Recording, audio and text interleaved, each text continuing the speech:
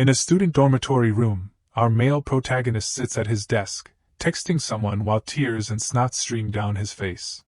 It turns out his girlfriend sent him a shocking message: "Chingyuan, let's break up." After reading the message, his fingers fly across the keyboard, replying in a desperate attempt to salvage the relationship teetering on the brink of collapse. Why dong dong? Is this a truth or dare game with your roommates? Don't do this. I'm serious about our relationship. Is there anything I haven't done well? I've already planned our future. We'll have a happy family, 2 lovely children, our own house. The more he texts, the more he sobs like a child. Chingyuan continues to message, explaining to his girlfriend, "Is it because I didn't buy the magic water you wanted last time? I'm sorry, but I've been saving up. I'll be able to buy it for you next month when I get my living expenses." Suddenly, the message fails to send. The app notifies him that Dong Dong has enabled friend verification. And he is not her friend.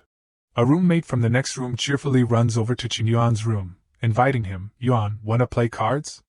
1 player short." The heartbroken Chingyuan replies listlessly, devoid of any enthusiasm. Seeing his lifeless state, the roommate quickly leaves. "Sorry to bother you." Unable to contain his emotions, Chingyuan punches the table in frustration, knocking over his half-eaten bowl of noodles. He storms off, leaving a messy battlefield in the room. His roommates easily guess: another breakup? That's the 6th time this month. In the female dormitory, everyone whispers about him. Is that Chingyuan? The famous simp lord? Yeah, he's been obsessed with his classmate Lin Shudong for 3 years. Chingyuan decides to meet her, hoping to mend their shattered relationship. However, the girl, embarrassed, tells him, "Chingyuan, stop it. People are looking." The naive Chingyuan offers his ex-girlfriend a bag of food as a peace offering. "Shudong, I know you're mad at me. I bought you the meat buns you like. Forgive me. Don't talk about breaking up anymore. I'll fix anything I've done wrong." The girls nearby witness the scene and gossip. "I heard he worked 4 extra jobs just to buy her gifts. What's the point? He still got dumped." Shudong looks away and hesitantly reveals the reason for the breakup. "Chingyuan, I'm not mad at you. My ex-boyfriend wants to get back together, and after thinking about it, I feel like he needs me more." Hearing her heartless words, Chingyuan explodes. "Wang Junkai. What am I to you then? He recounts Junkai's past misdeeds. He's a jerk. Don't you remember him cheating on you and forcing you to have an abortion?" A luxurious car pulls up right where they're talking. Junkai, sitting in the car, smirks and calls out, "Shudong, get in." Chingyuan's sincere pleas fail to change Shudong's mind. She opens the car door and delivers a final blow. "Chingyuan, let's not see each other again. I'm afraid my boyfriend will misunderstand." Chingyuan stands frozen, watching the girl he loves leave with another man, feeling utterly helpless. He throws the bag of meat buns into the trash without a second thought. When heartbroken, people often turn to alcohol to drown their sorrows. Chingyuan is no exception. He goes to a nearby supermarket. He buys a large bottle of liquor and drinks it right there. Rage surges within him. He crushes the bottle with one hand and declares, "Being a simp lord is nothing good." Chingyuan grits his teeth, his eyes bloodshot. "With enough sims, I won't be a simp lord anymore. I'll be a sugar daddy." A ringing sound startles him. Ultimate Simp Lord system detected a suitable host. System binding successful. At the same time, a beautiful girl is strolling through the supermarket. The system displays his personal information: name, Chingyuan, personal assets, 230 Chinese yuan, enhancement points 0, Simp Lord gold limit, 90 billion Chinese yuan. He stares at it in astonishment. My own Simp Lord system? But what's it for? As he ponders, he reaches out to the system interface, and the girl unexpectedly approaches. A scream snaps him back to reality. "You pervert! Stop staring! Are you done looking at my chest? Shameless!" The system identifies her, Sululuo, 21 years old. Height, 165 centimeters, weight, 49 kilograms, appearance, 7.9 points, favorability towards host, minus 50 points. The system immediately assigns him his first mission. With the help of the Simp Lord system, if this girl's favorability towards the host exceeds 95 points, the counterattack will be successful, and her status will change to the host simp. After reading the mission, Qin Yuan stands dumbfounded. Use the system? Like an 80-year-old man, he guesses. So, the simp lord money is for spending on women? 90 billion? The system confirms, correct. 90 billion Chinese yuan has been transferred to this card, but it can only be used on women. Once the target becomes the host simp, 1/10 of the money spent will be rewarded to the host's account as personal assets. You can also receive other rewards.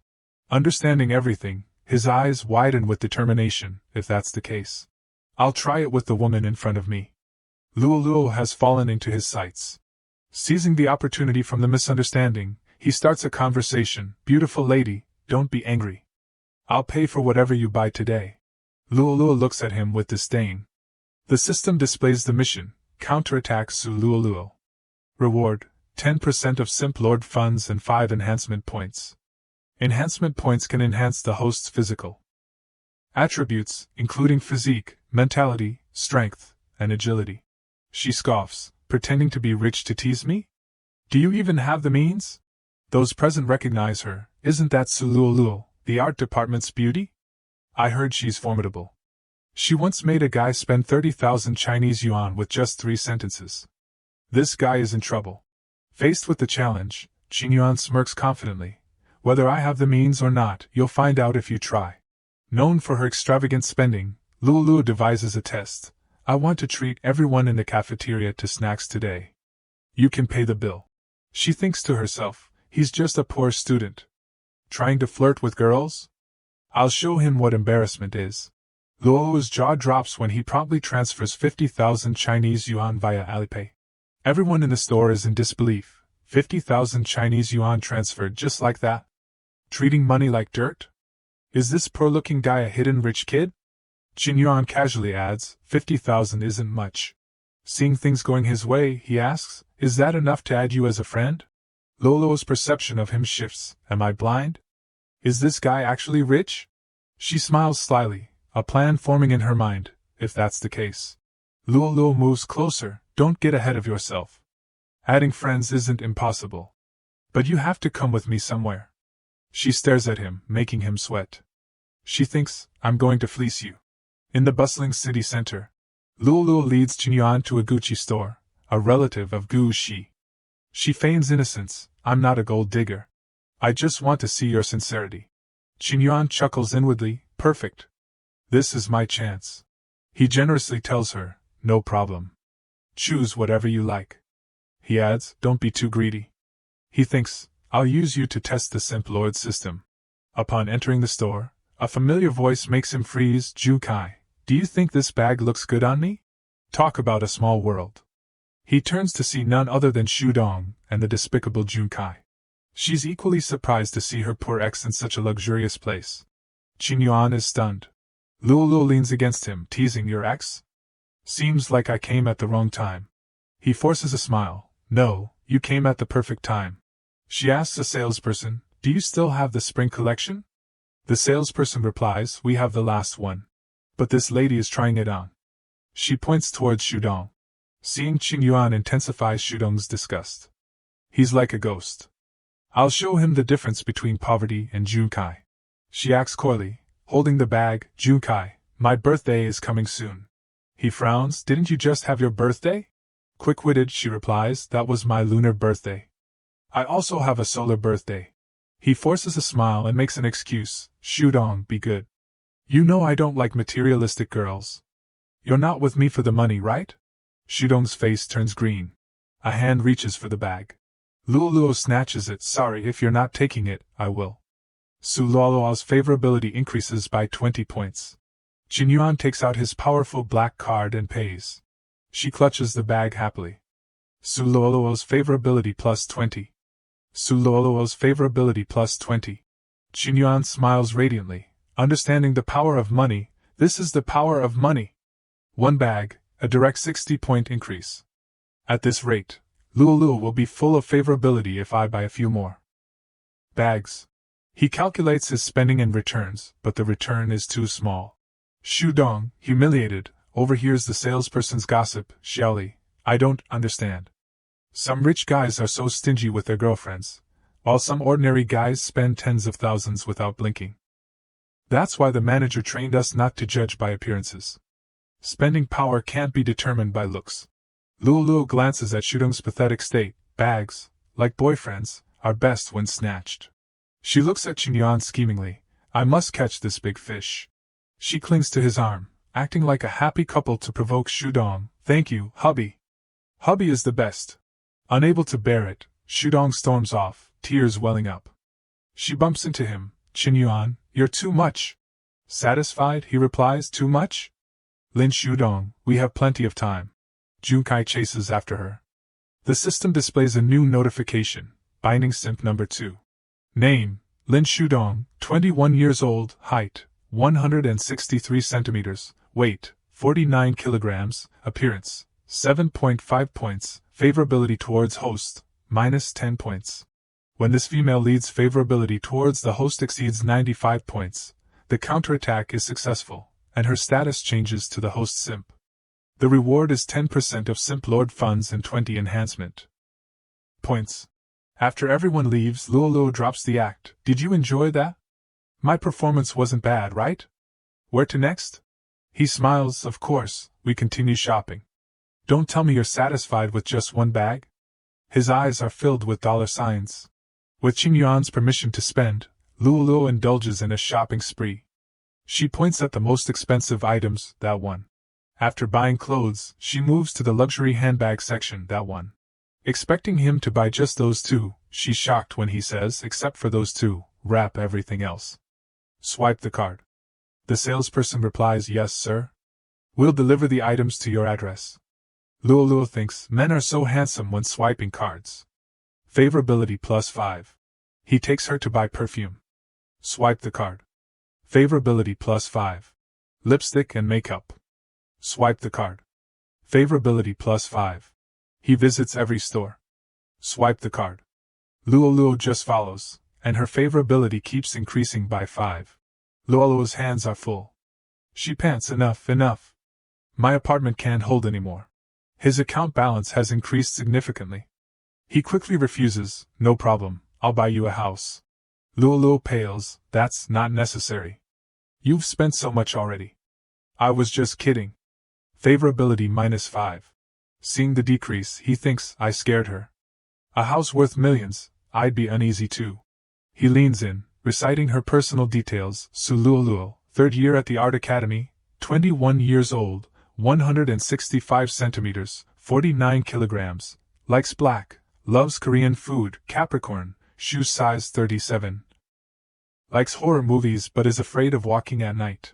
If I didn't really like you, would I be so forward? He turns to the salesperson. Do you have membership cards? I'll top up 50,000 Chinese yuan. When this lady comes to your store, you can directly recommend the latest items to her. The salesperson complies. Yes, sir. One moment. He turns to Luo sincerely. If I scared you earlier, consider this card a peace offering. His words touch her heart.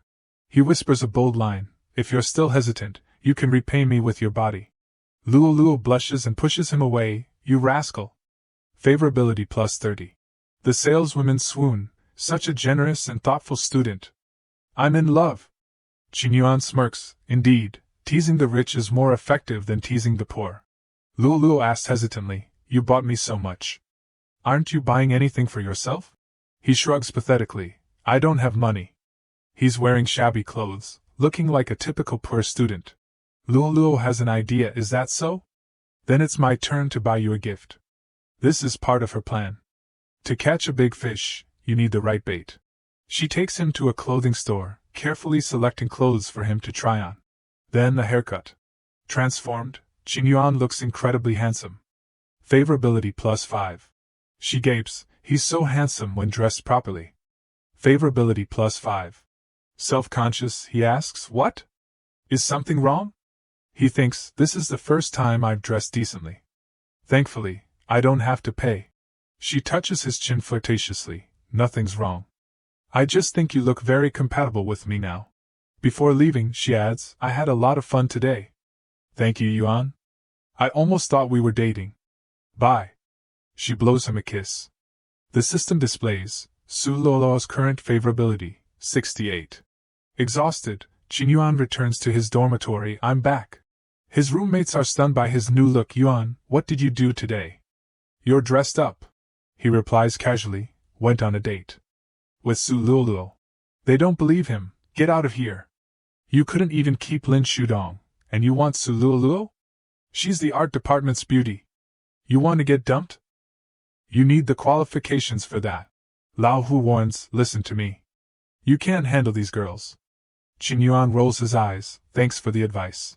Shudong sends him a message. Qin Yuan, if you really hate me, let's unfriend each other. He stares at the message, trying to test my feelings. If we unfriend, how can I track your favorability? I need you to level up and make money. He replies to manipulate her. Hate you? How could I? You'll always be special to me. She shares her woes. Being with Huang Jukai isn't about vanity. My mother is sick and needs 50,000 Chinese yuan for medical expenses. Immediately, 50,000 Chinese yuan is transferred to her account. Shudong screams, what the? I just casually mentioned it, and he actually transferred the money. Nui is curious. Who's so generous? 50,000 Chinese yuan. Huang Jukai. She replies, Huang Jukai, my foot. He wouldn't even buy me a bag. It was Qin Yuan. Qin Yuan sent it.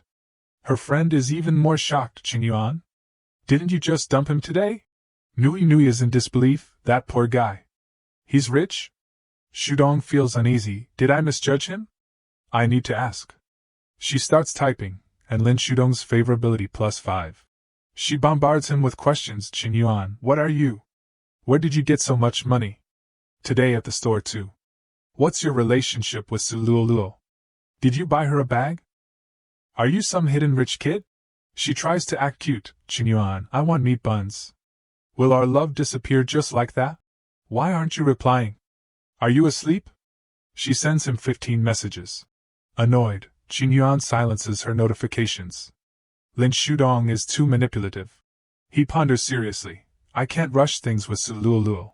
Where else can I legally spend money on women like crazy? Right, live trim. He opens the shark-shaped app. A popular streamer, Xiaomir, announces, 1 hour left before I end the stream. Send your gifts now. The comments are lively. Wife is so beautiful. My wife divorced me because she caught me watching Xiaomir's stream. Xiaomir, I want to be your top contributor. Hilarious. Fake accounts stop pretending. To be her top contributor, you need to give over 1 million. Go work in a factory. 1 million? If someone gives 100,000, I'll eat.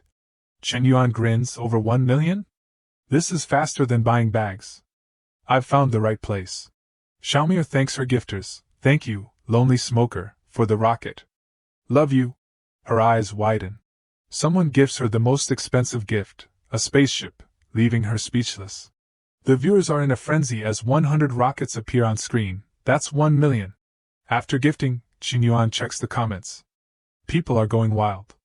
Brother Tycoon, I was blind. Your Majesty, your son deserves punishment. Little brother. Move aside, I'm the Crown Prince. He laughs.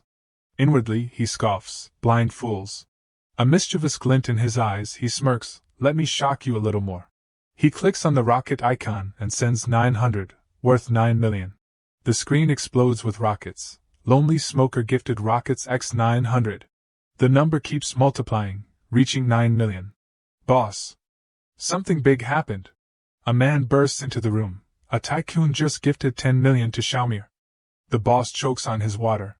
Not one of our regulars. He becomes suspicious. 10 million? Is he laundering money? In the streamer lounge, the atmosphere is buzzing. Who's Lonely Smoker? He's a super tycoon. Message him. He just gifted 10 million to Xiaomir. That's months of our salary. Notifications flood Qin Yuan's phone. Xiaomir is ecstatic. Am I dreaming? Someone gifted me 1 million? She pinches herself. Ouch. It's real. A knock on the door. An editor holds up a sign. The boss said, Secure Lonely Smoker. 10% bonus for you. Her eyes gleam. You don't have to tell me. I won't let this big fish get away. Back on stream, she puts on a sweet voice. Thank you, Lonely Smoker, for the rockets. Message me, and I'll make you a moderator. She frantically messages him. Brother, are you there? I'm ending the stream soon. Reply to me. Chingyuan is fast asleep, mumbling, little sister, don't be like that. The next day. Guys, check hot search. Last night, a tycoon gifted 10 million on shark trim. So rich. I could buy a dozen houses back home. If only I had that kind of money. Lao Tao, you're dreaming? If I had 10 million, I'd die laughing in my sleep. The noise wakes Chingyuan. He gets up, brushes his teeth, and checks the favorability ratings. Only Suluoluo and Lin Shudong are bound? I spent so much last night. Xiaomir isn't bound? He opens shark trim. Do you have to meet in person to bind? Did I waste my money? He's bombarded with messages, so many messages. Did I fall into a trap? His roommates are leaving, so excited. Hurry, we'll lose the good seats. Where are you guys going without me? To class, of course. Zhao Qiqi's class. We can admire the goddess up close. You used to run faster than us, lingering after class. Stop messing around. Are you coming or not? Chingyuan's mind echoes, Zhao Qiqi. At Hudai University, Zhao Qiqi is a household name. She's not just the school beauty but also the student council vice president. Her beauty and talent make her the object of every male student's affection. She's multi-talented, level 10 piano, lead ballet dancer, and a level 2 athlete. Her perfection makes her unattainable. Chingyuan has a bold idea, a beauty at Hudai, unmatched and independent, reigning supreme for 3 years without being conquered, if she's that hard to pursue. The rewards must be huge. Girls in class notice Chingyuan, including Lin Shudong and her friend. Is that Chingyuan? He looks so handsome. Did he dress up for you? Lin Shudong blushes, maybe, but I have Junkai now. Lin Shudong's favorability towards Chingyuan plus 30. Annoyed, he thinks, just a change of hairstyle and clothes, and her favorability increases? Superficial woman. How do I bind Zhao Qiqi? Go, boss. Let us see you conquer goddess Zhao. Watch me charm her. He approaches Zhao Qiqi. Babe, let's add friends. He gets closer. Zhao Qiqi's roommate, Wu Xiaofei, intervenes. Hey, what are you doing? He whispers to Zhao Qiqi, let's add friends. If Xiaofei grabs him, you punk. You looking for trouble? Hitting on our Zhao Qiqi? He stammers, it's a misunderstanding. I just want to join the student council. She's the vice president, so I wanted to ask her opinion. Lame excuse. Get lost. So cheesy. Toad wanting to eat swan meat. A voice calls out, Zhao Qiqi, I also want to add you. Xiaofei is even angrier, but Zhao Qiqi seems intrigued. It's Chingyuan. He shows his QR code. May I? The class is surprised. He's got guts. He's asking for it. But he's handsome and well-groomed, so Xiaofei doesn't dislike him. More handsome than the last guy. What? You want to join the student council too? He smiles, not interested. Xiaofei is confused, then why add Zhao Qiqi? He smiles, isn't it obvious? I want to pursue her. Zhao Qiqi blushes. The class erupts. He's crazy. Brave guy. He's going to cry later. Zhao Qiqi smiles, alright, let me scan your code. Lin Shudong is upset. Isn't Chingyuan your fish? What happened between you two? Chingyuan thinks, everyone loves beauty. Why hide it? Sometimes, simplicity is most effective. No woman dislikes being pursued. Simp relationship binding successful. Target Zhao Qiqi. Current favorability 0. He grins, worth it. After class, Chingyuan, you did well today. You got Zhao Qiqi's WeChat. You've changed recently. Chingyuan, if you succeed with Zhao Qiqi, can you introduce us to her friends? He blushes, it's too early to say. She's the school beauty. I'm nothing. You're exaggerating. As if a poor guy like you has a chance. He turns, his expression hardening. It's the guy who failed to hit on Zhao Qiqi. You little punk, consider yourself lucky. Indeed. You're quite professional at embarrassing yourself. I'll learn from you. What did you say? You just got lucky. What are you so smug about? Boss, calm down. Chingyuan sighs, elementary school student. He looks up in surprise. Suluoluo is approaching. Chingyuan! I've been waiting for you. The guys are stunned. Suluoluo is the 6th most beautiful girl in the art academy. Chingyuan feels smug. My bad, I made the beauty wait. I'll treat you to dinner as an apology. You rascal! Do you like my outfit? You bought it for me. Nothing is as beautiful as you. That bag looks perfect on you. They leave arm in arm. Really? I'll take that as a compliment. Of course. It's truer than gold. The rejected guy cries, I don't understand. What am I lacking? A female voice echoes his sentiment, I don't understand. What am I lacking? It's Lin Shudong, tears streaming down her face. Why? I was here first. Who is she? A beautiful day. For gift-giving. Qingyuan, this is for you. She smiles proudly. I stayed up all night painting this. If you dare throw it away, I won't forgive you. This is the first time he's received a gift from a girl. Do you like it? He stares at her, thinking, Sululu, is this your bait? You've been planning this since I started spending money on you?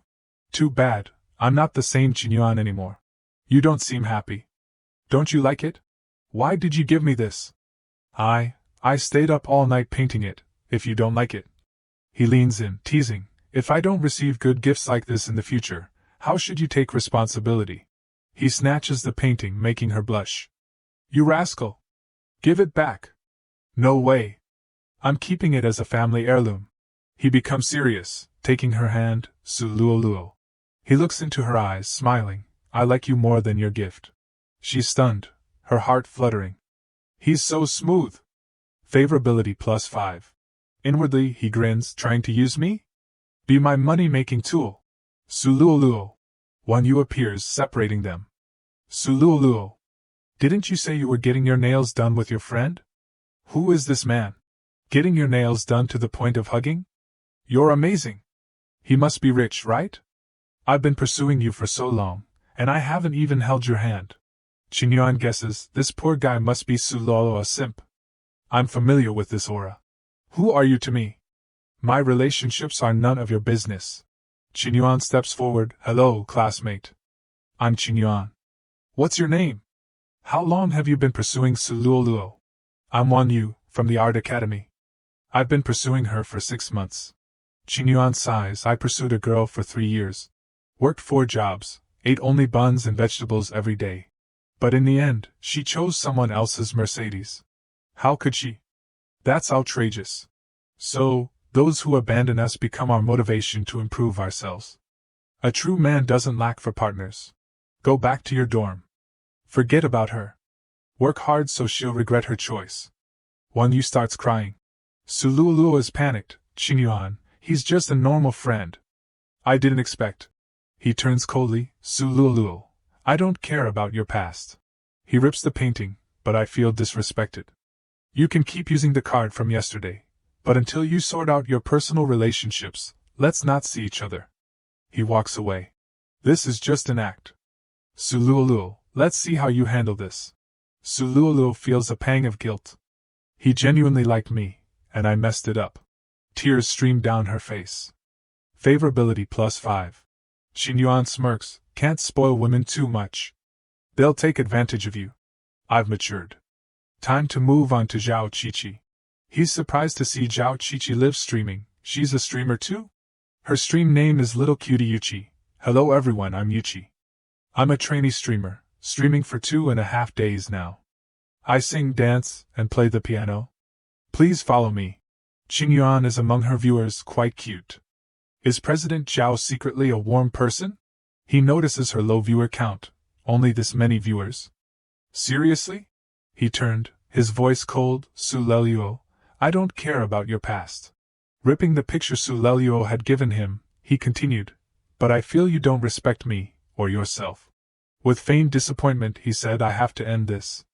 You can keep the card, but until you sort out your personal life, let's not see each other. He turned and left. It was all an act. Qingyuan thought, Sulelio, let's see how you handle this. I'm eager to find out. Sulelio felt a wave of acceptance she'd never experienced. Tears streamed down her face. Guilt gnawed at her. She thought, he genuinely liked me, and I ruined it. A notification popped up. Sulelio's affection increased by 5 points. Qingyuan strolled away, smirking. Can't spoil women too much, he mused. They'll take advantage. I'm maturing, he thought. Sulelius towers down. Time for Zhao Qiqi. He saw a live stream notification for Zhao Qiqi. She's a streamer too? He realized, surprised. Zhao Yuqi streamed under the name Little Cutie Yuqi. Hundreds watched, many leaving suggestive comments. The streamer's about to show her skills, one wrote. Hottie! Another chimed in. Yuqi, at her piano, greeted her viewers. Hello everyone, I'm Yuqi. I've been streaming for 2.5 days. I sing, dance, and play the piano. Please follow me. Qingyuan, already a fan, admired her. Quite adorable, he thought. Is Chairman Zhao secretly warm-hearted? Noticing the low viewer count, he wondered, only this many viewers? Seriously? As he puzzled over this, 2 messages popped up from a stranger. You're online, honey. The user, Little Mir, was unfamiliar. Intrigued, he replied, Who are you? She answered, You gave me so many gifts yesterday, and you've forgotten me already? He played along, just teasing. Free to meet up? She responded, Too busy lately? He replied, Okay then. Don't be mad, honey. I'll do a special dance for you tonight. Sensing her ulterior motives, Qingyuan fumed. Trying to scam me for gifts? I spent a fortune with no strings attached. I'd rather give it to Chairman Zhao. A notification appeared. The streamer you follow is in a PK battle. Cheer for her. It was Yuqi. He clicked immediately. She was battling an anonymous opponent. Qingyuan grinned. Chairman Zhao's about to lose. This will be good. The anonymous opponent was Mir. Paired with a newbie, she announced. Easy win. Her fans showered her with praise. My wife found out I was watching Little Mir and got furious. We're divorced now, one wrote. Another replied, Sure, keep telling yourself that. Like you have a wife. Qingyuan chuckled darkly. Victory isn't certain. What a strange pairing. The PK began. Yuqi played the piano, while Mir danced energetically. Gifts flew in. Mir's fan base dwarfed Yuqi's. She quickly reached 10,000 points, 50 times Yuqi's 200. Mir gloated. Give up, newbie. You can't beat me, even if you break your fingers. I have Mr. Yen backing me. The chat exploded. Mr. Yen? The one who gave 10 million yesterday? He's a top spender. Little Mir snagged him already? Sorry, Yuqi, I'm switching sides. Mir's spotlight is too bright. Mir smirked, recalling her earlier conversation with Qingyuan. He's hooked on my skills, she thought. Speak of the devil, and he shall appear. Mr. Yen entered the stream. Mr. Yen's here. She cheered. Thank you, Mr. Yen. Then she noticed he was on Yuqi's side. Panic set in. Qingyuan's gifts propelled Yuqi's score to 1,050,000, 150 times Mir's. Mir stammered, How is this possible? The message flashed. Lonely Smoker gifted Little Cutie Yuqi a super rocket. Yuqi and her assistant gaped. 1,000 super rockets? We're rich. Mir glared at the screen. He didn't gift me? A knock at her door interrupted her thoughts. A man entered with a sign, the boss called. Explain yourself? Defeated, Mir ended her stream. Sorry, Mr. Xian, something came up. Her account went offline. Karma! The chat rejoiced. Mr. Yen is too powerful. Little Mir's hiding. She boasted about Mr. Yen, then he gifts someone else. Qingyuan was elated. I can gift whoever I please, he thought. A sycophantic streamer wants to play me? Think again. He switched to Chairman Zhao's stream. I went all out. Don't disappoint me. Back at the streaming company, an employee yelled, Boss, another incident. It's Lonely Smoker again. Another 10 million. The boss paled. Is this kid a Saudi prince or something? In the streamer lounge. Streamers buzzed about Qingyuan. Mr. Yen gifted 10 million to a piano streamer? Does he like music? Inspired by this, one streamer yelled, Shaoli, get my triangle. And the sauna. They all hoped to cash in. At Chairman Zhao's office, her assistant showed her a trending news article. Yuqi, look. Your stream went viral. Xiao Fei jumped up and down. You're going to be famous. Yuqi shrugged. Internet famous? Entertaining men online isn't a long-term plan. She added, a woman's priority is her career. Financial and personal independence. Got it? Xiao Fei cowered. Okay, stop lecturing. She whispered, so, do you know that big spender? Yuchi turned away. I've told you, I don't know him. Believe me or not. Xiao Fei pleaded, okay, don't be mad. Just curious. Xiao Fei put away Yuchi's streaming equipment. Yuchi searched on her phone. I should at least thank him, she muttered. Xiao Fei thought, didn't you just say entertaining men isn't a long-term plan? Hypocrite. Yuchi shrieked, startling Xiao Fei so badly he broke the streaming light. He glared. What is it? Yuchi showed him the profile of Lonely Smoker. Xiao Fei, I think I might know him. It looks like Qin Yuan. He's the son of a tycoon. Pampered since childhood, but humble. He pretends to be ordinary. Received an elite education. But he's tired of admiration and wants freedom. One day, he meets the girl he loves and pursues her as an ordinary person. It has to be him. Yuchi exclaimed. Xiao Fei, sweating, asked, have you been reading too many CO novels? Yuchi continued dreamily, it must be hard pretending to be ordinary when he's used to luxury. Xiao Fei sighed. Wake up. Yuchi was determined. No, I must thank him properly. At Qin Yuan's apartment, his phone buzzed. He'd just finished showering. A message from Zhao Yuchi popped up. Qin Yuan, are you free these days? An invitation from Chairman Zhao? Always free, he thought. I'd like to treat you to dinner. What do you like? Let's have crawfish. It's my favorite. Okay, meet me at the school gate at 4 p.m. tomorrow. Drying his hair, Qin Yuan mused, she didn't even ask where I got the money for the gifts. Just a simple dinner invitation. Let's see what you're up to. The next day, at the appointed time, Qin Yuan zipped up on his beat-up scooter, radiating youthful energy. He passed a luxury car with a sharply dressed man inside. The man puffed on a cigar. Waiting for someone, young man? Qin Yuan replied politely, yes. You too? Picking up my goddaughter. Yuchi emerged, dressed elegantly, scanning the area. Qin Yuan noticed. As he was about to call out, the man boasted, don't bother looking, kid. Work hard and make money, or beauties like this will be snatched up by guys like me. Qin Yuan bristled at his arrogance. Yuchi spotted him. To her, Qin Yuan on his scooter looked like a handsome groom arriving on a motorcycle. So handsome, she thought. Oblivious, the man continued, when will you be able to drive a car like mine? He didn't notice Yuchi hop onto Qin Yuan's scooter and cling to him. They sped off, leaving the man stunned. He watched them disappear, feeling a void in his life. What's the use of all this money? He lamented, staring at his gleaming car. An image of himself and Yuchi in wedding attire flashed through his mind.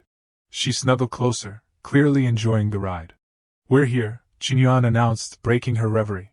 They parked and entered a crawfish restaurant. 2 platters of crawfish arrived, along with other dishes. Qin Yuan meticulously wiped Yuchi's side of the table, endearing himself to her further. So thoughtful, even in an ordinary restaurant, she thought. True gentlemanly conduct. Perfect balance in his actions. Not too much, not too little. Excellent upbringing, she mused, as he handed her napkins. Careful, don't get your hands dirty. Qin Yuan donned gloves and began to feast. Yuchi thought, this must be the smallest crawfish he's ever eaten. He's so rich, yet he's eating at a street stall with me. He doesn't want me to feel pressured. She pictured him in a palace, dining on delicacies. Zhao Yuchi's affection increased by 10 points. Qin Yuan nearly choked on his crawfish. What? That increased her affection? Yuchi put on gloves and joined him, even peeling and feeding him crawfish. Qin Yuan, thank you. Let me peel some for you. He stared, dumbfounded. As the crawfish neared his lips, 2 familiar figures entered the restaurant. It was Shudong, and her new boyfriend. Shudong froze, seeing their intimacy. Am I seeing things? Zhao Yuchi's feeding Qin Yuan crawfish? First Su Lelio, now Zhao Yuchi. How does he do it? Shudong turned to her companion and whined, Tuan Kai, it's too crowded here. Let's go somewhere else. He caught on. Crowded, or crowded with familiar faces? Tuan Kai put his arm around her. I like eating in crowded places. He steered her toward Qin Yuan and Yuchi's table. A wad of cash flew through the air. You're Qin Yuan, right? Tuan Kai asked, tossing the money onto their table. 500 yuan. Give me your table. The dirty money landed on Qin Yuan's crawfish. His face darkened. Is this guy crazy? Does he think he's so handsome? Tuan Kai, seeing no reaction, threw another wad of cash. Not enough? 1,000 enough to move? Yuchi grabbed her purse, furious. Qingyuan was confused. He was the one being insulted. Why was she so angry? Yuchi fumed. Who is this jerk ruining my perfect date? Tuan Kai pulled out a thick stack of cash. Still not enough? 2,000 then. He slammed it on the table. A waiter rushed over. Sir, give me that money. I'll get you another table. Insulted, Tuan Kai grabbed his collar. Is this about another table? Is it? Before he could finish, a purse smacked him in the face, leaving a smear of red syrup on his teeth. Qingyuan stared at Yuchi, who denied it. Wasn't me. A loud female voice boomed from behind them. A heavily jeweled woman, built like a tank, approached. Huan Tuan Kai. You eat my food, wear my clothes, drive my car. And you use my money to pick up girls? Her fury made Qingyuan's head spin. Tuan Kai, clutching his bleeding face, whimpered, Wei Xiaoqing, what are you doing here? She roared, if I wasn't here, I wouldn't have caught you cheating. You're worse than an animal. They stood together like a pencil and a telephone pole. Tuan Kai whined, Xiaoqing, it's a misunderstanding. I'd never cheat. Everything I have is yours. How could I betray you? He grabbed Shudong's hair and shoved her forward. It's her. She seduced me. Shameless hussy. Shudong cried out in pain. You're lying. I didn't. You asked me out. You said you were single.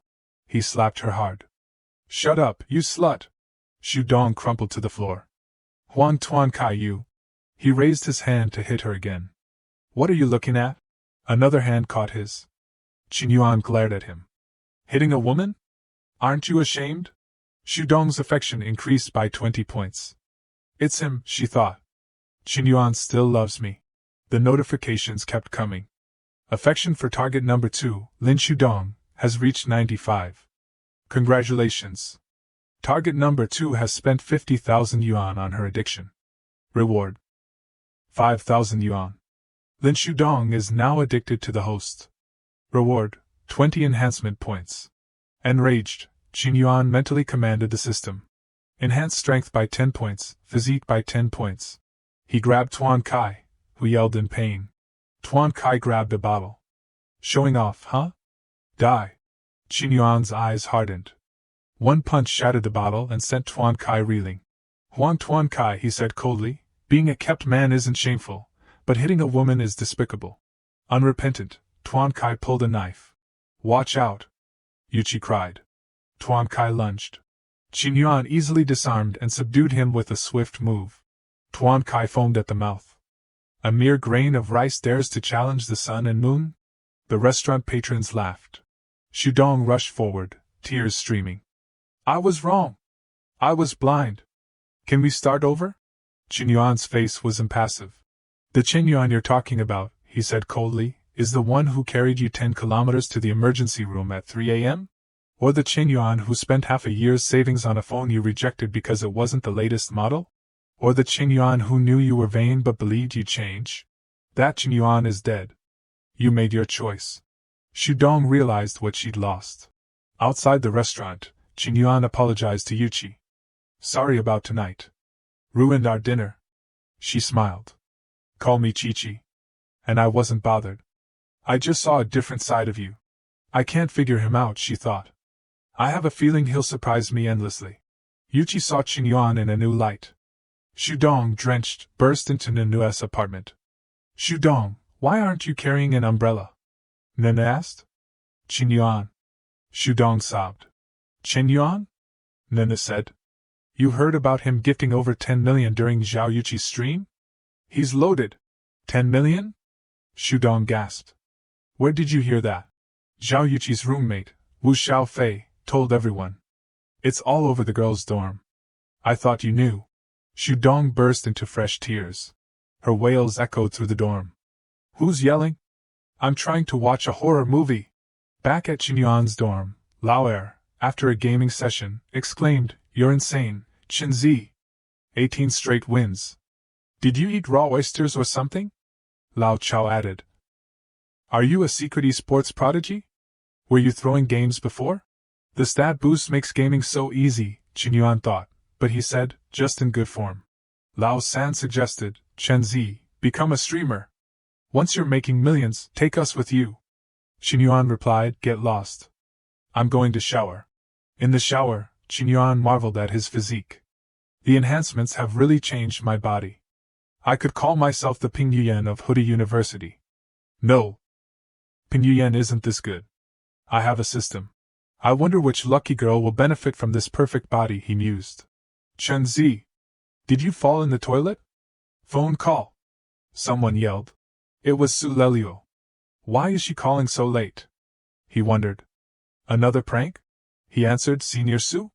What's up? Her voice was choked with sobs. Qinyuan, I don't know what to do. In a messy apartment across town. Su Lelio cried, I didn't know who else to turn to. Can you lend me 500,000? My father gambled away our family fortune. We're facing loan sharks. I'm not materialistic, but I have to pay off the debt. Qinyuan moved, said, send me your account details. Stunned, she soon received a notification, 5 million yuan from Qinyuan. 5 million? She stared at the screen, speechless. He explained, accidentally added an extra zero. She gasped. The system bombarded him with notifications of her increasing stats. Thank you, Qinyuan. I'll definitely repay you, she cried. Her affection reached 94 points. Qinyuan stared, bewildered. 94 points, and I still haven't won her over? A daring thought crossed his mind. Should I confess? No, the one who confesses first loses. The next morning, Qinyuan and his roommates were heading out when someone called his name. He turned to see Shudong, holding a bag. Qinyuan, I bought you breakfast. Let's go to class together. Lao San gaped. What? The sun's rising in the west? Lin Shudong bought breakfast for Qinyuan? Another voice called out, Yuan Ji, I also bought you breakfast. Su Lelio, looking stunning, approached. I figured you're tired of cafeteria food, so I made you seafood porridge. A tense standoff ensued. Another figure approached, causing a stir with her elegance. Who is this? Everyone wondered. It was Yuchi. I brought you beef noodles, she said softly. Shudong scowled. Zhao Yuchi? Why is she here? The battle for Qinyuan intensified. The aura of the second-ranked beauty on campus is overwhelming, someone thought. How did you know I like beef noodles? Qinyuan asked Yuchi, surprised. I guessed, she said. You seemed to like spicy food yesterday. I know a great noodle place. How thoughtful, Qinyuan said, accepting the noodles. Thanks, Chichi. Secretly, he marveled, Chairman Zhao deduced my preferences from my taste? She won without even trying. Yuchi smiled. Of course. You have to consider someone's preferences when bringing them breakfast. Wouldn't know what to do otherwise, she added, with a playful wink. Yuchi clearly won the breakfast battle.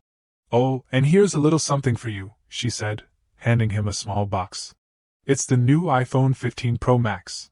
His roommates gawked. Chairman Zhao gave you a gift? The latest iPhone? I'm more upset than if my own father died. Shudong and Lelio were equally shocked. That's over 10,000 yuan. How could she? Yuchi had dealt a devastating blow. Qinyuan demurred, you shouldn't have. She insisted, you spent so much more on me. I'm not that rich.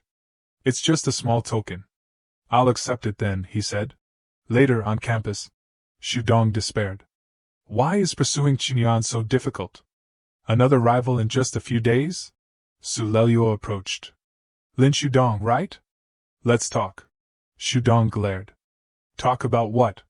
I have nothing to say to you, you scheming woman. This is all your fault. Lelio smiled. About forming an alliance, of course. Shudong was puzzled. Alliance? To fight our common enemy, Zhao Yuchi.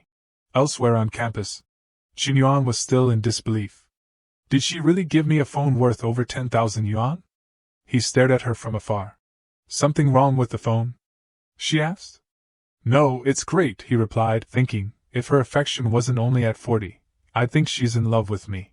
She's a master manipulator. Makes the prey think they're the predator. He strolled away, trying to look cool. I need to speed things up. A notification popped up. Little Mir messaged, Mr. Yen, Meeting up isn't impossible. I'm just introverted. Not that I don't want to see you. Qingyuan scoffed. An apology? Without even sending real pictures? Does she think I'm stupid? Another message arrived. Long Huang invited him to join his Imperial Domination group chat. A streamer tycoon group chat? Qingyuan wondered. He joined, greeted by enthusiastic welcomes. Mr. Yen, you're truly wealthy. Millions are nothing to you, someone wrote. I have a business proposition. Interested? Qingyuan smirked. Testing my wealth, are they? Game on. He replied, business? Add me privately. Qing Feng messaged, I'm selling a villa. Interested? Where is it located? Qingyuan asked. Jiangko's scenic villa district. Qingyuan looked up the location. He was stunned. Jiangko is prime real estate. A villa there costs tens of millions. He agreed to take a look. Maybe I'll buy it for storage. I'll go see it the day after tomorrow. At another villa. A bald man fumed. He's actually going to buy it? Were we wrong? Long Huang, is he really that rich? Long Huang disagreed. We'll see. Even if we're wrong, befriending someone who spends millions like it's nothing is beneficial. Send him the address. We'll probe him. The next day. Lao Ta sent the address, Building C66, Number 8 Jianglu Library, Jiangkou District. A thought struck Qingyuan. He looked up. I wonder how much affection I'd gain by gifting her a villa, he mused. At the luxury villa complex. Yuqi stepped out of the car, confused. Qingyuan, why are we here? The bald man and his secretary waited at the villa entrance. Mr. Yan, I presume? He greeted, extending a hand. Apologies for not welcoming you sooner. Don't mention it, Qingyuan replied. The bald man assessed them. Ordinary-looking guy, but the girl has an extraordinary aura. Are they from a hidden clan? This negotiation won't be easy, he thought, frowning. I'm Hong Yuan Qiao, he introduced himself. Forced to sell this villa due to financial difficulties. He led them inside. Mr. Yen, take a look, he gestured. 500 square meters of building area, 2,000 square meters of usable space. Designed by renowned designers, fully furnished with Italian imports. Stepping onto the balcony, he spread his arms wide. Look at this view. The mighty river, the perfect feng shui. If I wasn't broke, I'd be buried here. Yuqi was stunned. Is he buying this place? This has to be over 10 million. Qingyuan put his hands in his pockets and smirked. Nice place. Cut to the chase. How much? Hong Yuan Qiao stammered. Mr. Yen, to be honest, I'm desperate, but other potential buyers are very interested. Mentally, he calculated. My asking price is 50 million. I'll inflate it a bit. 60 million. How about that? Qingyuan sighed. Hong Yuan Qiao despaired. Too high. These rich kids are all talk. Only 60 million? Qingyuan said dismissively. Fine. Hong Yuan Qiao felt a weight lift off his shoulders. The secretary gasped. Someone thinks a house is too cheap? Hong Yuan Qiao was filled with regret. I should have asked for 70, no, 80 million. Chi-Chi, what do you think? Should I buy it? Qingyuan asked. Yuqi stammered, you're asking me? It doesn't have anything to do with me. Qingyuan put on his tycoon persona. I'm buying it for you. Hong Yuan Qiao broke out in a cold sweat. Gifting someone 60 million? What kind of wealth and power is this? Did I offend him earlier? Yuqi's jaw dropped. 60 million? For me? She was in shock. Even if he's rich, there's a limit. This is insane. 60 million, not 60 yuan. Countless scenarios flashed through her mind. Is this some kind of northern Danma scam? Are they going to drug me and make me obedient? The thought petrified her. That's not necessary, she stammered. I can't accept. Qingyuan took her hand gently. Chi-Chi, listen. There are new housing restrictions. I have too many properties under my name. I need one under yours. Besides, he radiated charm. I want to give you a home. Facing such a handsome and wealthy man, Yuqi blushed. Her mind raced. But isn't joint property ownership only for married couples? Does Qingyuan want to? He leaned closer. What's mine is yours. Why distinguish? Yuqi turned away, blushing crimson. Zhao Yuqi's affection increased by 30 points. Her affection reached 90. Qin Yuan celebrated inwardly. My acting is getting better. The film industry owes me an Oscar. The secretary nudged Hong Yuanqiao. Boss, she whined, when are you going to gift me a villa? When you work hard enough, he said, thinking, I can't afford that. Qin Yuan swiped his black card. Here's a 10 million deposit, he said. I'll transfer the rest after the paperwork. Hong Yuanqiao beamed. No problem, Mr. Yen. Just a few days. Qin Yuan and Yuqi left in a taxi. Hong Yuanqiao waved after them. Take care, Mr. Yen. Let's hang out sometime. He clenched his fist. With his wealth, he still takes a taxi for exercise. Truly inspiring. The richer they are, the more humble they become. A role model for us all. The secretary, eyes starry, sighed, he's so young too. I wonder if he needs a secretary. In the taxi, Qin Yuan was ecstatic. 90 points. Once she's a sim lord, the 70 million I spent on her will net me 2 million back, plus stat points. Jackpot. Yuqi stole glances at him. Based on my novel reading experience, after saying such embarrassing things, the next step is a confession. A giddy smile spread across her face. Qin Yuan is so generous and caring. He'll be a great father. Should we have the wedding in Milan or the Alps? What should we name our children? When Qin Yuan gets old, will he get Alzheimer's and forget me? So romantic. We're here, Qin Yuan announced, breaking her daydream. They were at her office. Aren't you getting out? She asked, surprised. He smiled. My roommates are waiting for me to play games. Go on ahead. The taxi sped off, leaving Yuqi bewildered. What? That's it. Where's my confession? Qin Yuan arrived at his destination. He agreed superficially, but inwardly felt helpless, thinking, I really can't afford this. Qin Yuan then swiped his black card to pay. Here's a 10 million deposit, he said. The rest will be transferred after the work is done, is that all right? Hong Yuanqiao happily replied, no problem, Mr. Yen. Leave it to me. It'll be done in a few days. Qin Yuan and Yuqi then took a taxi and left. Hong Yuanqiao waved after them, saying, take care, Mr. Yen. Let's hang out when you're free. He clenched his fists. With Mr. Yan's wealth, he insists on taking a taxi every day for exercise, truly extraordinary. The richer they are, the more humble they become. He's a role model for our generation. His secretary, her eyes already heart-shaped, blushed and said, that's right, and he's so young. I wonder if he needs a secretary. The taxi was on its way. Qin Yuan was ecstatic. Chairman Zhao's affection had reached 90 points. Once the Sim Lord conversion was complete, the 70 million he spent on her could be returned with 2 million and bonus attribute points. This time, he hit the jackpot. Yuqi peeked at him, thinking, based on my novel reading experience, after Qin Yuan said such embarrassing words, the next step must be a confession. She couldn't hide her excitement. Qin Yuan is so caring and generous. He'll definitely be a good father in the future. Should the wedding be in Milan or the Alps? What should we name the child? When Qin Yuan gets old, he'll have Alzheimer's and won't remember who he is, right? Oh, how wonderful! Immersed in her rosy future, his voice suddenly startled her. We're here. It was the front of her company. Yuqi got out of the car, puzzled. Qin Yuan, aren't you getting out? He smiled. My roommate invited me to play games. You go ahead. The taxi then sped off with him, leaving Yuqi utterly bewildered. No way, she wondered dejectedly. How could this be? Where's my confession?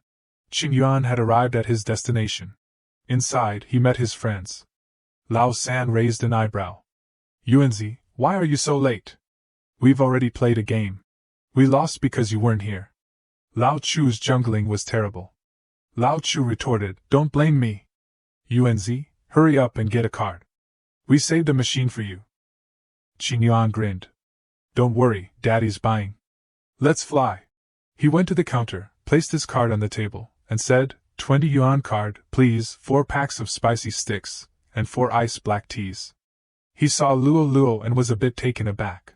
See Luo Luo, why are you here? He asked. She blushed. Didn't I tell you? My dad opened this internet cafe. Thanks to you, our family's debt is paid off. She beamed. Qin Yuan, let me buy you a drink. Or I'll get you a lifetime membership, Unlimited use. Qin Yuan was flustered. That's not necessary. Suddenly, a loud crash shattered the internet cafe's door, making his heart leap. A thug with a bat entered. Are you Lao Zi's daughter? When will your father's debt be paid? Luo angrily retorted, I already paid you 5 million last time.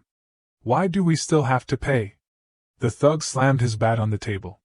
5 million was the principal. There's still interest. You owe another 1.5 million.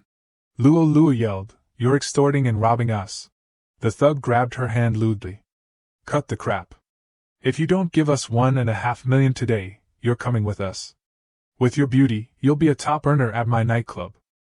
You can make 1.5 million in a year to pay us back. Qin Yuan rushed forward from the back. He grabbed the thug's hand and warned, all right, get lost before I get angry. Luo rejoiced. Qin Yuan, save me! The thug roared, where'd this dog come from? Get him! His underlings attacked. Qin Yuan coldly glanced around. He kicked the thug squarely in the face. Qin Yuan's friends were astonished. Is that the blind monk's ultimate? When did Yuanzi learn to fight like that? They recalled the finishing move of the game character. All three gaped, finally realizing the truth. So a true expert applies gaming skills to real life. We lost fair and square. The thug, nursing his face, warned, you got lucky today, punk. Don't let me see you again. His underling urged, stop posturing, boss, let's go. Luo clung to him, sobbing. Qin Yuan, thank you. You saved me again. I was so scared. The system announced, Ziluo's affection has reached 95 points. Congratulations, host, on a successful counterattack. Simlord target number 1 has spent a total of 5.3 million yuan. Rewarding host with 530,000 yuan. Ziluo has successfully converted to Sim Lord. Rewarding 5 enhancement points. Qin Yuan smiled, thinking, double happiness today. Let's see where these extra enhancement points are best used. But Lin Shudong suddenly appeared. She yelled at Luo, you traitor. Lin Shudong pointed at her face and scolded, you wicked woman. We agreed to an alliance, and you're here seducing Qin Yuan. Seeing their furious argument, Qin Yuan had a bad feeling. System, he pleaded, add all enhancement points to agility. Lao Chu and Lao San rushed to separate Ziluo and Lin Shudong, urging them to calm down. Lao San looked around and yelled, that bastard Yuanzi ran away. At the stadium, a large crowd had gathered. Qin Yuan walked, thinking, Lin Shudong and Ziluo are successfully conquered, Chairman Zhao is almost there. I need to find a new target, or I'll be in a situation with no one to sim. Someone tapped his shoulder. Excuse me, could you move aside? You're blocking the way. A beautiful girl appeared before him. The track is reserved for our sports club. We're about to have a sprint competition. Could you move? Qin Yuan felt a stir. Though a bit fierce, this girl is quite something. He held out his phone. All right, if you want me to move, it's simple. Add my WeChat. A shout rang out. Stop. What are you doing? Li Yang appeared, confronting him. I'm her boyfriend. Get lost. Qin Yuan thought, this guy looks familiar. In the past, he had punched him while yelling, look at yourself. You think you're worthy of pursuing Xiao Ruyu? He and others had bullied him together. Li Yang had even stepped on Qin Yuan's face. Back in the present, he continued his tirade. A toad wanting to eat swan meat. Give up. Qin Yuan clenched his fists, thinking, speak of the devil. His eyes burned with anger. The system displayed the girl's information. Sim Lord operation initiated. Name, He Jiying. Age 19. Height, 1.69 meters. Weight, 50 kilograms. Beauty value, 8.2 points. Current affection. -5. Sim Lord target number 4 locked.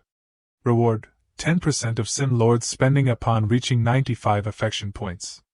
Enhancement point reward, 22 points. Qin Yuan smirked. 22 points? Interesting.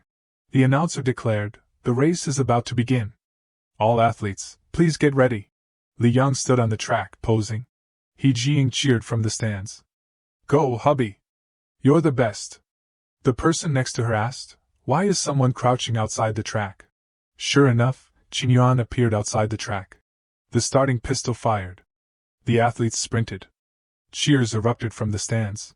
Li Yang, leading several runners, thought smugly, ants.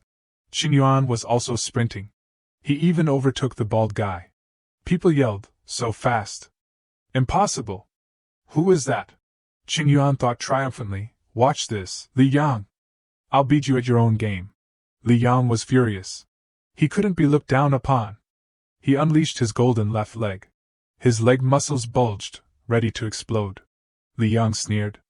I don't know who you are, but I'll show you what an emperor's posture looks like. He looked around, but Qin Yuan was gone. Over here, on your left. Qin Yuan called, speeding past. Li Yang was stunned. He lapped me? In just a few seconds? Qin Yuan smirked. Your years of training can't compare to my week of system enhancements, Li Yang. The announcer exclaimed, what am I seeing? He's here. Even Usain Bolt would bow down. He ran a lap in 50 seconds. Qin Yuan crossed the finish line first. Someone dropped their water bottle. He Jing was shocked. Lolly lost? Victorious, Qin Yuan was hoisted onto people's shoulders.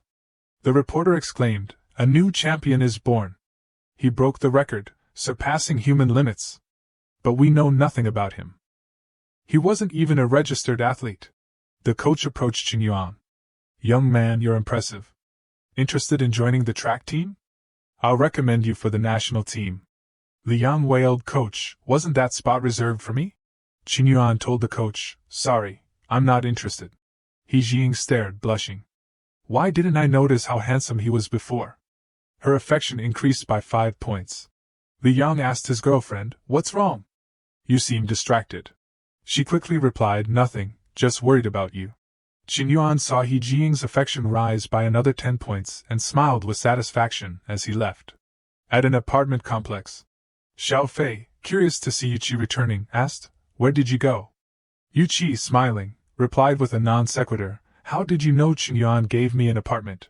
Xiao Fei was stunned. He gave you an apartment? Yuqi, beaming, replied, yes. We went apartment hunting today. Oh right, the apartment Qin Yuan bought was 60 million. Help me check the housing prices in Jiangkou.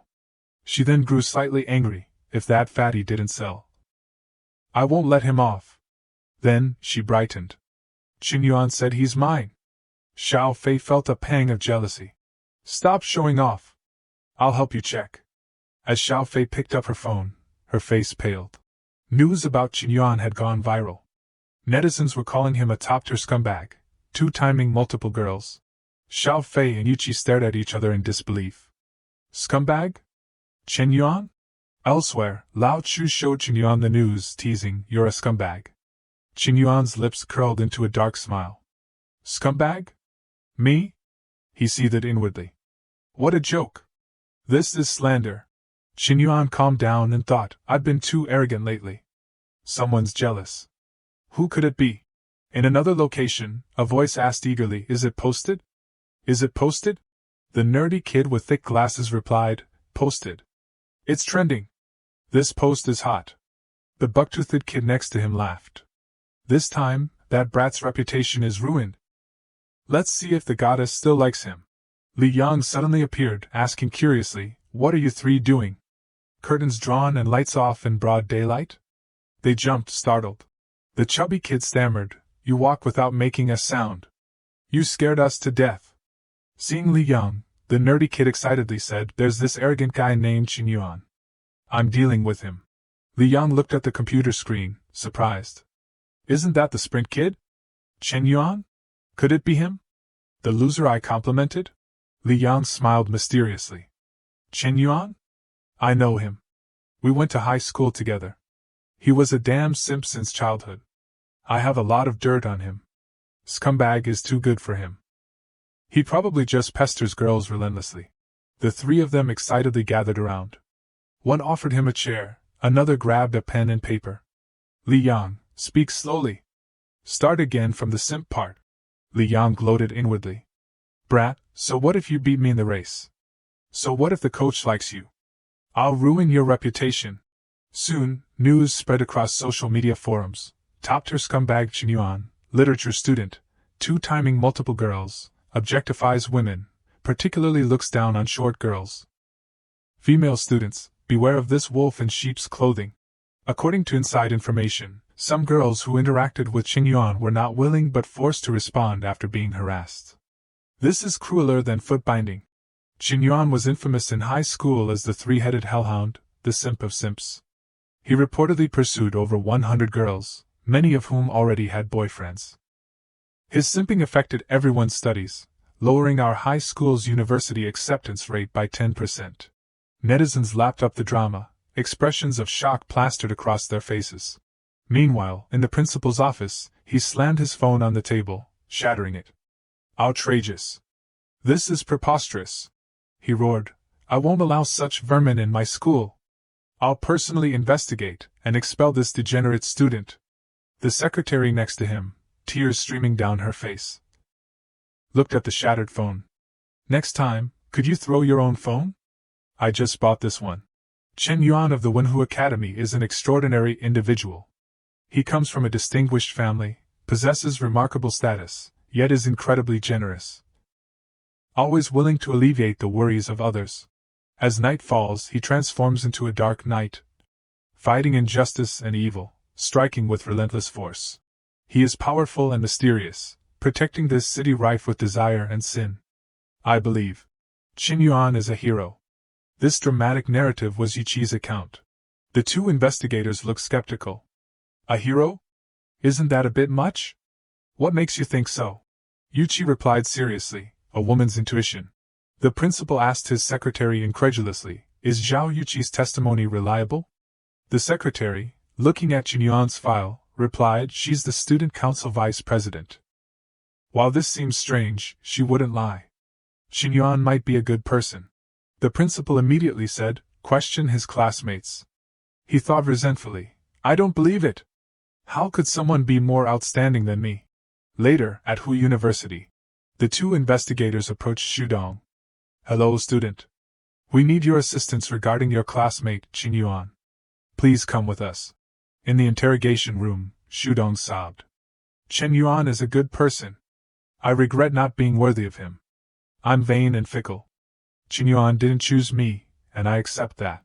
Sorry, I lost control. Despite her tears, she emphasized thrice, Qin Yuan is a good person.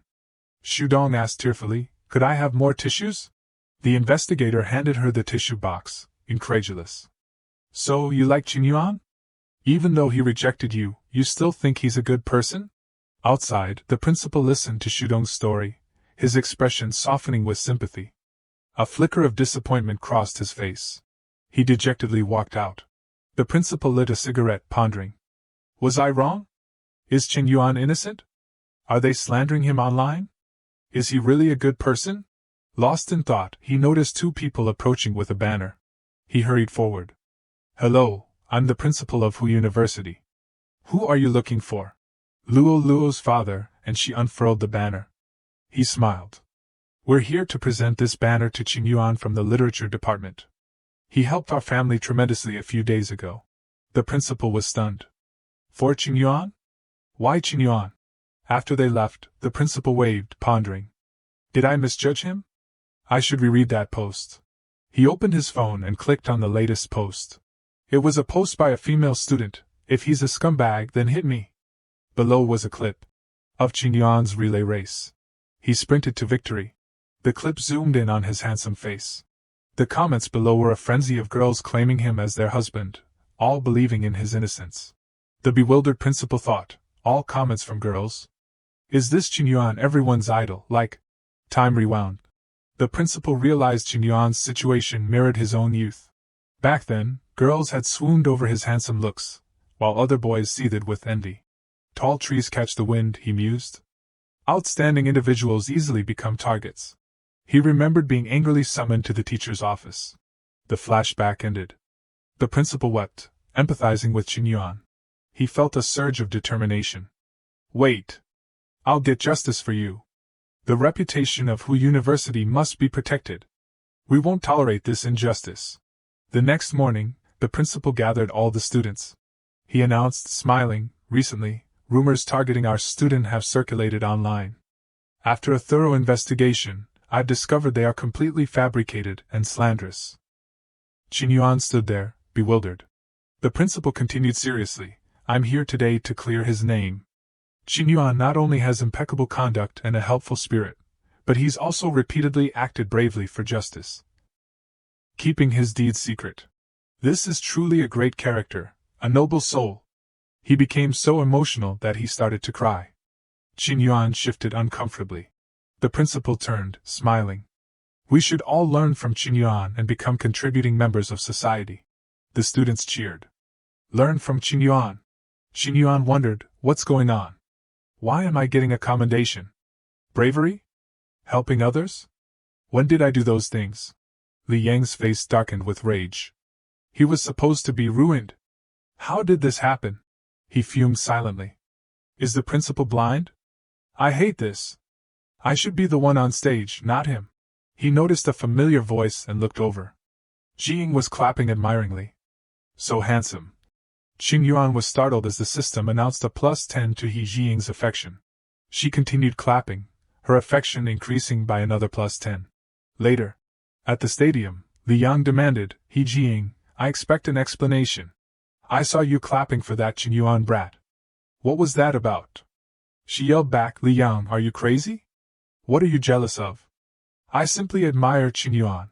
Jiying turned away, gushing, as fellow students, he's done so many good deeds selflessly. She recalled Qin Yuan's face. After winning, he could have become a star, but he chose to remain ordinary, she continued dreamily. Li Yang burned with jealousy. He grabbed her wrist angrily. Shut up. He can't beat me. Never. Jiying cried out, Li Yang, you're hurting me. Let go. He was in a frenzy, ignoring her. Qin Yuan is just trash I stepped on. So what if the coach likes him? In this society, money talks. My dad bought me a Tesla. What does Qin Yuan have? Qin Yuan suddenly appeared, passing by. Lao Hong, I'm keeping a low profile at school. Don't drive such an expensive car to pick me up. A luxurious car stopped. Qin Yuan sighed. Seriously, I told you not to drive such a flashy car. Pay attention next time. Lao Hong scratched his head. I was in a hurry and forgot. You don't like being flashy, so I'll be careful next time. Watch your head, Mr. Yen. Li Yang gaped, stunned. He watched the car drive away. Jiying said sadly, Li Yang, if you don't trust me, let's break up. He stood like a statue, muttering, impossible. I don't believe it. She was furious. Is our breakup less important than this? Meanwhile, at the bank, Qin Yuan used his black card. He transferred money to Lao Hong, who beamed as 500,000 yuan appeared in his account. Mr. Qin is truly straightforward. Qin Yuan smiled and left. Money and goods received. I'm going back to school. Lao Hong offered, let me drive you. Qin Yuan declined. No need, your car's too flashy. I'll call a ride. People stared in astonishment as he used his property deed as a fan. He thought as he walked, what should I give her? I wonder what else Hong Fatty is selling. He took out his phone and opened the Emperor's business chat group. The group was buzzing about him solving Hong Zong's financial problems and buying an apartment for a girl. Qin Yuan smiled and typed, Hong Zong, how's the client? Just lending a hand. You're too kind, Hong Zong. Hong Zong immediately replied, Your Majesty has arrived. Bow down. Someone else asked, Mr. Yen, need a car? Want to buy one? I have some. Qin Yuan realized excitedly, right? I can get her a car. He arrived at a car dealership. A handsome young man approached. I'm Zhang Haotian. Family's in a small business. I run a small car dealership. It's an honor to meet you, Mr. Yen. Qin Yuan took the business card. He thought, Zhang Corporation. With advanced production facilities. A major enterprise in the city. Seems like a rich second-generation kid. He smiled and complimented Haotian. Mr. Zhang, so young and already running a dealership. Truly impressive. Haotian demurred. Mr. Yen, please don't call me Mr. I can't bear it. Just call me Xiao Zhang. You're the impressive one. I thought you'd be an older gentleman. But you're so young and charismatic. He led Qin Yuan to look at cars. Two saleswomen whispered excitedly, Zhang Zong is personally welcoming him. Who is he? The other replied, Probably some tycoon's son. Don't even look. He's out of our league.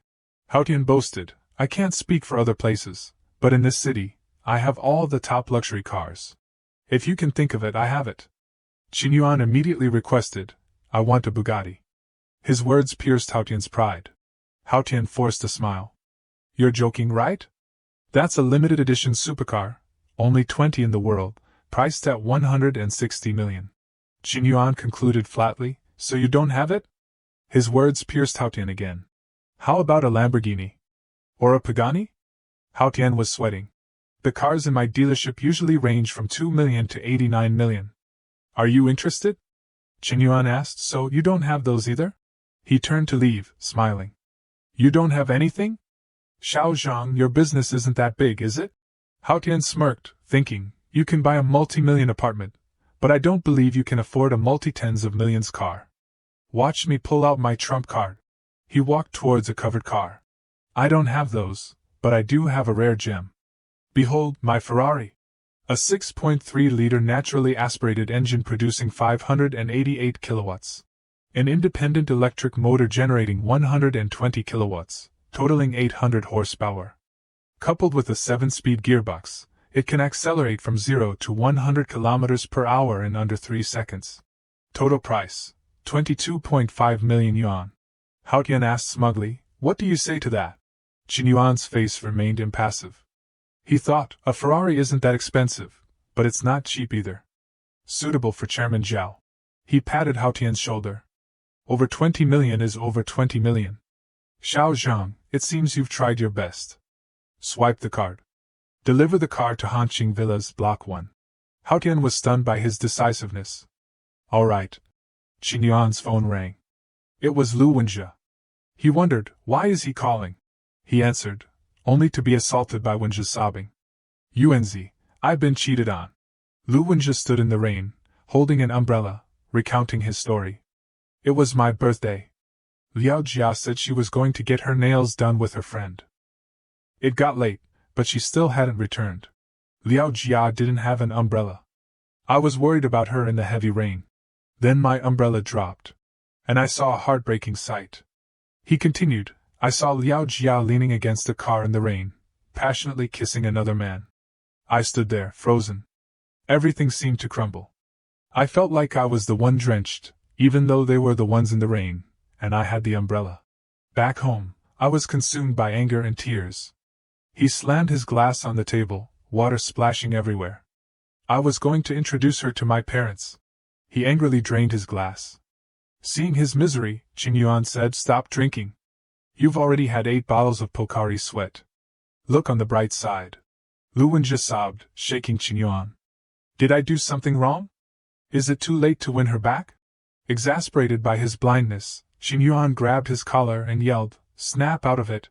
She's the one who's wrong, not you. Regain your self-respect. Stop being a simp. Wenjie stepped back, muttering, I know. He knelt, head bowed. I know, but I just... Qin Yuan cut him off, hands in his pockets. Not reconciled, right? You think she acted impulsively, that she's not a bad person. Qin Yuan dialed a number. Looks like I need to teach you a lesson. Wenjie asked, confused, a lesson? Who are you calling? Qin Yuan replied calmly, trust me, Wenjie. Leave everything to me. A sly smile spread across his face. I'll make Liao Jia regret this right in front of you. Lu Wenjie stared at him, bewildered. The call connected. Qin Yuan spoke calmly, Haotian, right? I need a few cars, nothing too expensive, just a few million each. Contact some reliable friends to drive them over tomorrow. The other end quickly replied, no problem, consider it done. Lu Wenjie, still confused, watched Qin Yuan typing on 2 phones simultaneously. He thought, 2 phones at once? Yuanzi seems different. Is this still the same simp I know? It seems like he's the one being simped for. Qin Yuan continued his call. Hello, Luo Luo. Free to go out? I want to see you. Wenjie, still standing there, forgot his heartbreak. He frowned, thinking, 1 call and an 8-point girl appears. This isn't the simp Yuanzi I know. He's the one being pursued.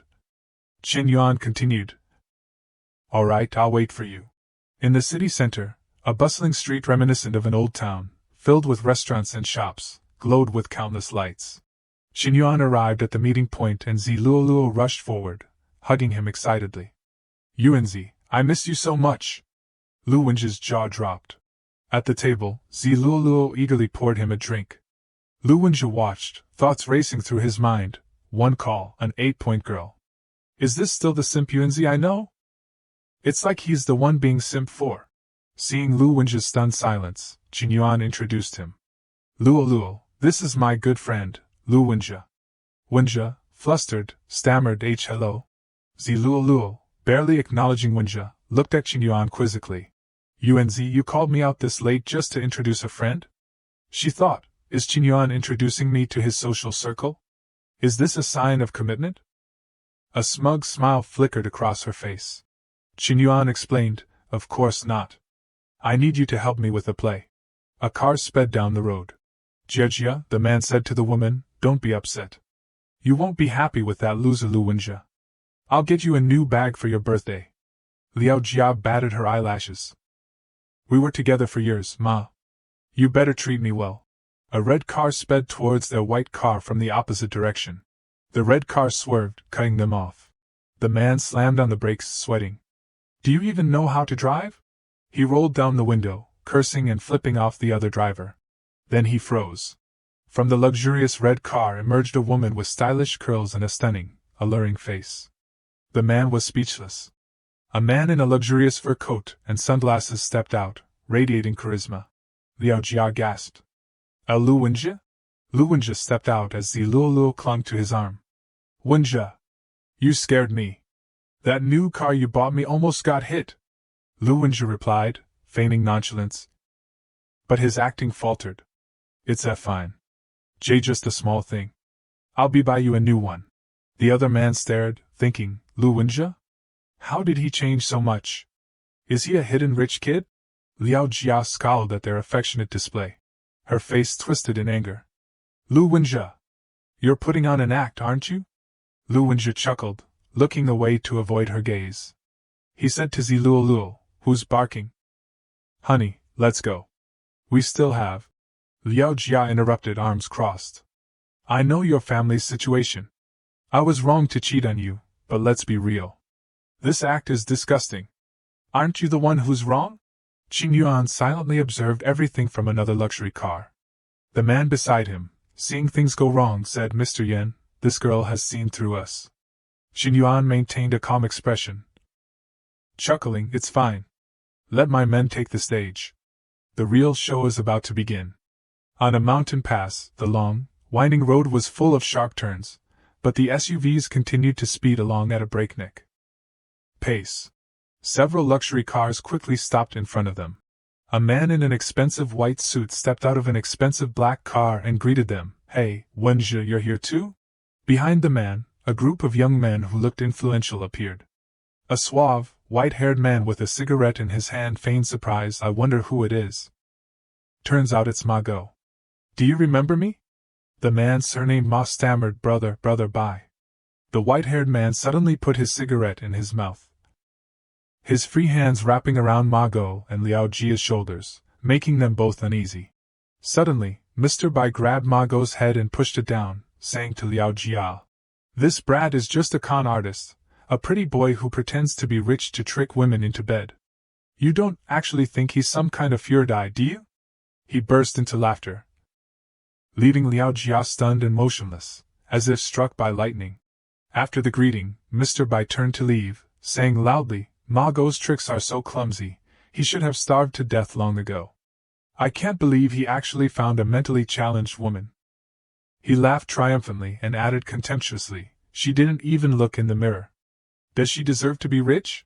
Liao Jia's ears rang after hearing the truth. She couldn't believe it. Realizing she had been deceived, Liao Jia went mad. She grabbed her heels and chased after him, yelling, you bastard! You tricked me! You're worse than a pig or a dog. I'll kill you! Ma Go, with a grimacing face and tears streaming down his cheeks, ran away as fast as he could, stammering, sister, I was wrong. I was wrong. Having witnessed everything and gotten his revenge, Lu Wenji's eyes were filled with sadness. He turned to Su Luoluo and said, "Let's go." But just as Su Luoluo nodded and turned to leave, Lu Wenji suddenly froze, causing Su Luoluo to ask in confusion, "Why aren't we leaving?" Lu Wenji froze because Liao Jia was sitting on the ground, her face pitiful, tears streaming down her face, as she pleaded, "Wenji, don't leave me. I'm not greedy. I'm just afraid of being poor. Please give me another chance." Lu Wenji was completely disillusioned. He resolutely pulled away from Liao Jia's grasp, his voice turning cold, "Don't call me that. Today, we are done. Don't contact me again." He walked away, leaving Liao Jia sitting on the ground, watching him. Ma Go was still looking around. He turned to look at Mr. Bai's men, who were chatting amongst themselves. Brother Bai is as sharp-tongued as ever. Feeling utterly humiliated, Ma Go grimaced and tried to get up and leave, only to bump into Qin Yuan. Qin Yuan spoke coldly, "Where do you think you're going? Trying to run?" Ma Go looked up and met Qin Yuan's sharp gaze. Qin Yuan said calmly, "Letting you go isn't impossible. Slap yourself 100 times. His demand left Ma Go bewildered. Loud slapping sounds echoed as Ma Go slapped himself. Mr. Bai's men watched the spectacle with amusement. In a concert hall, melodious singing filled the air, colorful stage lights sparkled, and everyone enjoyed the concert immensely. Glasses clinked as they toasted, shouting, "Cheers! It's a blessing to meet the legendary Yan Zong today." In the karaoke room, Qin Yuan and his group chatted cheerfully. Qin Yuan responded excitedly, "I should be thanking you all for your help." The man opposite him said enthusiastically, "Mr. Yan, you're joking? Hao Tian's friend is our friend. Don't be so formal." The white-haired man leaned closer to Zhang Hao Tian and Qin Yuan, saying, "I heard that CEO Yan is a legendary big spender on the Shark platform. I have a small favor to ask." Qin Yuan turned and asked curiously, "Oh? What is it?" The white-haired man scratched his ear and said, "I have a favorite streamer I want to support, but I've used up all my allowance for this month. I wonder if CEO Yan could help?" He gave an embarrassed smile. Qin Yuan took a sip of his wine, his eyes narrowing. "Humph again? They want to test my strength. These rich people always look down on others." Seeing Qin Yuan's silence, Zhang Hao Tian interjected awkwardly, "Mr. Yan, he's just joking. Don't take it seriously." He then scolded the white-haired man, "Xiao Bai. You support your girl. Why should CEO Yan pay? Your request is outrageous." Suddenly, Qin Yuan slammed his glass on the table, splashing wine everywhere. The men at the table were startled, thinking, "Is he angry? Is he going to fight?" Qin Yuan calmly took out his phone, unlocked it with his fingerprint, and said, "All right, it's just a gift, right?" He stood up, slid his phone across the table, and said, "I'm going to the restroom. Feel free to use my account to send gifts." He turned back and added, "Don't save my money. Send gifts as much as you want." Everyone was stunned. What was going on? Mr. Bai picked up the phone and muttered, "Giving me his phone and telling me to send as much as I want? He trusts me that much?" He tapped on a few expensive gifts and said, "Well, I'll really send as much as I want." Entering the restroom, Qin Yuan thought, "If I had to pay for this, I'd really feel the pinch." Qin Yuan went to the restroom. Inside the restroom, as he walked, he thought, "I won't feel the pain of paying for these gifts. The system will take care of that." Suddenly, the man using the urinal next to him glanced at Qin Yuan. Suddenly, a loud scream erupted, as if the mountain itself was about to crumble. The scream made Qin Yuan turn his eyes. "Who is this?" Qin Yuan walked out of the restroom. From afar, a crowd was gathered, chattering excitedly. 1,200. Come on, almost 1,300. Go, go! Qin Yuan scoffed in confusion. The crowd was glued to their phones, watching Bai Qilin send gifts frantically, yelling, 1,400. 1,600. Unable to ignore the commotion, Qin Yuan pushed his way through the crowd and asked, "What's going on? Why is everyone gathered here?" Bai Qilin, with teary eyes, held up his phone preciously. "CEO Yan. You're finally back. Please save me." Qin Yuan curiously took the phone and looked at it for a moment, then said, "You've only managed to send nearly 20 million in so long? You're too slow." The people around Qin Yuan's face darkened after hearing his words. They couldn't help but think, what kind of background does this CEO Yan have? He's richer than the banks. Bai Qilin wiped the sweat from his brow and said, normally, I only send a few 100,000. Over 10 million. It feels like more than buying several sports cars. My heart is breaking. Qin Yuan stroked his chin while holding the phone. 20 million. 20 million doesn't sound good. I'll round it up to 60 million for you. Bai Qilin rushed over to take the phone, his face beaming. No, Brother Yen, stop. That's enough, that's enough. She really doesn't deserve that much money. Please withdraw your divine powers. Zhang Haotian suddenly appeared and put his arm around Bai Qilin's neck, whispering, now you know you're a small fry, right? Quickly toast Xiao Yan. Being a tycoon isn't that simple. Today, we'll let you have your fill. Hearing Zhang Haotian's words, Bai Qilin raised his glass and said, Brother Yen, you're a magnanimous man. I truly admire you. From now on, your words are my command. The surrounding people chimed in. 1 glass isn't enough. At least 2 glasses. Or 3 bottles. Another person joked, Kid, do you want to drink yourself to death? The girls watched everything unfold. A girl with a hair ribbon asked, who is this guy? He seems to have a lot of influence. The white-haired guy who toasted him earlier is Bai Qilin from Baishe. Real estate. A blonde girl next to her said, it feels like the top circle of Hunching's Furidai are gathered here. If you could casually sit next to any of them, you'd be set for life. Another girl said, recognizing a familiar face, isn't that Mr. Yen, the mysterious person who gifted millions on the hot search before? His life is my dream. While sitting, his phone notified him of a message. He looked at his phone and politely said to the group, you guys continue. I have something to do, so I'll take my leave. Let's meet again next time. He left immediately. People watched Qin Yuan leave and muttered, why did Xiao Yan leave so suddenly? Is he afraid of paying the bill? Another man refuted, with Xiao Yan's status, how could he not afford a meal? Someone agreed, exactly, kid. Don't try to challenge someone's pocket change with your annual income. Xiao Yan doesn't lack that kind of money. While walking, he replied to the message. The message was from Xiaomir. She excitedly said, Mr. Yan, I've arrived in Hanqing and want to see you so much. Qin Yuan briefly replied, okay, let's meet tomorrow. Xiaomir happily sent a few heart emojis. The plane landed. As Qin Yuan walked down the street, reading the message, he narrowed his eyes and said, I've ignored her for so long. It's time to peel off a layer of that favorability. Xiaomir got off the plane, her eyes sharp with calculation. Isn't it just a meeting? As long as I unleash a bit of my charm. She pulled her suitcase confidently, thinking smugly, Mr. Yen, the legendary tycoon, will still become a fish in my net. A long message from Lin Shudong appeared on his phone. Chen Yuan, can we start over? Last night, I dreamed that we got married and lived together in a villa in Jiangkou district. You went to work every day, and I stayed home taking care of our child with 6 nannies. Every year, you took me to Paris to taste red wine and to Ireland to see the aurora. I lost you, I hurt you before, but that wasn't my intention. Please forgive me. I just made a mistake that any man would make.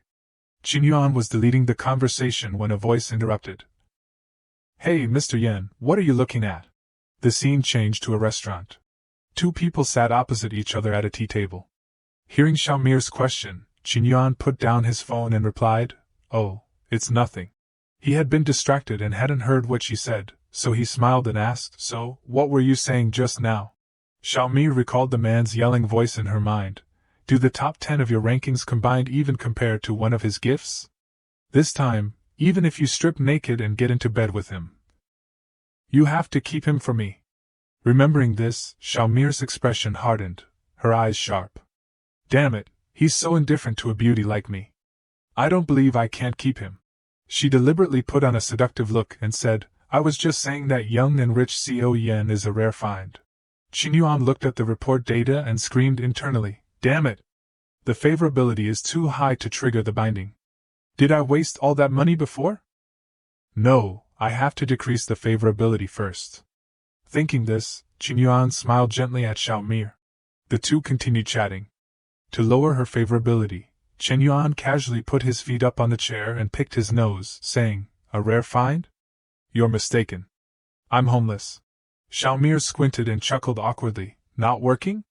So, Xiao Yan started his own small business? Otherwise, where did the 10 million come from? Qin Yuan shrugged and said, start a company? I don't have any money. All the gifts I gave you were my father's money. Now his company is bankrupt because of me.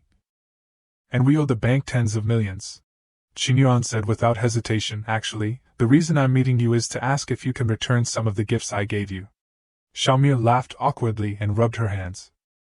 I haven't even washed my hands yet. As expected, her favorability dropped. Xiaomir immediately brushed Qin Yuan's hand away, saying, no money and still pretending to be a rich guy. Ignoring me over and over again. I can't stand you anymore. And asking for gifts back? You're not a man. You're pathetic. Her favorability continued to decrease according to Qin Yuan's plan. Xiaomir angrily yelled, my brain must be flooded to waste time with a poor guy like you. After venting her anger, she immediately switched to a sweet tone as she answered her phone. Brother Lan, I'm at the coffee shop outside the airport. Come pick me up quickly. There's a poor guy harassing me here. I'm so scared. She whined. Qin Yuan smirked, resting his chin on his hand, thinking, I've seen many materialistic women, but this is the first time I've seen one so materialistic and good at twisting the truth. The plane took off. The so-called Brother Lan walked in swaggering, his eyes closed as if he owned the place. Harassing my woman in broad daylight? Don't you know whose territory Hanqing is? Xiaomir's eyes lit up when she saw him. She rushed to hug him. Brother Lan. I was so scared. That pervert grabbed my hand. To her surprise, Brother Lan walked right past her. He went straight to Qin Yuan and shook his hand enthusiastically. Mr. Yen. What are you doing here? What a coincidence. He introduced himself. I'm Xiaolan, the one who toasted with you and brother by yesterday. Qin Yuan replied, Xiaolan? Oh, Xiaolan, I remember you now. The young man continued, I was regretting not having a few more drinks with you yesterday. I didn't expect to see you here today. Today's on me. Please do me the honor. Xiaomir was stunned.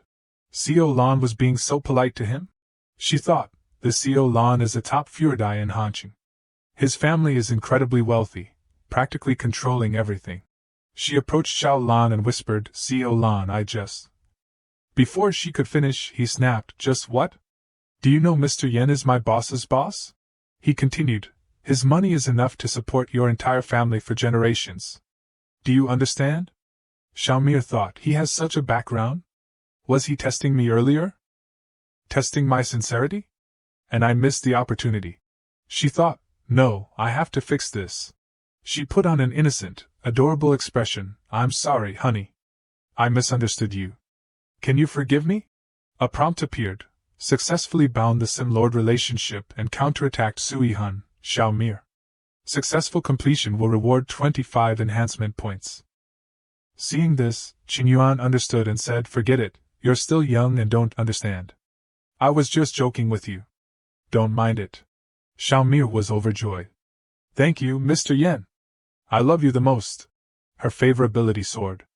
Qin Yuan thought, as expected of a streamer. As long as there's money, their favorability increases like they're on steroids. Too bad. I won't let you off the hook so easily.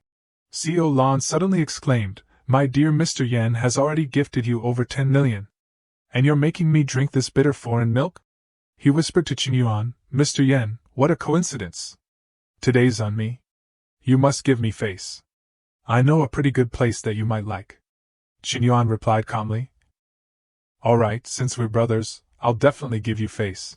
Xiao Lan led Qin Yuan to his car, treating him with utmost care. He invited Qin Yuan into the car and said, Mr. Yen, careful with your head. Seeing this, Xiaomir wanted to follow. Xiao Lan, Mr. Yen, wait for me. I'm coming too. The car slowly rolled onto the road. Xiaomir took the opportunity to lean closer to Qin Yuan and gently grab his arm. She softly said, Mr. Yen, are you still mad at me? I know I was wrong. Qin Yuan replied coldly, how could I be? You're overthinking. Xiaomir peeked at Qin Yuan's phone, thinking, shark live streaming? What is he doing? On the phone was a beautiful, seductive girl calling out to the audience. Any brothers who like winner, don't forget to follow. Xiaomir started to panic. Isn't he trying to? Suddenly, Qin Yuan turned back and unleashed a barrage of gifts. He sent rockets continuously to the girl on the phone. The number of rockets reached 3,000, shocking the girl. She felt dizzy and fainted on the spot. The support staff rushed in, shouting, "Sister, wake up! Sister! Call 120! Call 120! I've never seen so much money in my life." Xiaomia looked at the staggering number of gifts and thought, so fast. It's the first time I've seen someone send gifts so quickly. Even with this speed, an ordinary person wouldn't have so much money. She was stunned. If I had seized the opportunity earlier, that 30 million would have been mine. She looked at Qin Yuan, thinking, this man is clearly playing with me. Suddenly, she realized, he looks so handsome spending money. Her favorability increased by 30. Dark thoughts swirled in her mind. If his fingers weren't tapping the screen but touching me. Her favorability continued to rise. Qin Yuan was startled. Is this woman a masochist? I'm sending gifts to someone else, and her favorability is increasing? The car slowly stopped. Co. Lan announced, Mr. Yen, we're here. This is Hanqing's most famous private restaurant, the 3-star Black Pearl. He continued, this place requires membership and reservations, ensuring privacy. But its most famous features are its 3 selling points. Qin Yuan asked, 3 selling points? Are they its signature dishes, its unique scenery, or something else? Co. Lan seemed pleased. Mr. Yen, you're truly experienced. The first 2 are correct.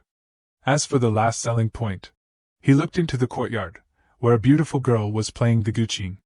The 3rd selling point is the owner's daughter, Zhao Yuqi. The girl looked up in surprise. Chen Yuan? He became anxious. Is she Chairman Zhao's daughter? The girl stared intently at Xiaomir, who was clinging to Qin Yuan's arm. Zhao Yuqi's favorability decreased by 5 points. She angrily snapped her guqin strings. Then she ran off crying. Qin Yuan was slightly annoyed. Damn it! I was about to counterattack Zhao Yuqi. At this crucial moment, is it going to fail? He ran after her. In the romantic setting of the restaurant, Qin Yuan pushed Zhao Yuqi against the wall. She cried and accused him, scumbag. You played with my feelings. Let me go. Qin Yuan was anxious. No, if this continues, her favorability will disappear. I have no choice but to continue the charade. He asked, Chairman Zhao, have you seen Tomato Tycoon? She angrily replied, I'm talking about you 2 timing. Why are you mentioning a movie? Qin Yuan interrupted, I am the Tomato Tycoon. He lit a cigarette with his lighter. Exhaling a puff of smoke, he continued, you probably know my extraordinary family background. You must be wondering why I'm content to live as an ordinary person. He leaned back on the sofa and said, my hidden family has an unwritten rule. The heir, after turning 18, must spend 1 billion yuan within a month to inherit the entire 50 billion yuan family fortune. So, I'm trying to spend money. He pointed at some equipment. I'm going to invest in this project. Invest in all sorts of charities. Do all kinds of environmental protection activities. That girl earlier was a streamer I tipped. To keep spending, I can't miss any opportunities to have fun. He took her hand, looked at her apologetically. He turned away. I'm tired. Goodbye. His psychological manipulation worked. Zhao Yuqi felt guilty. I was being unreasonable. He's working so hard to inherit his family fortune and is exhausted, and I doubted him. She watched him walk away, and then rushed to hug him tightly from behind. Crying, she pleaded, No, I don't want to say goodbye. Qin Yuan, don't go. I misunderstood you. He held Zhao Yuqi's hand. She felt reassured. He even honestly shared the difficult secrets of his family inheritance. He must have me in his heart. Her favorability immediately increased by 20, reaching 92. They returned to the restaurant. Zhao Yuqi apologized awkwardly, I'm sorry, my mood wasn't good earlier. Which affected everyone's meal. My friend, Qin Yuan is my friend. This meal is on me. Co. Lan was impressed. He resolved it in just 5 minutes. Mr. Yen is amazing. Xiaomir was furious. Putting on a show? Thinking she's the main wife? It's not certain who he'll end up with. At the dining table, Xiaomir tried her best to engage Qin Yuan. Mr. Yen, you haven't introduced this sister to us yet. Who is she to you? Co. Lan awkwardly added. 2 beautiful women fighting over Mr. Yen. How can he handle it? Zhao Yuqi scoffed. Mr. Yan? Auntie, you can't even say his name correctly, so you shouldn't call him that. He's probably not even as old as you. Xiao Lan was taken aback. Too strong. This isn't even a fight on the same level. This is crushing. Zhao Yuqi wore a triumphant expression. Xiaomir was furious. Qin Yuan slammed his chopsticks down. All right, let's eat. I'm hungry. The two girls glared at each other with hatred. Then turned away angrily. Xiao Lan shuddered and commented, they didn't even fight? Mr. Yan's methods are truly unfathomable. A famous shark streamer, a wealth-attracting goddess. The other is a renowned talented woman with an incredibly high status. Qin Yuan's actions have surpassed the so-called art of manipulating women. He's a true male enchantress. Before, I was only conquered by his wealth, but now he's my spiritual idol. I'd rather die for Mr. Yan. At the University Lake, Qin Yuan looked at the bill and thought, that restaurant was so expensive. Good thing it's not my money. Speaking of money, let me check my current conquest progress. Zhao Yuqi paid the bill. The total is 18,000. I'll round it down to 8,000 for you. Xiao Lan was speechless. You can round it down like that? Qin Yuan began checking his conquest progress. Name, Zhao Yuqi, favorability, 91, conquest reward, 25 points, attributes and skills, piano proficiency, incomplete. Name, Suihun, Xiaomir, favorability, 92, conquest reward, 25 points, attributes and skills, dance proficiency, incomplete. He assessed the data. Their favorability is already very high. Should I accelerate the progress? Scrolling down, he was surprised. Who is this? When did she get bound? I remember she's Li Yang's girlfriend, right? He Jing, favorability, 74, conquest reward, 22 points, attributes and skills, dance proficiency, incomplete. He continued, I remember it was only 25 favorability points at most. It increased so much in just a few days? Is my charm that great? Lost in thought, he suddenly noticed everyone running in one direction. Hurry up. I heard someone is confessing to a girl downstairs. A warrior fighting for love. Qin Yuan thought, a warrior of love? Interesting. Downstairs, someone was playing the guitar and singing. I'm sorry, my love, not because I don't care for you. I truly don't want to make you cry again. I'm sorry. My love, not because I don't love you. I truly don't want to make you sad again. He knelt down, holding a bouquet of flowers. My love, I was wrong. I shouldn't have been so harsh to you, shouldn't have given you the cold shoulder. Please remember our good times and give me another chance. The crowd around the lake cheered, forgive him. Forgive him. The girl looked troubled. Qin Yuan finally squeezed through the crowd. He was surprised. Isn't that Li Yang? What's he playing at? The girl's eyes lit up when she saw him. He Jing threw Li Yang's bouquet aside and ran towards Qin Yuan. Li Yang cried out, Jing. Where are you going? Jing. I'm here. She ran to Qin Yuan. Chen Wei, your name is Qin Yuan, right? I finally found you. Today is my lucky day. Can I add your WeChat? Just WeChat. Please don't reject me. The surrounding crowd began to murmur, what's going on? Why is there another guy? The love warrior has fallen. Li Yang wailed, it hurts. It hurts so much. Li Yang has lost. He muttered angrily, why Chen Wei? I admire you, He Jing. You've betrayed me too much. Qin Yuan walked towards Li Yang. Do you feel resentful? Do you feel confused? Do you feel that He Jing is too timing? Li Yang angrily replied, what do you mean? Do you want to humiliate me further? Qin Yuan explained calmly, Li Yang, I've always admired you. A handsome and athletic person like you easily attracts the opposite sex. You take a girl's love for granted. But when you realized you were losing your charm, you panicked. You only cared about winning or losing, ignoring your girlfriend's feelings. Jing cried alone, full of hurt. You pushed her away bit by bit. Now, things have come to this, and you're pretending to be pitiful, begging her to come back. Don't you feel like a clown? Li Yang felt guilty. Qin Yuan is right. I brought this upon myself. The girls around them became angry.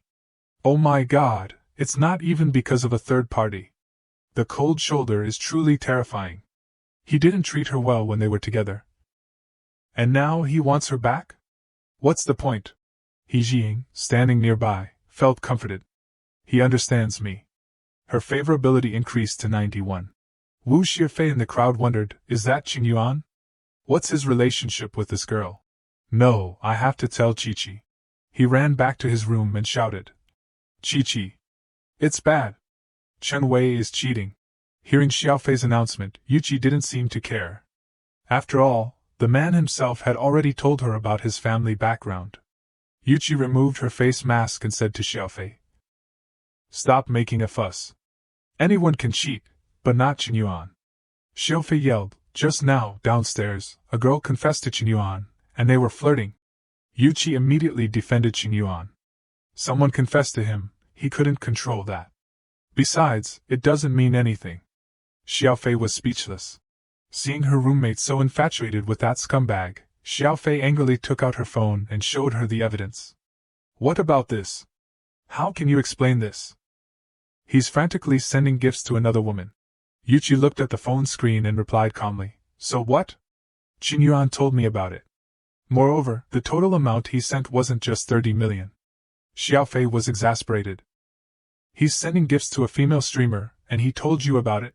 Yuqi replied happily, yes. The foundation of our relationship is trust.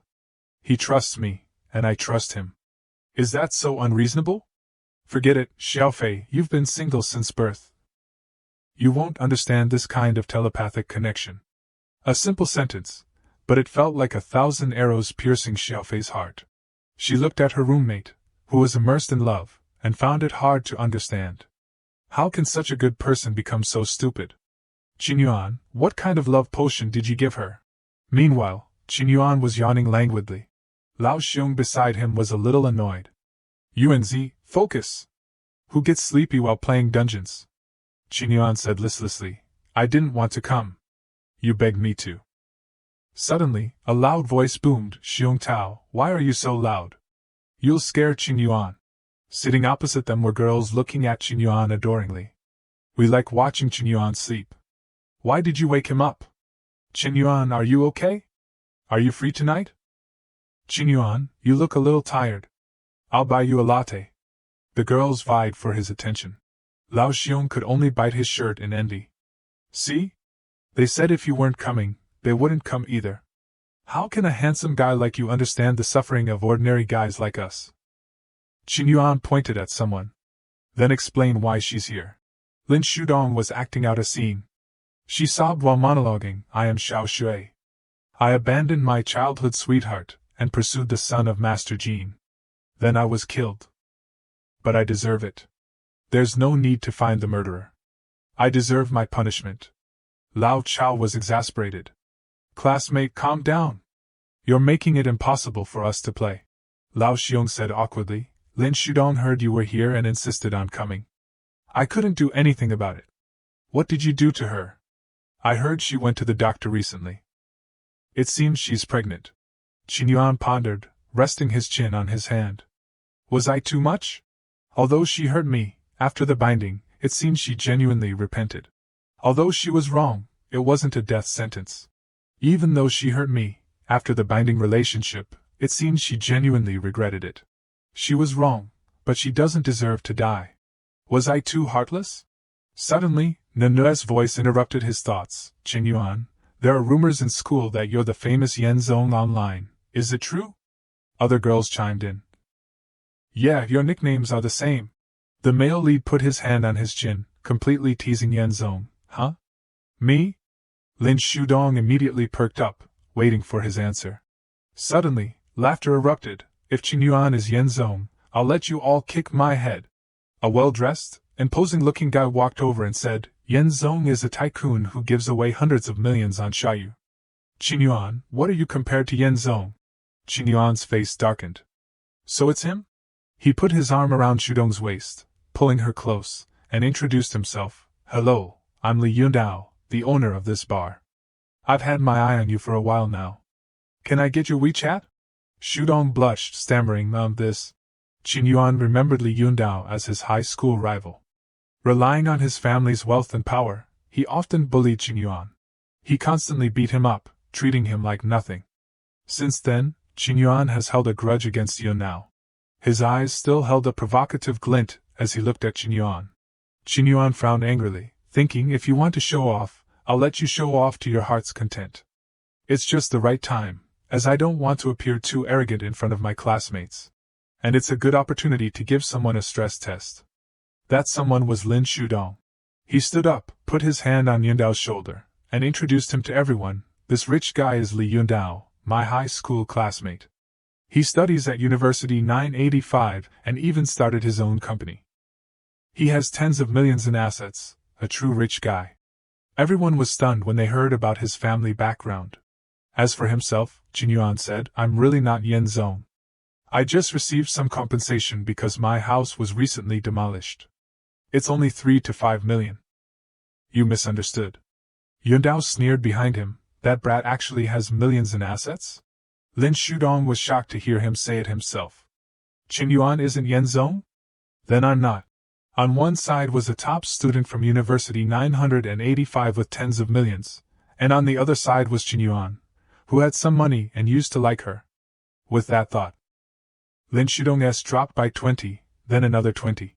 It kept decreasing until the ship-Chua relationship was dissolved. Her current was only 15. Now I see her true colors. Qin Yuan smirked. She went over to Yundao, took out her phone, and said cheerfully, sure, I'll add you on WeChat. She thought she was clever, smug. Even a fool would know which to choose.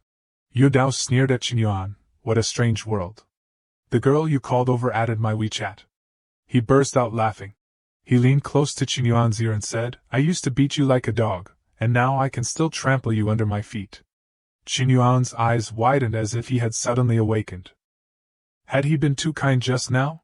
Yundao turned around and said arrogantly, waiter, Qin Yuan is my friend. He made me happy today. This table is free. Suddenly, Qin Yuan covered his face and laughed so hard that his whole body shook. Lao Xiong, seeing him acting strangely, called out, Yuanzi. He waved his hand, explaining, I'm fine. I just suddenly understood something. Lin Shudong, I gave you a chance. It's a pity you can't change.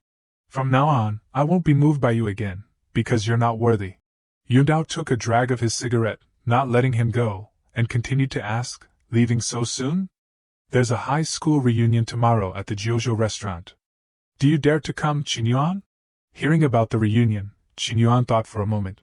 Then he replied, if young Master Li has invited me, I will certainly come. In room 888 of the Jiuzhou restaurant, everyone was sitting around a table, raising their glasses for the reunion. Yundao stood up pretentiously and began, it's been years. Cheers, everyone. Eat and drink to your heart's content today. It's on me. Don't worry about saving me money. Money is meant to be spent. Everyone cheered. Dao Zong is so generous. Thank you, Dao Zong. Our Yundao is the best. I underestimated him. Yundao replied smugly, don't mention it. Just put in a good word for me later when Ruoyu arrives. The classmates were surprised. So, Dao Zong is still waiting for her? Don't worry, Dao Zong. You and Xiao Ruoyu are a perfect match, a talented man and a beautiful woman. We'll definitely help you get her. Qin Yuan had been silent, just quietly drinking water. He stared at Yundao, thinking, this guy never misses a chance to show off. Just then, the dining room door opened, and Ruoyu gracefully entered, sorry to keep you waiting. Our family driver took the day off, so I had to call a car, which is why I'm late. Seeing the beauty before him, Qin Yuan felt a stir of old memories. Xiao Ruoyu, the only white moonlight that illuminated his life in his third year of high school. She was mysterious and noble, like an unsolvable equation, driving all the boys in school crazy. He mustered his courage and walked over to where Ruoyu was sitting. Xiao, long time no see. Can I get your WeChat to stay in touch? Yundao was annoyed to see Qin Yuan approach the woman of his dreams. Damn clingy bastard. I'll make you a dead dog later. Ruoyu replied gently, sure, no problem. She looked at him curiously. Who is this? I feel like I've never met him before. The system announced, ship Chua relationship successfully bound. Current is 0. Everyone at the table was surprised. Qin Yuan wasn't usually this bold. Had he become this amazing? Liao Jia scoffed, amazing? He's just a gopher for rich kids. Then she pointed at Qinyuan and shouted, Qinyuan, you think I don't know anything? You're a gopher for those rich kids, hanging out with Lu Wentriet. Those rich kids are all notorious players. You have no idea how many innocent girls they've tricked. Lu Wentriet, being accused, was so angry he could barely speak. Liao Jia, you're talking nonsense. Clearly.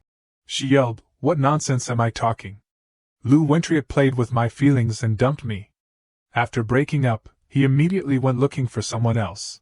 Then she started crying, and now I'm pregnant. The classmates gossiped. How embarrassing. Does Qinyuan want Zhao's WeChat so he can sell it? Disgusting. I've lost my appetite eating at the same table as this kind of person. Xiaoruo's towards him steadily decreased as she listened. Yundao seized the opportunity to show off.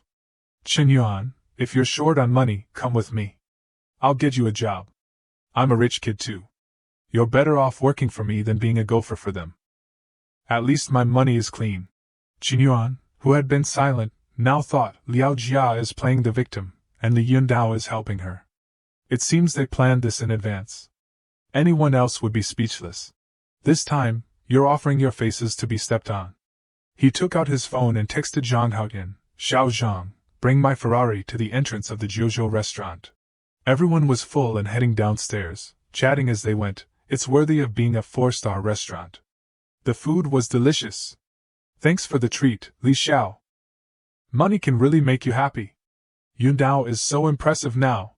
Where are we going next? Yundao glanced back. That brat and Lu Wentriet are probably embarrassed. I won tonight. He started putting on airs. Ruoyu, need a ride home? I'm your personal chauffeur tonight. I'll never take a day off. Ruoyu felt a chill and replied awkwardly, I think I'm good. A staff member approached Yundao. Mr. Li, I'm looking for you. Could you please move your car? Yundao was furious. Move my car? I'm spending money at your hotel, and I can't park? Ridiculous. The staff member explained, Mr. Li, our VIP parking is only open after 9 p.m. A VIP guest wants to park now, so please move your car. Yundao fumed inwardly. VIP? I want to see just how VIP they are. In the hotel parking lot, Yundao leaned against his car, waiting to see who had such a grand background. A shiny red car appeared. Everyone exclaimed, is that a Ferrari LaFerrari, worth over 20 million? I've only seen it at auto shows. The person who stepped out of the car was Zhang Haoyan of the Zhang Corporation. Yundao was terrified, sweating bullets. No wonder he has such a big background. I heard that this guy is notorious among the Hongqing rich kids. Good thing I didn't offend him. Suddenly, he saw Zhang Haoyan shake hands with the person he despised, Qinyuan. He was stunned. What's going on? Qinyuan put his arm around Zhang Haoyan's shoulder and said cheerfully, Sorry to trouble you, Zhang Zong. Coming all this way to bring me my car. Haoyan replied. No trouble at all. It's my honor to deliver a car to Yan Zong. Yundao was instantly panicked. This car is Qinyuan's?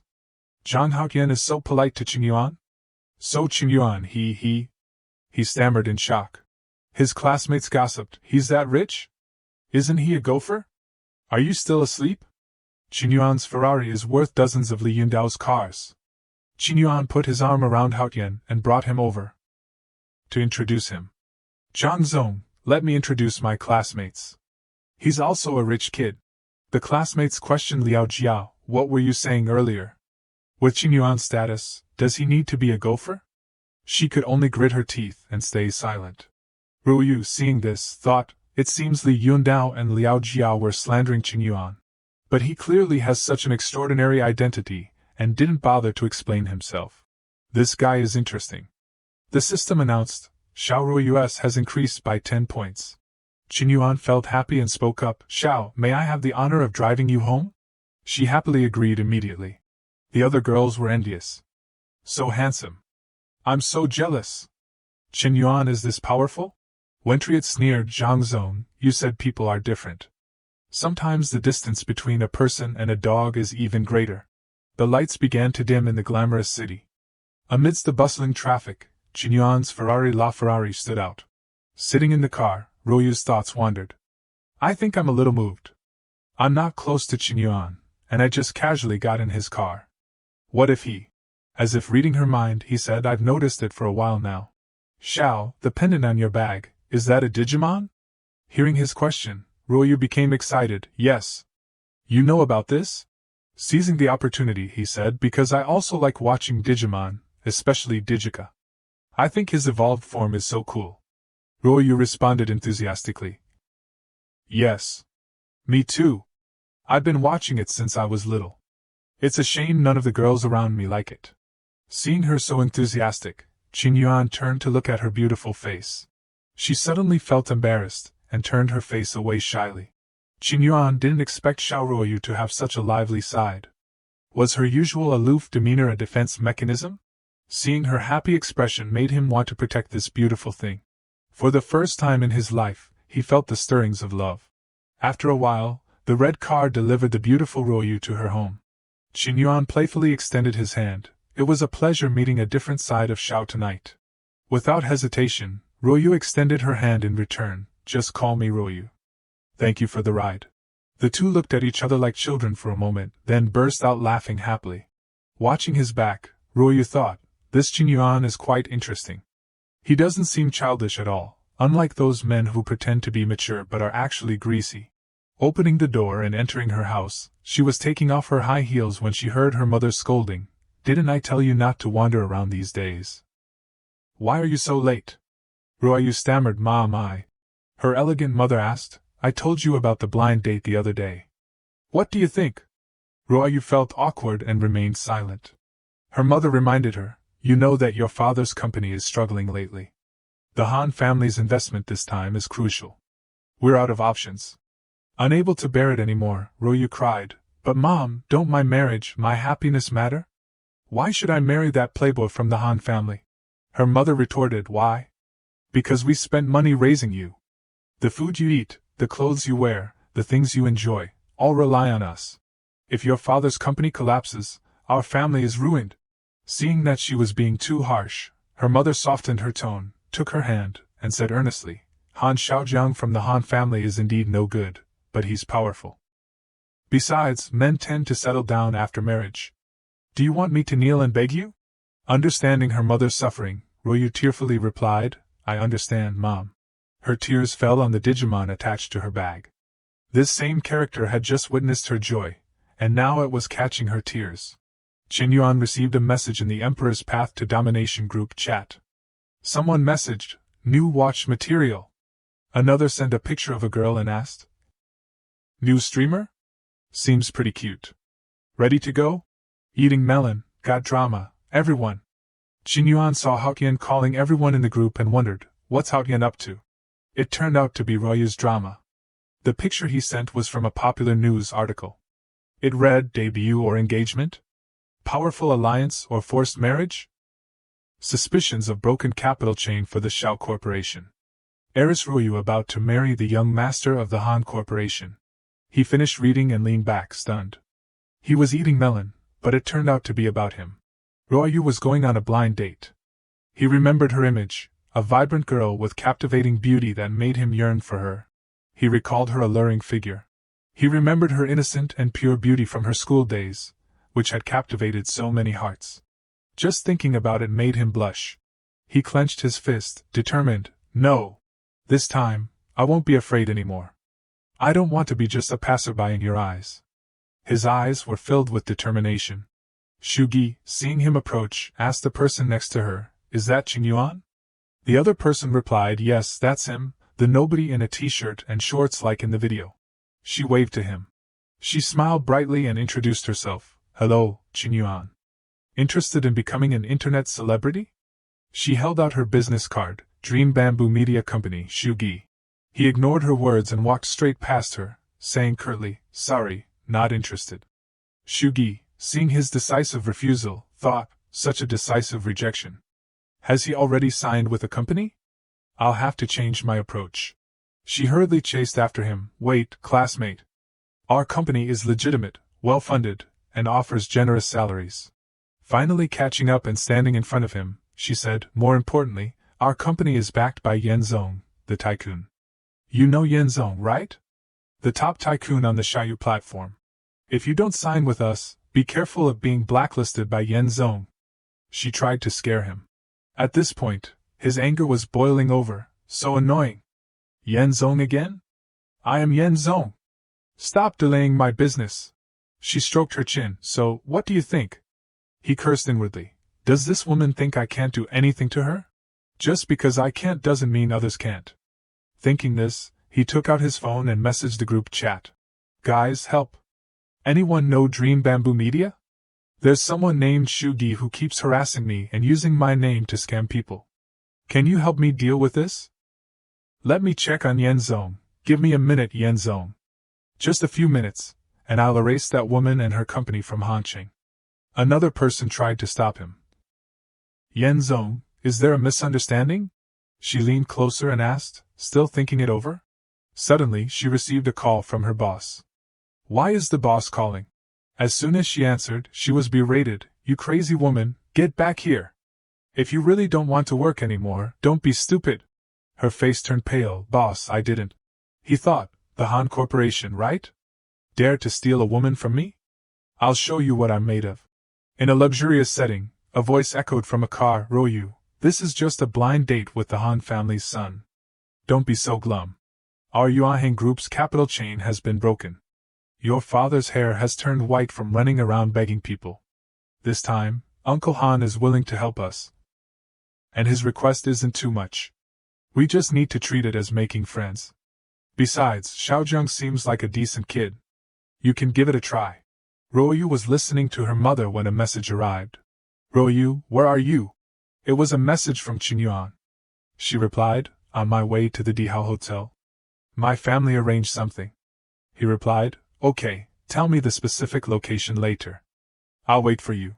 She thought, Qinyuan, does he know I'm going on a blind date? Royu thought of the handsome Qinyuan. If I have to be with someone, compared to that disgusting Xiaozhang, Qinyuan seems. She pondered. Her father, who was driving, spoke up. Royu, I've never asked you for anything, but please be calm when we get there. Just help me out, okay? She listened silently to his words, then stammered, I understand, Dad. Finally, they arrived at the Dihao Hotel. Someone was waiting outside for them. He approached politely. Hello, Mr. Xiao. Mr. Han is waiting for you in conference room 305. Please follow me. Her father replied, sorry to trouble you. As they followed him, the man, clearly not a good sort, was captivated by Royu's beauty. He thought lewdly, I heard the Xiao family's daughter is naturally beautiful.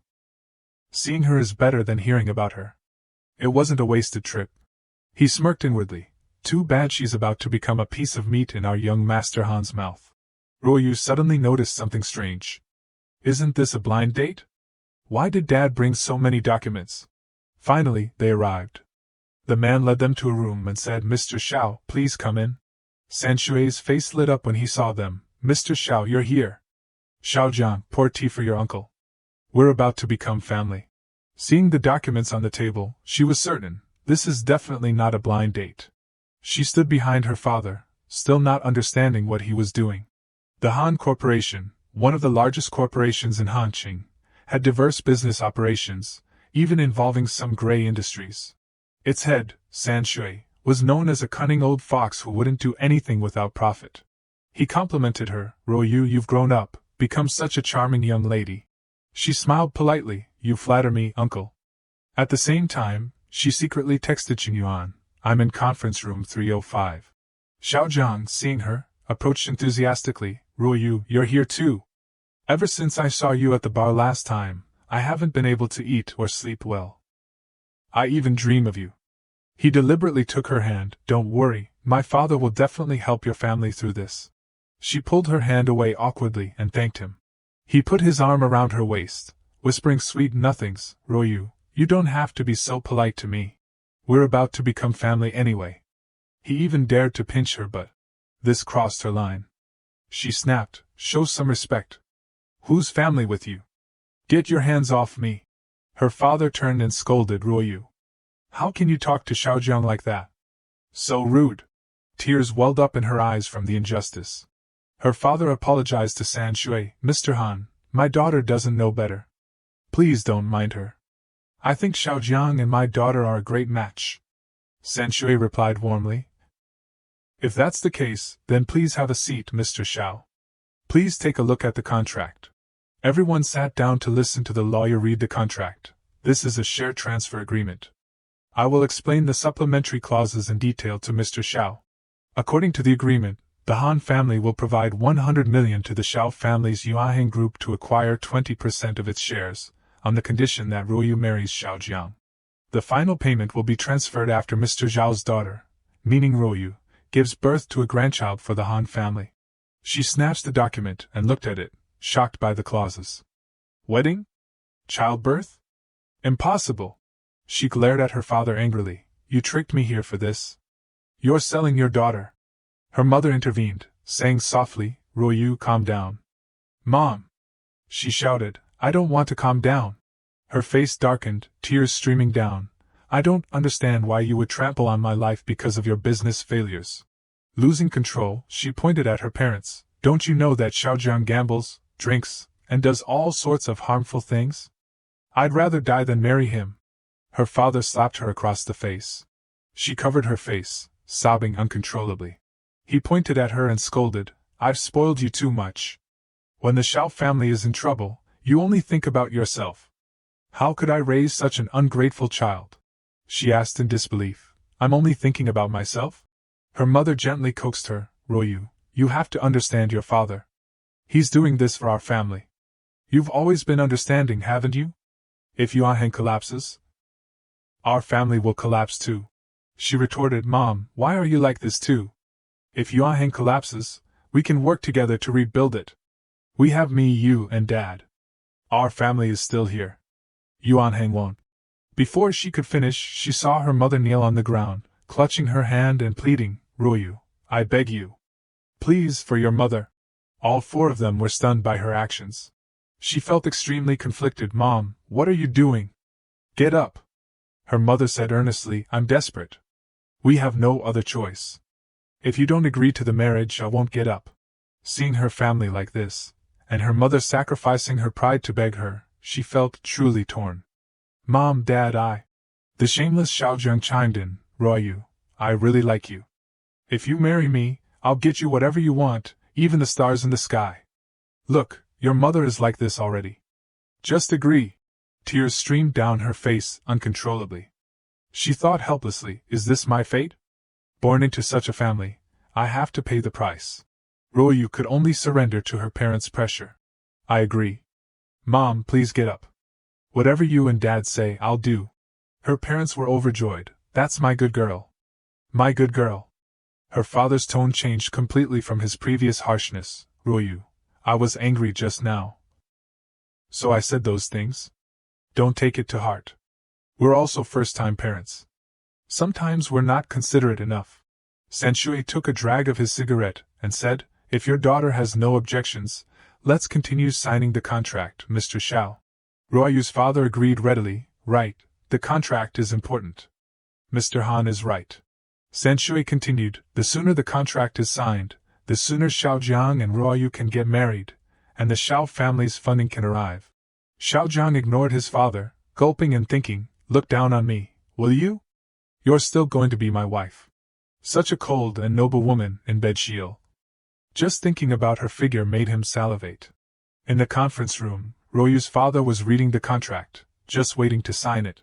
Suddenly, there was a commotion outside. Qingyuan burst through the door. Which dog is digging at my wall? Get out here! Everyone was stunned, unsure who dared to barge into the conference room. Ruoyu knew she might be saved. Qingyuan strode in with sharp eyes. Digging at my wall, huh? Tastes good, doesn't it? Who is it? Get out here! Ruoyu was overjoyed. Finally, there was hope. It's Qingyuan! He really came! Xiaojiang swung his hand, intending to hit him. Crazy dog! Barking madly. Are you tired of living? But before he could react, Qingyuan landed a powerful punch on his right cheek, sending him sprawling to the floor. Qingyuan coughed and regained his composure, looking like Zhu Beiji, yet still not getting out of my sight? Xiaojiang's face reddened as he stammered, You dare hit me? His two bodyguards rushed forward, audacious. How dare you hit young Master Han? Do you want to die? Do you know who's sitting over there? You're courting death. Qin Yuan looked at them with disdain. Status? Aren't they just two old men, one selling his daughter, the other buying her? Try touching me. I'll make the Han family disappear from Hanqing. San Shui stood up and ordered his bodyguards to stop. He thought, this deal with the Shao family is highly confidential. Other families think it's a blind date. This kid not only knows about it but also managed to find this place. He's not simple. He probed, may I know which family's young master you are? Han will pay a visit another day. Qin Yuan replied, no need. You're not qualified. Shirjiang's face was swollen and bloody from the punch, a comical sight. Such big talk. San Shui snapped at his son, shut up. Didn't I teach you to think before you act? See what he's up to first. Qin Yuan turned to Ruoyu and said gently, Ruoyu, don't worry. I'll help you resolve your family's difficulties. She was somewhat impressed by his selfless act. He grabbed the contract before the lawyer could react. Who are you? This contract. After reading the contract, he thought Mr. Shao really undervalues his daughter. Selling her for 100 million and even giving up 20% of his company's shares? Is he senile? He tore up the contract and announced, how about this? I'll pay 500 million to buy 60% of the Shao family's Yuanhang shares. Everyone in the conference room gasped. 500 million. San Shui's face paled. Someone who could casually offer 500 million must be from a powerful corporation with assets exceeding $1 billion. I've judged countless people, but I can't read this guy. Strange. Ruoyu's father's eyes lit up. 500 million. With this money, I can not only make a comeback but also expand my territory.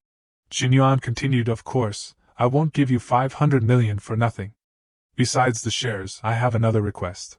He unhesitatingly pointed at Ruoyu, intending to take her. She understood his intention. Qin Yuan wants to buy me with 500 million. Ruoyu's fanny pack fell to the ground. She slumped to the ground, devastated by Qin Yuan's actions.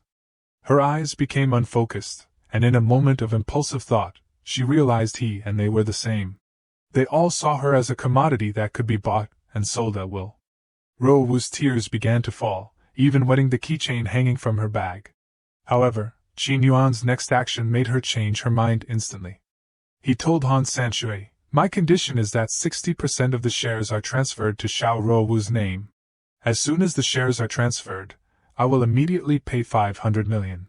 Ruoyu was attracted to the goodwill Qin Yuan radiated. Her gaze towards him changed significantly. After the transaction was successful, the iron cage containing 500 million could be unlocked. The door would open a passage, and the key and lock were thrown aside without a second thought. Qin Yuan's image in Ruoyu's eyes was now a real-life hero. Heroes existed, and Qin Yuan, he was her hero. Because of this, Ruoyu's affection increased by 10 points. It didn't stop there. The number kept increasing, seemingly without end. A short while later, her affection reached 85 points. Just after his act of spending money, the transaction contract between Ruoyu and the Han family was brought by Han Sanshui's assistant. He said, Master Qin, the new contract has been drafted and is ready to be signed. Qin Yuan went behind Ruoyu and gently took her hand. He signed the contract with her and said, Ruoyu, sign this contract. From now on, no one can control your life. Ruoyu's eyes were still shy. The contract was finalized. Qin Yuan, as promised, transferred 500 million to the Han family. Shortly after, Han Furen's account received a notification. Dear customer, your bank account has received 500 million RMB, along with details like transaction time and code. Han Furen, overjoyed with the windfall, turned to inform Quan Zi and Lao Xiao, the money has arrived, 500 million. Still in disbelief, he turned to Qin Yuan to confirm. He softly asked, Master Chen, is your request really that simple? He replied, of course, what else do you want? Qin Yuan turned and approached Quan Zi. He whispered in his ear, the rise and fall of the Shao family are within my grasp. If you force Ruoyu to do what she doesn't want, I'll let you know what it means to not want to live from the pain. The pressure he exerted on Quan Zi felt like a bolt from the blue, with cold sweat and constant worry in his eyes. After settling Ruoyu's matter, he quickly left with her. Ruoyu, there's nothing left for us here, let's go. San Shui quickly flattered him before he left. Young Master Chen is incredibly generous. Han is impressed. Earlier, Kwanzi had a slight conflict with you. I apologize on his behalf. Please don't hold it against him. Contrary to the compliment was the anxiety in his heart. He thought, to be able to pull out 500 million in a blink of an eye, the richest man in the country is probably just like this. From that, he learned a lesson. This young man's power was immense. His methods were unpredictable, impossible to oppose. His rebellious son, who had just been beaten, still didn't understand the situation. He came with his bloody face to complain. Father, he clearly attacked first. Fearing he would offend Qinyuan further, Sanshui immediately rushed over and slapped his son hard, yelling in the office, "Shut up, you idiot! The Han family's fortune will sooner or later be ruined. In your stupid hands. I should beat you to death." Thus, Qinyuan and Ro Wu left after finishing their business, leaving the father and son to continue their lesson. Outside the Dihao Hotel, a luxury car started its engine. Inside were none other than Qinyuan and Ro Wu. She shyly said, "Qinyuan, thank you for saving me." He was choosing a song, so he just casually replied, "It's okay, it's not the first time I've saved you." He then kept changing songs as she looked at him, confused. Just as he said, Ro Wu remembered that day. It was very late at night. She was riding her bicycle home. The darkness made her feel uneasy. Lost in thought, it's so late already. I hope I don't run into any bad guys. As the headlights shone on a dark corner, something unpleasant happened. A group of thugs surrounded Ro Wu. They were twice her size, and there were 3 or 4 of them, making her terrified. Ro Wu raised her voice to attract attention. "Who is it? What do you want?" A man with a snake tattoo on his bicep replied, "Nothing, just a little short on cash lately, so we're borrowing some pocket money." Another man grabbed Ro Wu's hands. He pressed close behind her and stuck out his disgusting tongue, saying, "Little sister, it's okay if you don't have any pocket money. You're so pretty, let me take you out to play." Ro Wu was horrified and tried to scream, "I don't know you, let me go. I'll call the police." The group didn't seem afraid but instead provoked her. "Call them, the more you call, the more excited we get." They burst out laughing, ignoring the girl's continuous cries for help.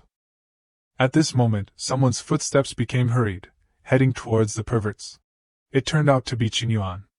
With his agility, he pushed down the man who was trying to do something to her and said, "Classmate Xiao, run." He struggled to hold him back and kept urging, "Run, don't look back, run." Ro Wu looked hesitant, but she turned and ran away immediately. Their prey being ruined by a kid made them furious. They started pushing Qinyuan down and surrounded him, some with wooden sticks, some using their feet to beat him up. Meanwhile, Ro Wu looked at the door in front of her and left. At that time, I was so scared that I didn't see who saved me clearly. By the time I came to my senses and called the police, when they arrived, that person and the gangsters were gone. Remembering this, her tears flowed freely. I thought I would never see the person who saved me again in my life. Unexpectedly, it was you, Qinyuan. Faced with the gratitude of a beautiful woman, Qinyuan couldn't help but blush. Because of this, Ro Wu's affection increased by another 10. Now at 95. Congratulations, host, on a successful counterattack. Qinyuan's eyes were now full of her image. The system sent 2 notifications, detected that the host has spent a total of 500 million RMB, rewarding the host with 50 million RMB. Xiao Ro Wu has become the host simp. Rewarding 35 upgrade points, receiving the skill of fluency in 4 languages, English, French, Russian, and Korean. Along with that was all his information and stats. Name, Qinyuan, 21 years old, height 1.81 meters, weight 70 kilograms, physical strength 29. 15 mental points, agility 19.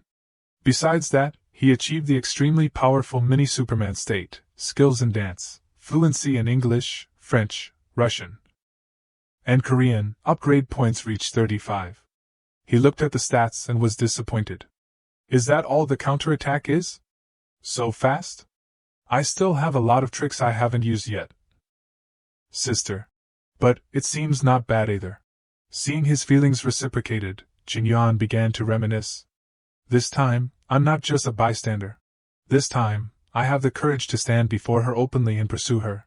This time, I won't let my past self down. The moment the two exchanged puppy love glances, the distance between him and Wu gradually narrowed, their lips about to touch when a disappointing event occurred. Qin Yuan's phone rang. Unexpectedly, he had set a song with lyrics, "I don't want to see you hurt like a girl's love." This directly created awkwardness, causing both to turn their faces away. The caller was Zhao Yuqi. As soon as he picked up, Yuqi immediately started talking. "Qin Yuan, I've moved into the villa, and I've been buying furniture for the past 2 days. Do you know what tomorrow is?" Qin Yuan glanced at Wu and replied, "Of course I know, it's your birthday tomorrow. I've prepared a gift, Chairman Zhao."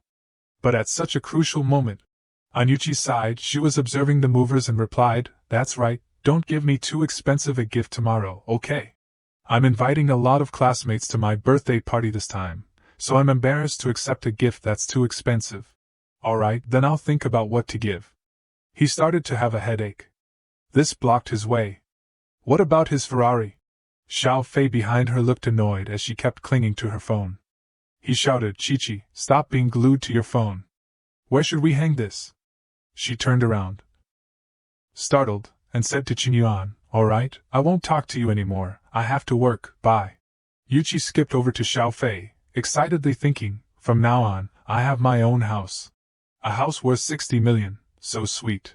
Back to Qin Yuan, he became curious when Wu remained silent after he answered the call. Why didn't she ask who called me? He decided to probe a little. "A college friend is having a birthday party. There will be a birthday party. Do you want to come?" He thought, no matter what, inviting her actively shows honesty, she won't suspect. Lies wrapped in truth are the hardest to see through. Wu hesitated for a moment and declined. "Oh, never mind. Now that the contract is signed, there will be a lot of things to do at home tomorrow. Besides, they're all your friends. It's not good for me to go." She thought to herself, some questions can be asked, some questions may not have answers. If that's the case, it's better not to ask. He seemed quite disappointed and said, "That's a pity. If you went, you would definitely outshine everyone." Wu, seeing that, promised, "If there's a chance later, I'll definitely visit your school." However, it wasn't just social interaction. Qin Yuan's eyes changed. "I'm just being polite. If you really go, I'll be in big trouble." Wu responded to Qin Yuan with a murderous aura. She thought to herself, there will always be women around an excellent man. What's mine will ultimately be mine. I believe in my charm. The car stopped in front of Wu's house, and the two had to part ways there. As soon as she got out of the car, she quickly expressed her gratitude. "Thank you today, Qin Yuan. I've caused you a lot of trouble." He leaned his face towards her and said, "If Wu is really concerned, give me some interest." He then chuckled. Unexpectedly, she kissed him on the cheek. Before leaving, Wu said, "This is the interest, you've been marked. From now on, you're mine." On the surface, he remained calm, but inside, he couldn't help but have a nosebleed. This woman, Wu, is truly amazing. Qin Yuan returned to his car satisfied. Today's meritorious deeds are complete, time to go play video games. Suddenly, another girl's voice rang out, "Qin Yuan, is this your car?" He turned towards the voice in surprise. It was Xu Tong. It turned out she lived in the same apartment building as Wu. Xu Tong's expression looked like she couldn't believe her eyes as she looked at the shiny car. Before Xu Tong could say anything more, Qin Yuan quickly drove away. Xu Tong's friend commented, "This Qin Yuan was definitely lying last time. He's probably much richer than Li Yundao, or maybe he was testing you last time, Xu Tong." Only then did Xu Tong flinch. She recalled what happened back then. "Testing me? So I messed up again. I'm such a stupid pig." Xu Tong cried and hugged her friend, lamenting, Nui, I missed it again. I missed such an important opportunity. Qin Yuan will definitely not forgive me anymore." Nui replied, "That's right, Xu Tong, you missed it. There's no chance for you now. But if it were me, I'd still have a chance." As she spoke, Nui's gaze towards her became extremely strange. Xu Tong understood the implication behind her words, which made her even more heartbroken. She grabbed Nui and questioned, "What do you mean? Do you still have feelings for Qin Yuan?" Nui began to reveal her true nature, her voice turning sour. "That's right. He's so outstanding, it's only reasonable for me to pursue him. Why can you but I can't?" Maybe Qin Yuan already hates someone like you and likes someone like me? These words directly caused Xu Tong to lose control. Xu Tong ran over and grabbed Nui Nui's hair, yelling, "Su Nui, you bitch! Did you set me up at the last gathering?" Nui Nui retaliated by pushing Xu Tong's head down. "Am I a bitch? Do you think you're some kind of young miss? Didn't you crawl into Huang Tuankai's bed for money?" The two then got into a fight. "Shut up! I'll kill you!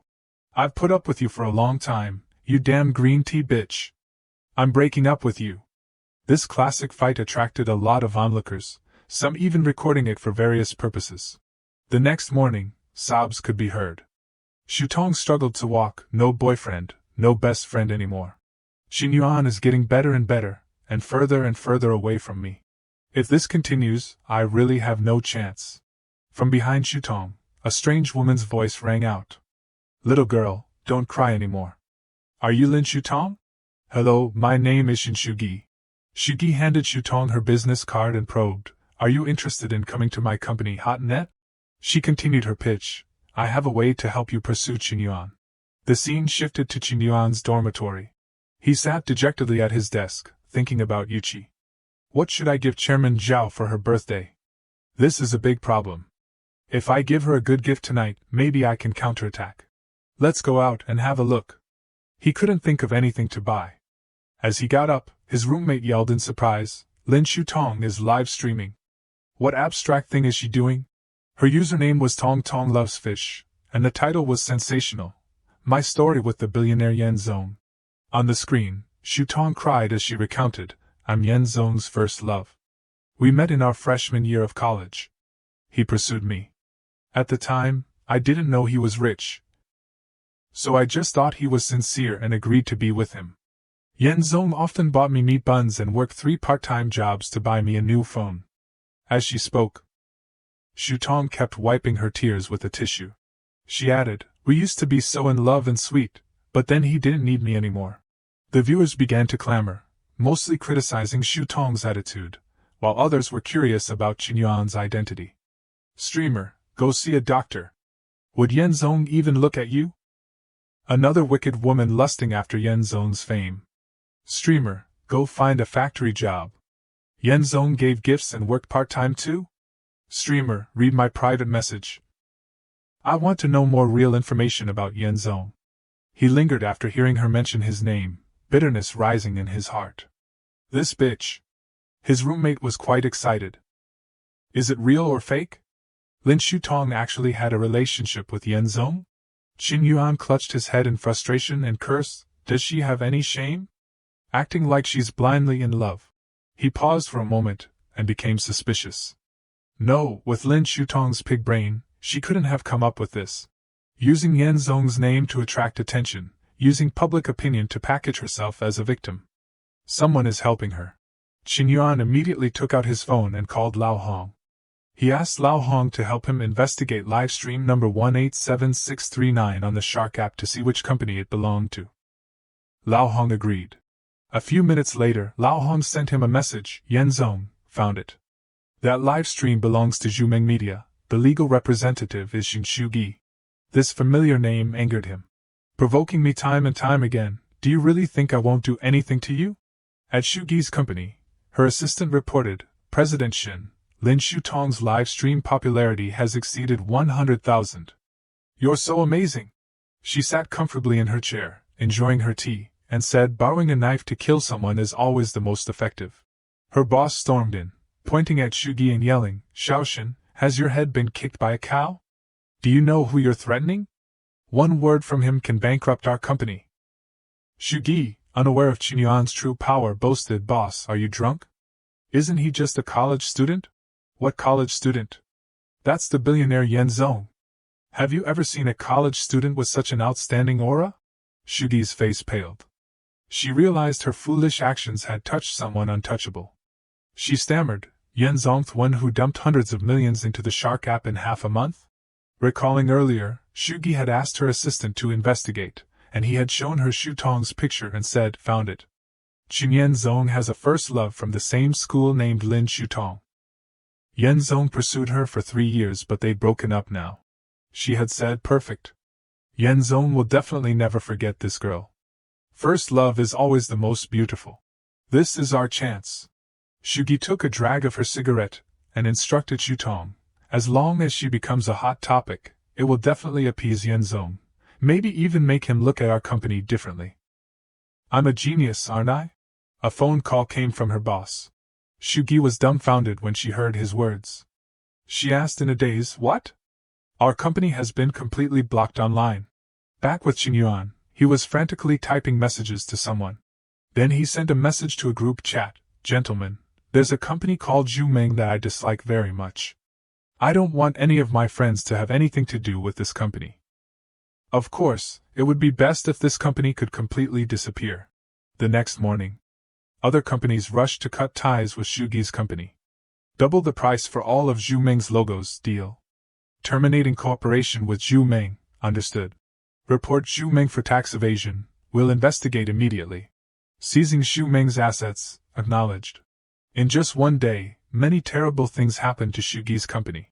When she found out, she was so shocked she froze. What? Our company is blocked?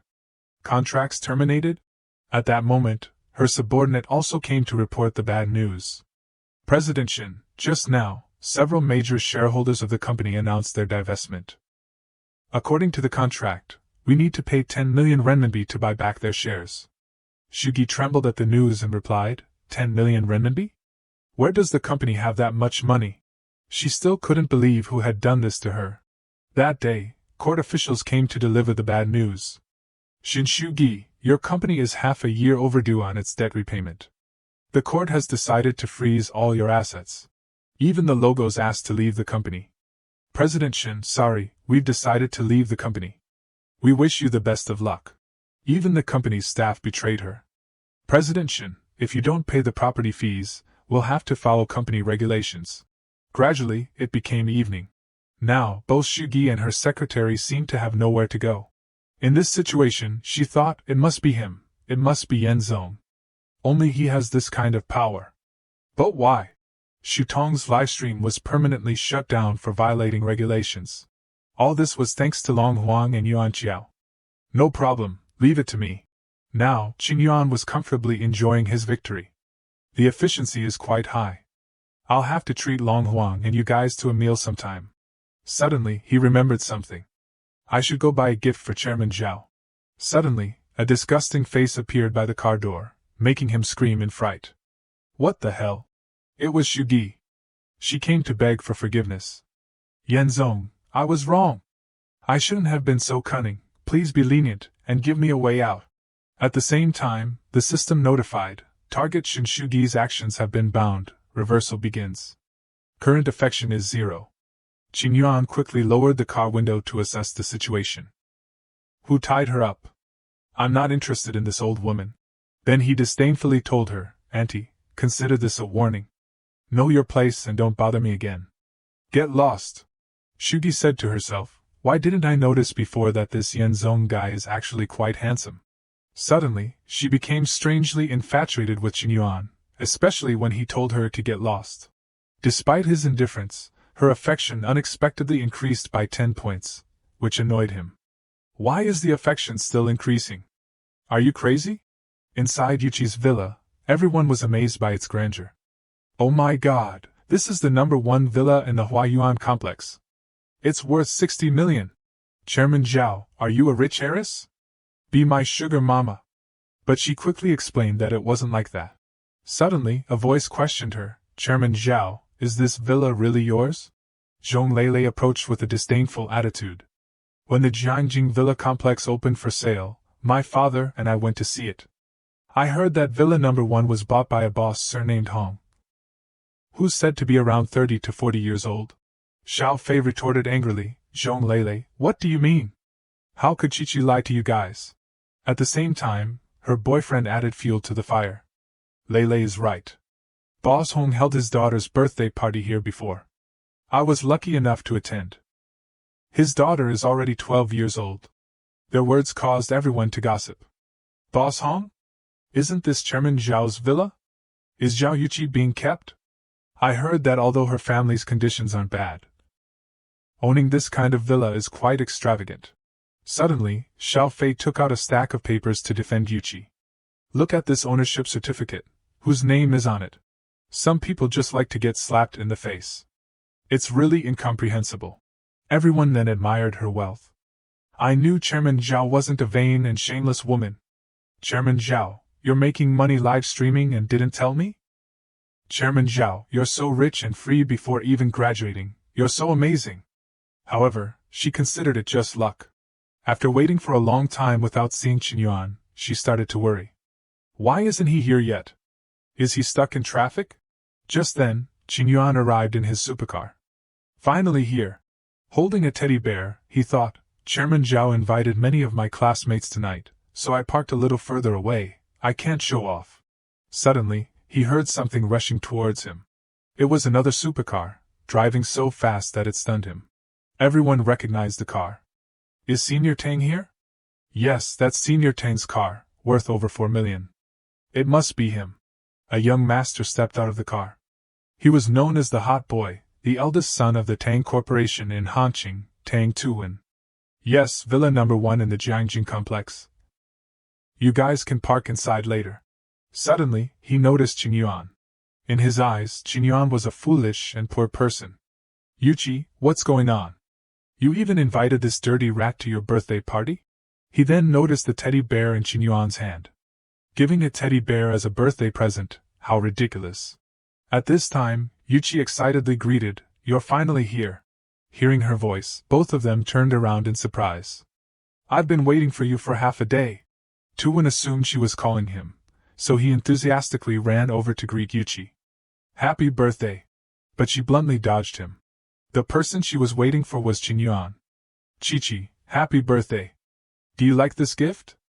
Thank you. This situation confused her friends. Am I dreaming?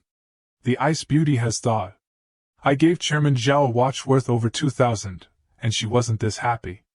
Dude. Look, Yao Yuan gave Chairman Zhao a Rada bag worth over 20,000, and Chairman Zhao rejected it on the spot.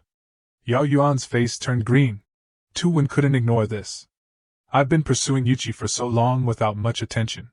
When did she get a rat by her side? Just then, a truck arrived. He smirked confidently. My chance has come. Tuwen suddenly walked over and said, Yuqi, I also have a gift for you. You'll definitely like it, just wait and see. The staff carried a very large item down from the truck. Tuwen sneered, thinking, rats should stay in the sewers. I'll let you know what class difference is. Indeed, it was completely different. He gave Yuqi a piano. This is a Yamaha CF6 professional performance piano, a genuine import. He felt this was the most suitable gift for the host of tonight's party. Yuqi, happy birthday. This is a special gift I prepared for you. Do you like it? However, she shyly replied, I do like it, but this piano is worth millions, it's too expensive. I'll transfer the money back to Senior Tang. Tuwen didn't care much about that. Yuqi, as long as you like it, it's nothing. Besides the piano I gave you today, I also have a song I want to dedicate to you, which I wrote myself. Tuwen's dedication made many girls swoon. Oh my god, Senior Tang is going to play the piano. This is the first time he's played publicly since his solo concert in Vienna last year. Tonight is so worth it. I'll live stream it for my classmates. The melodies Tuwen created filled the villa. It made other girls jealous. He's so good. Senior Tang's piano playing is so healing. He and Chairman Zhao are so well matched. That's right. Senior Tang and Chairman Zhao, I ship them. Shortly after, Yuqi walked over and praised, Thank you, Senior Tang. Your piano playing is amazing. I'm ashamed of my own skills. He humbly replied, Yuqi, you're too kind. I'm just throwing a sprat to catch a mackerel. Tuwen suddenly turned to Qinyuan provocatively. This classmate, if you can impress Yuqi, why not show off your talent a little? Qinyuan immediately grasped his intentions. It seems this guy wants to embarrass me. However, he calmly accepted the challenge. Alright, Senior Tang, if you want me to play, I'll fulfill your wish. Even Yuqi was surprised when he agreed. Qinyuan knows how to play the piano? Countless questions arose. This guy dresses like a beggar, and he knows how to play the piano? Don't you understand? Senior Tang is teaching him a lesson. Wait and see the show. Interesting. This kid is going to lose face tonight. Hearing their criticisms, he felt bitter inside. I don't know how to play. But I can hack. At the same time, he used his 35 upgrade points to upgrade his piano skill, using attribute points to make himself soar. Qin Yuan glanced at Tu Wen and sneered. Want to step on me? Think again. System, enhance my piano experience by 50 years. And then he began the first notes of the party. Tu Wen, witnessing his actions, became a little worried. What's going on? This kid's aura has changed. Just seconds later, the profound melodies he created filled the villa. Even Tu Wen couldn't believe his eyes. Isn't this the piece I just played? How can anyone memorize the entire piece in such a short time? Qin Yuan excitedly revealed, Are you surprised by that? The real skill is yet to come. He continuously demonstrated the ultimate skills of a piano virtuoso. Tu Wen was stunned to realize something strange. He's speeding up. So fast, but not a single note is wrong. Indeed, with the skill of a 50-year musician, he seemed to have conquered everyone present. One person playing, but it feels like a duet. Am I seeing things? How can there be four hands? Is this the lost technique my teacher once talked about? Training this technique is extremely brutal. Willpower, talent, and physical ability are all essential. Once mastered, every note played is incredibly accurate and decisive, touching people's hearts. Like a ruthless Gatling gun, mercilessly attacking the eardrums. Qin Yuan played passionately. A few minutes later, he finished the piece, heat radiating from his body. His talent left everyone in stunned silence. Qin Yuan took out a pack of cigarettes from his pocket. Then he inserted a cigarette into the piano strings, using its heat to light the cigarette. Then walked over to Tu Wen. He put his arm around him and said, Actually, your skills are quite good. Keep working hard, and you'll achieve something. Then he shoved the cigarette into Tu Wen's mouth. But the piano is a means to express one's heart, not a toy for fighting for power and jealousy. Tu Wen blankly obeyed. Oh, okay. Qin Yuan's talent earned him applause. A hidden dragon. With such talent, no wonder Chairman Zhao looks at him differently. That's right. Senior Tang dug his own grave.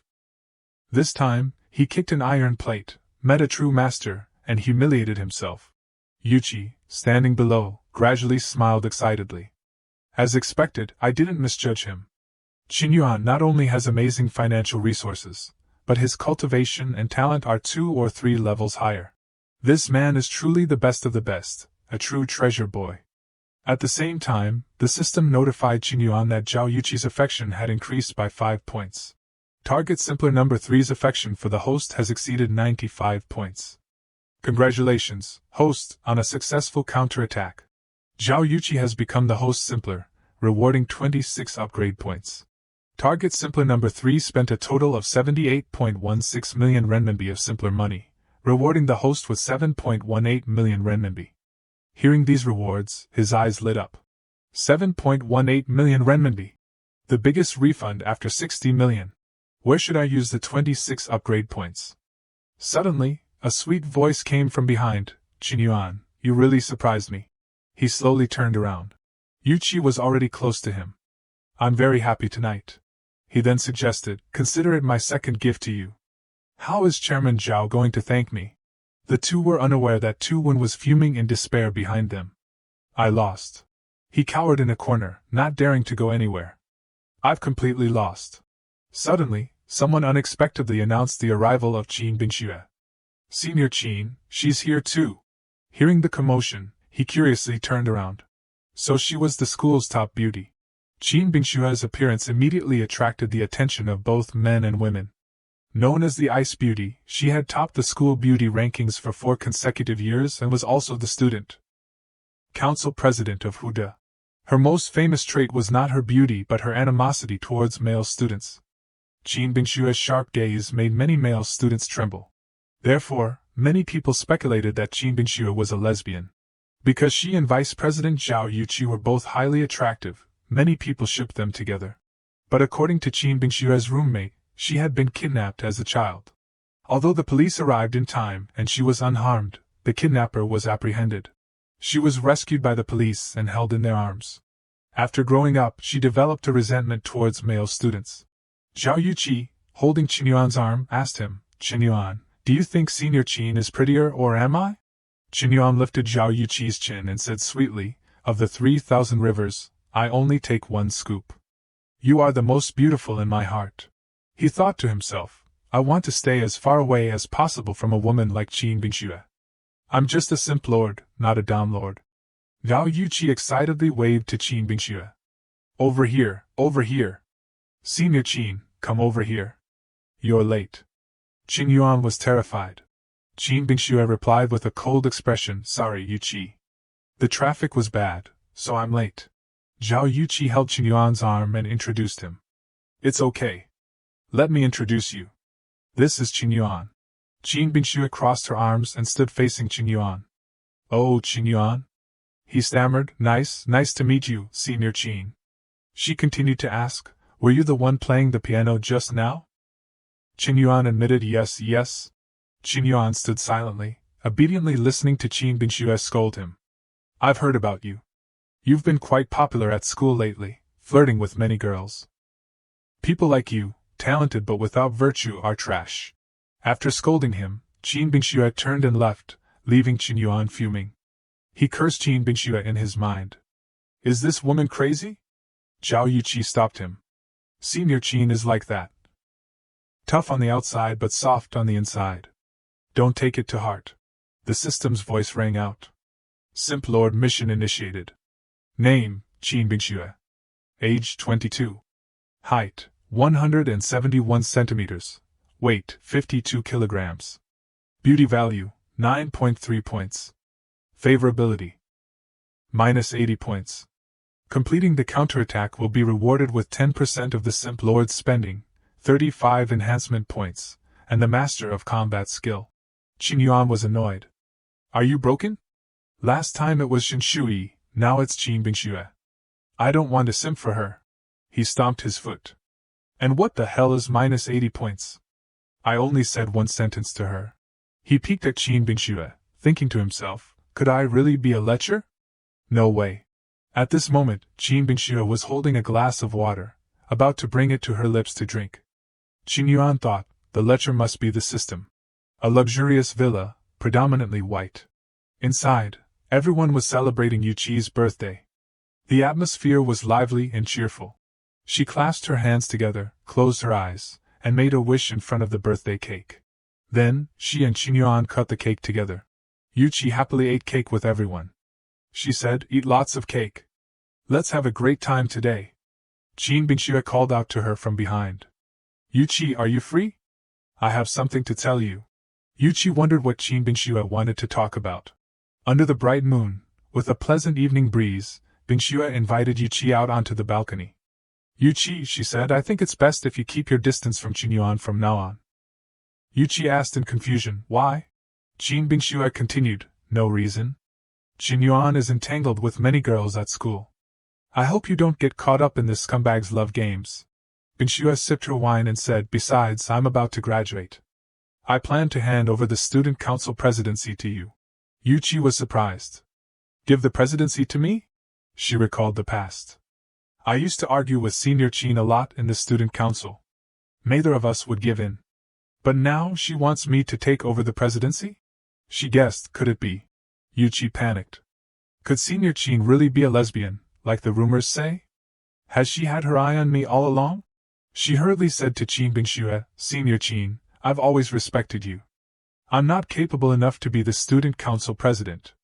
And Qin Yuan isn't like you think. Qin Bingxue interrupted her. My mind is made up. You don't need to say anything more. Qin Bingxue stepped closer to Yuqi, her expression fierce. Love makes people blind. Look at you now. You don't look like a senior member of the student council. Upholding the 5 virtues and 4 beauties, serious and disciplined. Zhao Yuqi blushed and said shyly, actually, I've been thinking about resigning from the student council. That way, I can spend more time with Qin Yuan. Qin Bingxue was truly angry. Stupid! How could you be so foolish? Where is your sense of responsibility and your career aspirations? That scumbag is really harmful. The system's voice rang out. Qin Bingxue's favorability -5. Qin Bingxue's favorability -5. Current favorability, -90. Qin Yuan choked on his food and coughed violently. Qin Yuan looked towards Qin Bingxue and Zhao Yuqi, who were talking. He complained inwardly, "Sister, what did I do to you? I'm just eating cake, and my favorability dropped by 10 points. Yuqi returned to the party and prepared to say goodbye to her friends. Is the car here yet? Drive safely. Thank you, everyone. Seeing Qin Yuan turn to leave, she called out to him. Qin Yuan, wait a minute. Zhao Yuqi was shy. I have something to tell you. Qin Yuan stepped outside, a happy expression on his face. After Chairman Zhao's favorability filled up, she became even more adorable. He recalled Yuqi's earlier appearance. Qin Yuan was so delighted that he had a nosebleed. She was so formal just to ask me to go to the movies tomorrow. I thought she was going to ask me to stay the night. Suddenly, he heard crying coming from somewhere. A young man sat in front of a car, hugging his legs and crying. What's the fucking point of practicing the piano? Qin Yuan frowned. Hey, isn't that student Tang Tuwen? Why hasn't he left? I thought I heard a ghost crying. Then he said. He walked up to Tang Tuwen and startled him. Hello, student Tang. Tang Tuwen jumped. Tang Tuwen panicked and backed away, shouting, you're Qin Yuan. Qin Yuan, hands in his pockets, stood on the hood of a car. Student Tang still remembers my name. How down to earth. He continued, it's just losing a piano competition. What's there to cry about? He thought, it's not embarrassing to lose to someone who gets points from the system. Tang Tuwen became angry. What do you mean? That look, that expression, you're looking down on me, aren't you? Qin Yuan jumped down and walked calmly. Oh no. Student Tang is too sensitive. I ate a little too much for dinner, so I'm a bit full. Tang Tuwen gritted his teeth, his face full of resentment. I admit that you handsome bastard, are indeed better at playing the piano than me. But so what? He continued, my family background, my wealth and status, you couldn't catch up even if you rode a horse? Tuwen showed off the expensive items he was wearing. He held up his Ferrari car keys. Tang Tuwen said mockingly to Qin Yuan, looking at your poor appearance, you probably don't have money for a cab. How about I show some compassion and give you a ride? He was astonished to see Qin Yuan getting into another luxury car. Qin Yuan's face darkened. He was so angry that he broke the car key in two. Tang Tuwen collapsed and knelt on the ground, yelling, how is this possible? Wearing street clothes and driving a Ferrari LaFerrari? Is God blind? Qin Yuan drove while thinking, what movie should I watch tomorrow? Quarter Quell 6? Guardians of the Galaxy Volume 7? Should I wear a short-sleeved shirt or a tank top? Suddenly he noticed someone standing by the road. Hey, isn't that Senior Qin? Waiting for a ride alone? Qin Bingxue shivered, hugging herself. Qin Yuan guessed, the temperature difference between day and night is quite large. She'll catch a cold dressed like that. He smirked. But what does it have to do with me? This crazy woman deserves to freeze. He then drove past where Qin Bingxue was standing, laughing mockingly. Bye, Senior Qin.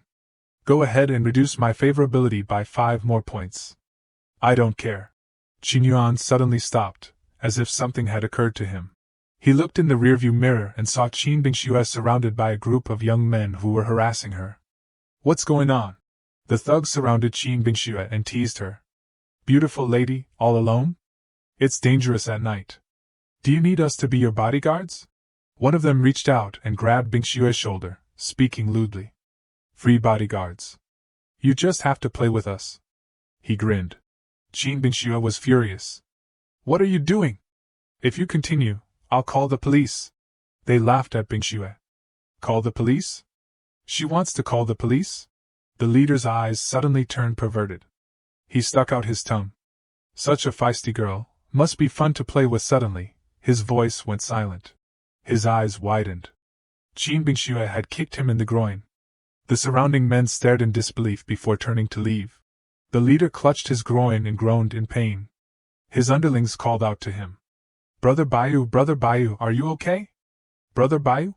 The leader flew into a rage. Brother Bayu, my ass! Catch that girl for me. Qin Bingxue ran away, the underlings chasing after her and yelling, Don't run! Stop! Qin Bingxue ran as fast as she could, not paying attention to what was in front of her. She thought, a bunch of damn beasts. If there weren't so many of them. With my fighting skills, I could definitely make them cry.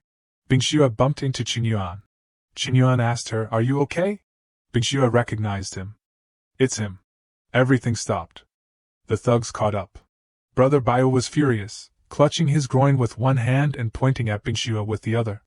"You bitch, run! Keep running! Today, I'm going to." She gritted her teeth and cursed inwardly. Shameless. Vulgar. No man is good.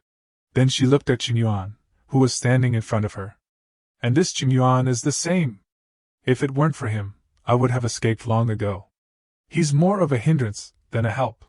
Qingyuan said to the thugs, "That's enough. This isn't a place for you to act tough. I'll give you 2 minutes to leave." The leader scoffed. "TSK, TSK. The hero's saving the damsel. I'm not fucking leaving." Moments later, the thugs were beaten to a pulp by Qingyuan, lying sprawled on the ground. He dusted off his hands, looking arrogant. People should really listen to advice. Then he looked at Qin Bingxue. "Senior Qin, are you alright?" The system's voice rang out. Qin Bingshue's favorability -5. This shocked Qingyuan. The system announced, current favorability, -95. Qingyuan looked at Qin Bingxue, puzzled as to why her favorability had decreased. Qin Bingxue stared at Qingyuan.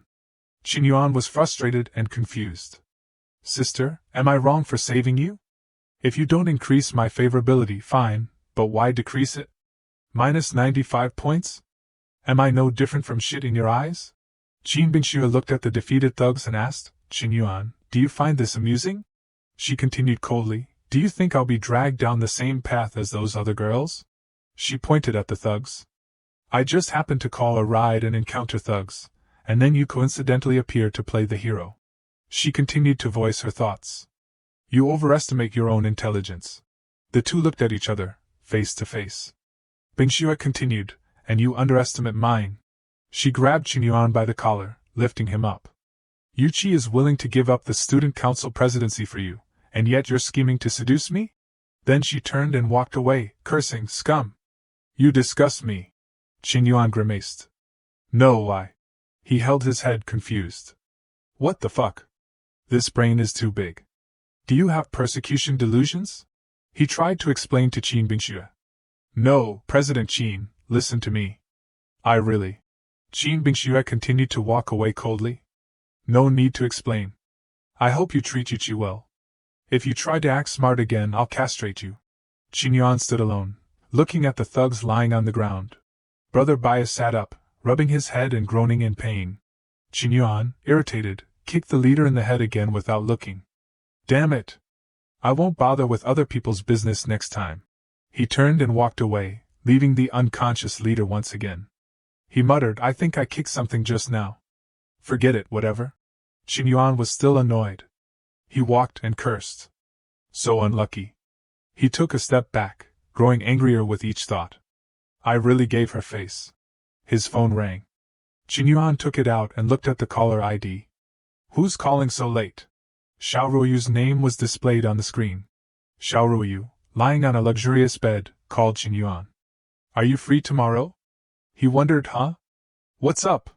Ruoyu suggested, "Well, I don't have class tomorrow. I want to invite you to a movie." Qingyuan frowned, looking troubled. He thought, tomorrow Chairman Zhao also asked me to a movie. Same day. The next morning, Qingyuan drove his shiny Ferrari to the academy to pick up Lu Wenjie for a movie, attracting stares and gossip from the students. They said enviously, "What's going on?" After parking, he took out his phone and texted Lu Wenjie, "Where are you?" He immediately replied, "Almost there, wait for me." The reason for this movie outing was that Lu Wenjie had come to him yesterday, crying and begging, "Qingyuan, the girl I asked to the movies rejected me. I already bought the tickets. Come with me." So he had agreed. He thought, "I thought I'd only have to go twice today, but it's actually 3 times. He sighed. Man plans, God laughs. But on second thought, it was only right. Lu Wenjie was his best friend. Back when he had no money for food, Lu Wenjie often helped him out. This afternoon looks busy. He had to watch a movie with Lu Wenjie at 2 o'clock, then meet Zhao Qiqi at 5 o'clock, and finally, Have a date with Xiao Ruoyu at 8 p.m. Faced with this predicament, Qin Yuan had only one option: to manage his time efficiently. I'll just have to watch 3 movies in one day. Sitting in the car waiting for Lu Wenjie, he let out a tired sigh. Suddenly, someone got into the car, startling him. He turned and asked, "Lu Wenjie, why are you so?" He saw a girl casually applying makeup. He asked curiously, "Who are you?" The girl raised an eyebrow and replied in a coquettish tone, "Sorry, I was so focused on my makeup that I got into the wrong car." "It's okay. Get out of the car. Be more careful next time," Qin Yuan said coldly. Not only did she refuse to get out, but she also shamelessly flirted with him. "Even if I got into the wrong car, maybe I met the right person." On the surface, she appeared to be a beautiful, gentle, and cute girl, but inside, she was cunning and treacherous. "If I get out of the car, how can I seduce him? He drives a nice car and is handsome. I can't let him go." Unable to miss out on such a good opportunity, she continued to flirt with Qin Yuan in a sugary sweet voice. "Brother, can I add you on WeChat? I feel like we have a connection." But Qin Yuan was unmoved. He stared at his phone and replied indifferently, "Sorry, I don't have a phone." His master-level dodging of her advances embarrassed her so much that she blushed. Meanwhile, Qin Yuan was inwardly smug, his pride soaring. Unlike those uncivilized, traditional Chinese men like Lu Wenjie, Sigma males like us will never fall into the traps of women. The girl froze, her eyes wide, not knowing where to hide her embarrassment. She snapped angrily, "Fine, you're cruel. I'm getting out." At that moment, Lu Wenjie arrived. Seeing her get out of the car, he was a little surprised. "Du Xiaoye, why are you here?" Hearing the familiar voice, both Qin Yuan and the girl exclaimed, "Lu Wenjie?" He asked seriously, "Didn't you say you had to go to the hospital to visit your mother this afternoon, and couldn't go to the movies with me? Why are you in my friend's car? Are you too?" Now, Qin Yuan understood the situation. This girl was the one who had rejected Lu Wenjie. He won't misunderstand, will he? Panic and fear surged. He couldn't just stand there. He quickly got out of the car. "Lu Wenjie, listen to my explanation. Suddenly, Lu Wenjie interrupted, yelling angrily, "Are complete strangers with absolutely no relationship whatsoever." He pointed at Du Xiaoye and loudly exposed her scheme. "Du Xiaoye, you saw my friend driving a Ferrari and wanted to seduce him, but he wasn't interested, so he asked you to get out. You two have no relationship. You were just shamelessly clinging to my friend, isn't that right?" Hearing this, Qin Yuan felt relieved, nodding repeatedly and confirming, "Right? That's exactly right." Then, the two got into the Ferrari and sped off, leaving the girl standing there alone. She wondered, Lu Wenjie actually knows someone so rich? The contrast between that image and the gleaming Ferrari that had just left was baffling. She was completely confused. Isn't he supposed to be dirt poor with only 800 yuan a month for living expenses? Meanwhile, at the shopping mall, Qin Yuan and Lu Wenjie were watching a movie in the theater. But Lu Wenjie couldn't shake off his thoughts about the earlier incident, and he felt a little disheartened. He asked softly, "Qin Yuan, am I just too pathetic? Why are you always surrounded by girls, but my love life is such a mess?" Qin Yuan replied casually, "How would I know? But why chase girls? Are you lacking ancestors to worship?"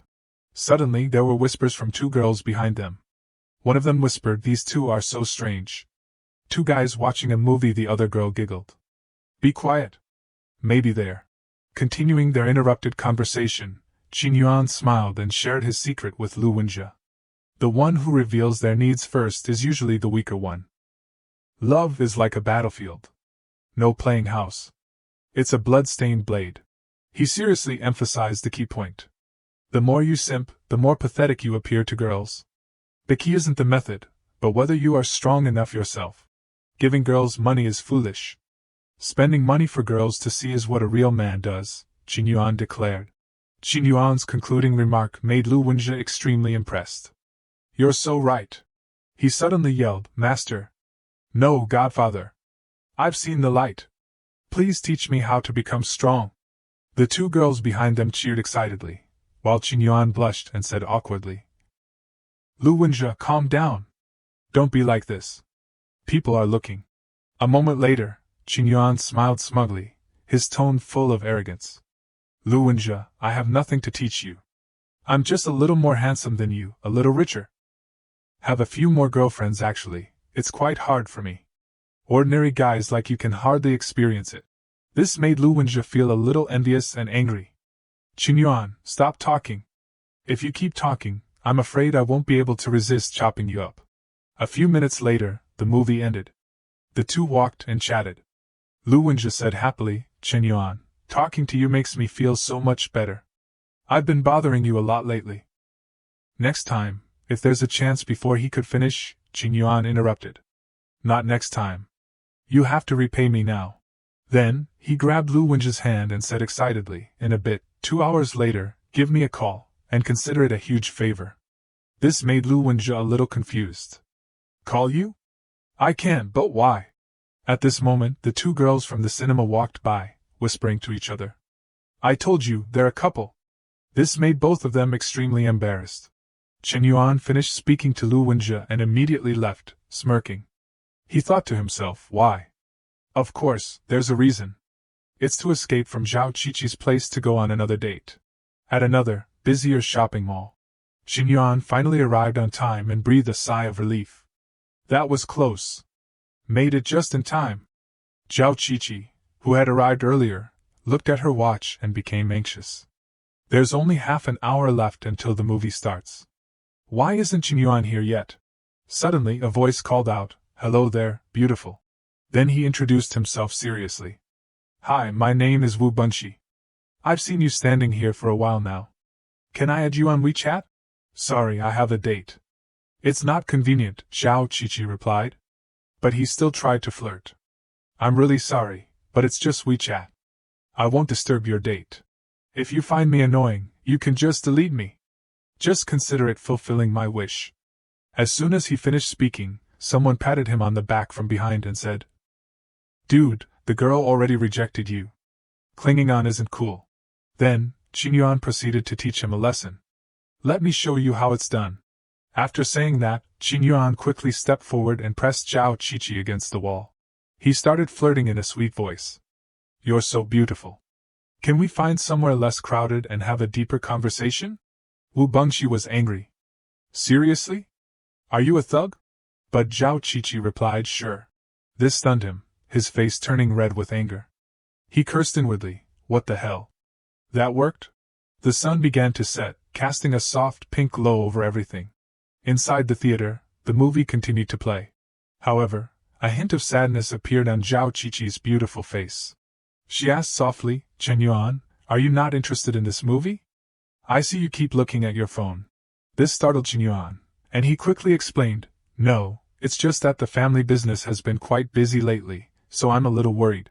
Hearing this, Zhao Qiqi thought to herself, he has to inherit such a large fortune. The pressure must be immense. Ordinary people like us are carefree, but he has to bear so much. Then she clasped her hands and prayed for him. Others only see Qingyuan's extraordinary skills, but they don't know how much effort he puts in behind the scenes. In her imagination, Qingyuan was a strong, muscular man, not only with a sturdy physique but also with impressive fighting and wrestling skills. Such excellent skills must be the result of rigorous training from a young age. She sympathized with Qingyuan, understanding the sacrifices he must have made. He's not only intelligent and academically gifted, but he's also a skilled violinist, captivating everyone with his artistic talent. Not only that, he's also an excellent basketball player. Because a person who has received an elite aristocratic education from a young age has never complained about hardship or fatigue. Only silently shouldering his responsibilities, she felt a pang of heartache. Then she blamed herself. He works so hard, and yet I'm selfishly taking up his time, asking him to watch a movie with me. I'm such a bad woman. Then, she suddenly took Qingyuan's hand. This surprised him. Qingyuan turned to look and saw her crying, tears streaming down her face. He panicked, not understanding what was happening. Isn't this an action movie? Why is she crying? After the movie, the two continued to stroll. Zhao Qiqi felt a little hungry and asked, Qingyuan, are you hungry? Shall we find a place to eat? Because he still had another date with Xiao Ruoyu, he hesitated. Eat? Suddenly, his phone rang, interrupting him. He smiled contentedly, silently thanking Lu Wenjie for being a good friend and calling at the right time. He answered the phone. Hello? Lu Wenjia? Then he suddenly yelled, What? That serious? I'll be right there. This left Zhao Qiqi stunned. What's wrong? After hanging up, he turned and apologized. Zhao Qiqi, I have to leave. Something happened to my friend. Hearing this, she replied softly, It's okay. Go help your friend. I'm fine. Inwardly, Zhao Qiqi admired him. Qin Yuan's friend must be facing something serious. He's such a good and loyal man. Qin Yuan felt proud, praising himself inwardly. I'm a genius. Next, I have to hurry to the next cinema. Xiaoruoyu. By now, it was completely dark, and the silent night had fallen over the city. Upon arrival, Qin Yuan took out his phone and texted, I'm at your new place. Immediately, he received a reply, Okay, I'm coming down. Wait for me 2 minutes. Today had been a tiring day for Qin Yuan, so he told himself, finally, just one last movie. Today has been like a wrestling match. I won't try to juggle so many things next time. Suddenly, a voice called out his name. Qin Yuan! It was Xiaoruoyu. She walked over, smiling. Sorry to keep you waiting. Qin Yuan was captivated upon seeing her. She looks so beautiful today. Student Xiao can pull off any style. Truly the best of women, he praised inwardly. At this moment, Xiaoruoyu's beauty made his heart flutter. Seeing Qin Yuan standing there, smiling dreamily, Xiaoruoyu quickly said, Let's go. He snapped out of his trance. Go? Right, let's go. Walking next to Xiaoruoyu, he blushed, thinking, if things go well today, maybe I can take things a step further with student Xiaoruoyu. This time, both Qin Yuan and Xiaoruoyu seemed to enjoy the movie together. Afterwards, they even went to a barbecue stall for dinner. Time flew by. It was late, so Qin Yuan took her home. Then they said goodbye. Zhao Qiqi added, Qin Yuan, go home and rest early. Thank you for spending time with me so late. I had a lot of fun. As she was about to leave, Qin Yuan suddenly called out, Xiaoruoyu. He asked shyly, Can I come up for a glass of water? Xiaoruoyu was immediately delighted. He was taking a shower, while Xiaoruoyu waited outside. She wondered, what's going on today? This isn't like me. Xiaoruoyu considered his words after he finished his drink and said it was too late to go home.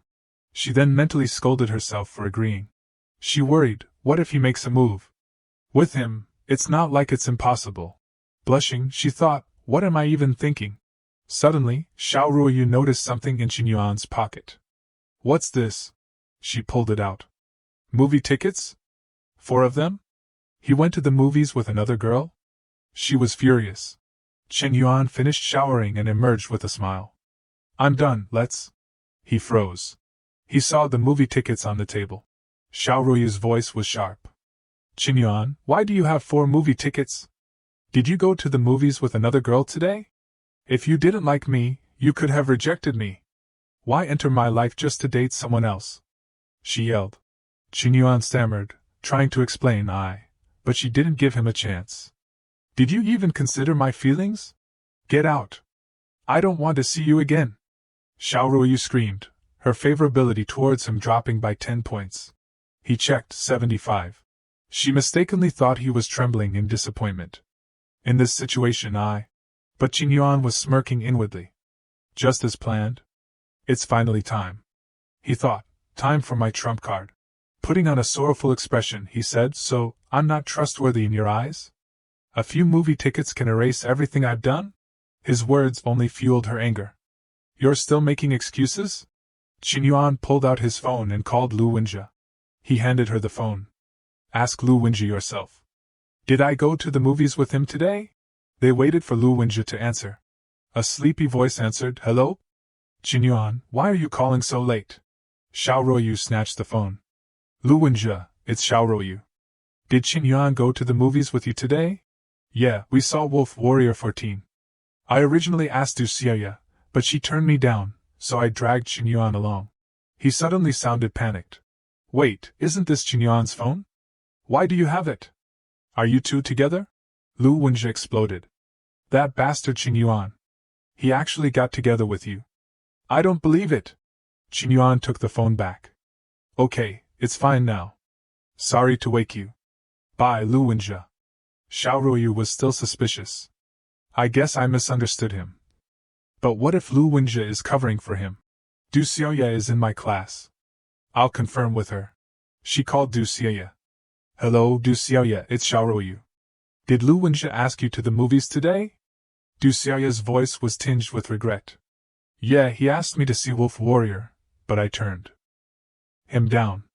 I even saw a hot guy pick him up in a Ferrari. If I knew he had such connections, I would have gone. After the call, Qin Yuan asked gently, so, confirmed? Or do you want to check my payment history? Xiao Ruoyu felt relieved and guilty. Qin Yuan interrupted, Xiao Ruoyu, I'm very disappointed in you today. Qin Yuan, I was wrong. Don't be mad. I shouldn't have doubted you. Please forgive me. Xiao Ruoyu pleaded. The door slammed. Relieved, Qin Yuan wiped his sweat. That was close. Good thing I was prepared. I almost crashed and burned. At Ruoyu's company, she texted Qin Yuan. I'm sorry. I misunderstood you last night. You're right, we should trust each other. I've reflected on my actions. Can you forgive me? He replied instantly, It's okay, Ruoyu. It's my fault for not explaining clearly. I apologize too. Touched, Xiao Ruoyu thought, it's clearly my fault, but he apologized. He's so warm. Her favorability increased by 10 points. Seeing her favorability rise again, Qin Yuan sighed. It's increasing again? The system sent a bittersweet notification. Favorability of addict number 6 Xiao Ruoyu towards host has exceeded 96 points. Reward, 10 enhancement points. 1 point higher than before. I can't do that again. I almost played myself. This is a reminder to categorize my targets. Who to use, who to maintain good relations with. I need their favorability so high they'll do anything for me. Qin Yuan thought greedily, only children choose. I'll take them all. Call me a player, but who doesn't dream of a harem? 2 nearby girls overheard him and hurried away. I heard Senior Tang sponsored the basketball captain's strongest passerby competition. Really? In the school gym? Let's go. There are so many hot guys on the basketball team. Qin Yuan overheard them. Tang Tuan? Strongest passerby? Interesting. I'll check it out. He followed them to the gymnasium, overwhelmed by the crowd.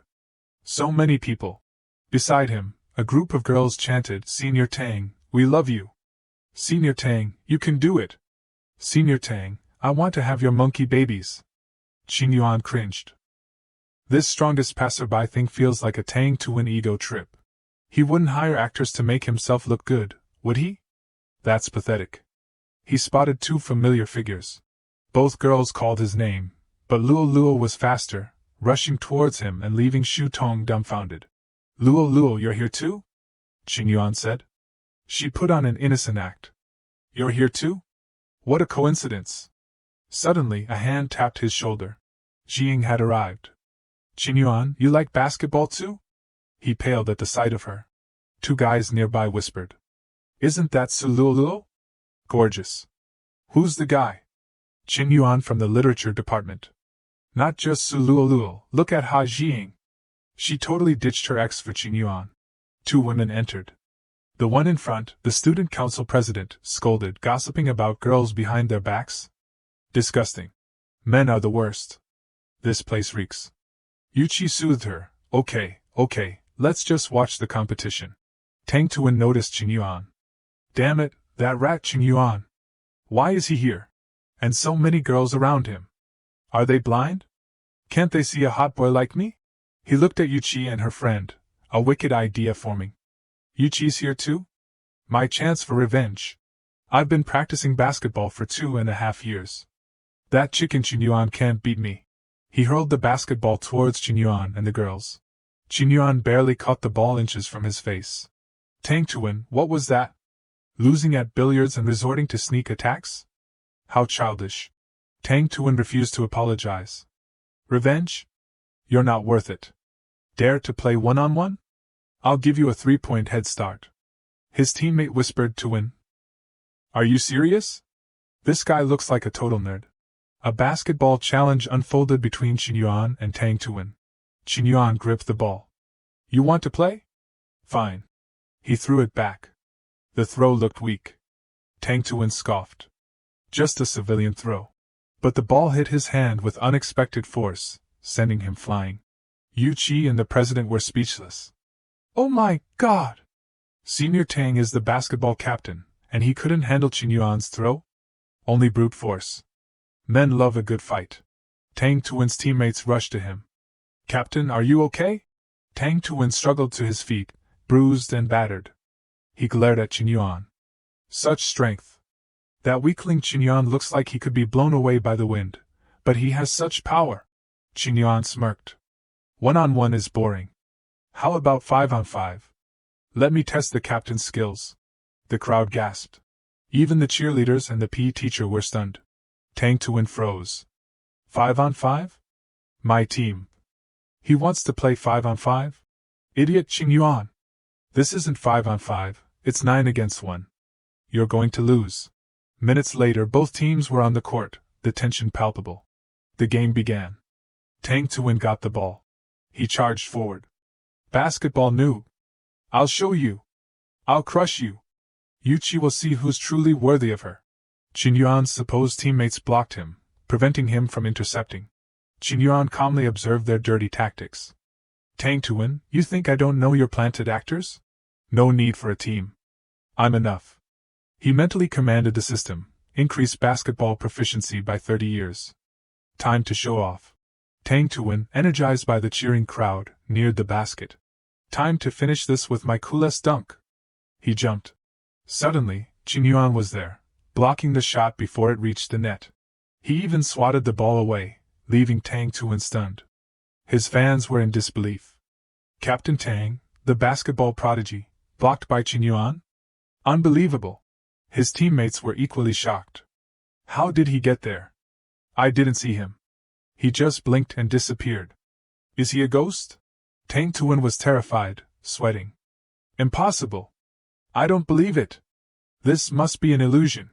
Qin Yuan grabbed the ball, smirking. My turn, Captain Tang. A whistle blew. The referee gave him a yellow card. Qin Yuan was furious. A foul? Tang Tuan, do you have any shame? Biased refereeing. Tang Tuan, taking advantage of Qin Yuan's distraction, shot and scored. He sneered. So you're good at basketball? So what? I have the referee on my side. Are you mad? There are unspoken rules on the court. You're so naive, Qin Yuan. The audience noticed the unfair call. Murmurs erupted. That wasn't a foul. Why did the referee blow the whistle? A biased referee? In a friendly match? Shameless. How can someone so shameless represent Huda? Disgraceful. Qin Yuan's anger ignited. Tang Tuan, you've crossed the line. I can tolerate your cheating, but I won't allow you to insult the spirit of sports. I'll crush you. Qin Yuan strategized. He snatched the ball before Tang Tuan realized it. A powerful jump put him ahead of his opponents. Qin Yuan scored, tying the game. Tang Tuan's face darkened. He snapped at his teammates. Block him. Foul him if you have to. Stop him. What are you guys doing? They swarmed Qin Yuan. Trapped, Qin Yuan smirked and leaped over them, shocking everyone. What the dash? Airborne, he effortlessly shot and scored. Everyone stared in disbelief. How did he do that? Does he have to be so extra? Even in a rigged match. Why is he so reckless? The referee recalled his father's words. Son, a referee is the cornerstone of a match. When you blow the whistle, do it with a clear conscience. Yes, father. He started to question himself. For respect? He had once led a team himself. He taught them, winning or losing isn't about the score, but about whether you gave your all. He looked at the other players. Or is it for passion? The more he thought, the more ashamed he felt. They were tearing up. Compared to him, we're so ugly. We're disgracing basketball. Qin Yuan was surprised by their reaction. What's this? Giving up? Tang Tuan's legs trembled. He stumbled back as his teammates parted. The audience was bewildered. Is the basketball team crazy? Are they still playing? Yu Qi's voice reached him. Qin Yuan wins with virtue. This is true sportsmanship. Tang Tuan, alone on the court, panicked. What's going on? Do you guys still want to get paid? The score was 60-2 in Qin Yuan's favor. Qin Yuan, ignoring Tang Tuin's distress, taunted him. Tang Tuin, you disgrace basketball. Any further humiliation is your own fault. He dribbled towards the basket. Tang Tuin, exhausted, could only watch. Just defend this shot, and I won't lose all face. I still have a chance. He pursued Qin Yuan. As Qin Yuan jumped to shoot, Tang Tuin elbowed him in the chest. This is your fault. Go enjoy your hospital stay, Qin Yuan. But his elbow shattered against Qin Yuan's rock-hard body. Tang Tuin screamed in agony. How is this possible? My arm! He collapsed. Qin Yuan scored, making it 61-2. The system announced, favorability of addict number 3 Zhao Yuqi has exceeded 96. Reward, 10 enhancement points. Favorability of addicts number 2 and number 4, Su Luoluo and Lin Xiaotong, has exceeded 96. Reward, 10 enhancement points. Favorability of Ha Jiying has exceeded 95. Reward, 22 enhancement points. Qin Yuan looked down at the pathetic Tang Tuin. You're unworthy of being captain, in both skill and character. Playing against trash like you insults my basketball skills. Tang Tuin roared, Qin Yuan, don't be arrogant. Just you wait. I'll get you back. Two girls, now Qin Yuan fans, whispered, did you get Qin Yuan's dunk on video? Damn it, I was too engrossed and forgot to record. Jiying returned from the concession stand, holding a drink. Where's Qin Yuan? Coincidentally, Yuqi was nearby, holding the same drink. All four girls seemed to have the same purpose, creating a tense atmosphere. Elsewhere on campus, Qin Yuan was panting. Good thing I ran. Choosing which drink to accept could have been a disaster. Back in his dorm, he showered. Playing ball makes me so sweaty. A shower feels amazing. A phone notification popped up. Romantic wanderer from the Royal Tycoons group chat sent a friend request. Qin Yuan was puzzled. An invitation from the Tycoon group? What's this about? He accepted. The message read, Greetings, President Yen. Hello? Do you need a wife? Qin Yuan was bewildered. What the hell? Gao Kuan-yen, Best Actress winner at 22, was known as the top actress among the four Little Flower Dawn. However, she was embroiled in a scandal, labeled a homewrecker. Her reputation plummeted, facing a hefty fine of over 30 million yuan. While from a wealthy family, the recent downturn of the Gao Corporation made this some significant. Gao Lang, her younger brother, met with Qin Yuan. Gao Kuan-yen is my older sister. I'm asking for your help, President Yen. Qin Yuan sipped his tea. Marry your sister? You want me to join the Gao family? No, I just casually mentioned it on the app. I was afraid you wouldn't be interested. Gao Lang slammed his hand on the table. My sister was framed. Public opinion is against her, and there's that contract penalty. I want you to buy her villa. Qin Yuan considered. Buy a house. I do need a place of my own. But Gao Kuan-yen is a celebrity. He thought spends a lot, I bet. He set down his teacup. I can help. Arrange a meeting with your sister. I'll take a look at the house. Gao Lang beamed. Yes. He eagerly grabbed his phone. President Yen is as righteous as the legends say. A timely reign. He mused. I heard President Yen invested heavily in the Shao Corporation. My sister becoming his wife isn't impossible. Meanwhile, Kuan Yin yelled into her phone, tell that old geezer to get lost. I know he's powerful. He's behind all the rumors, isn't he? But I'll never bow to him. She slammed her phone onto the bed. Disgusting old man. Wants to sleep with me? Drop dead. She punched her pillow, imagining it was his face. She sighed. But what can I do? That contract penalty is so much. I just want to be an actress. Why is it so hard? Her phone rang. It was Gao Lang. Sister. I found you a powerful backer. You don't have to worry about money anymore. Kuan Yen was skeptical. A backer? Are you pimping me out now? Pimping? How crude.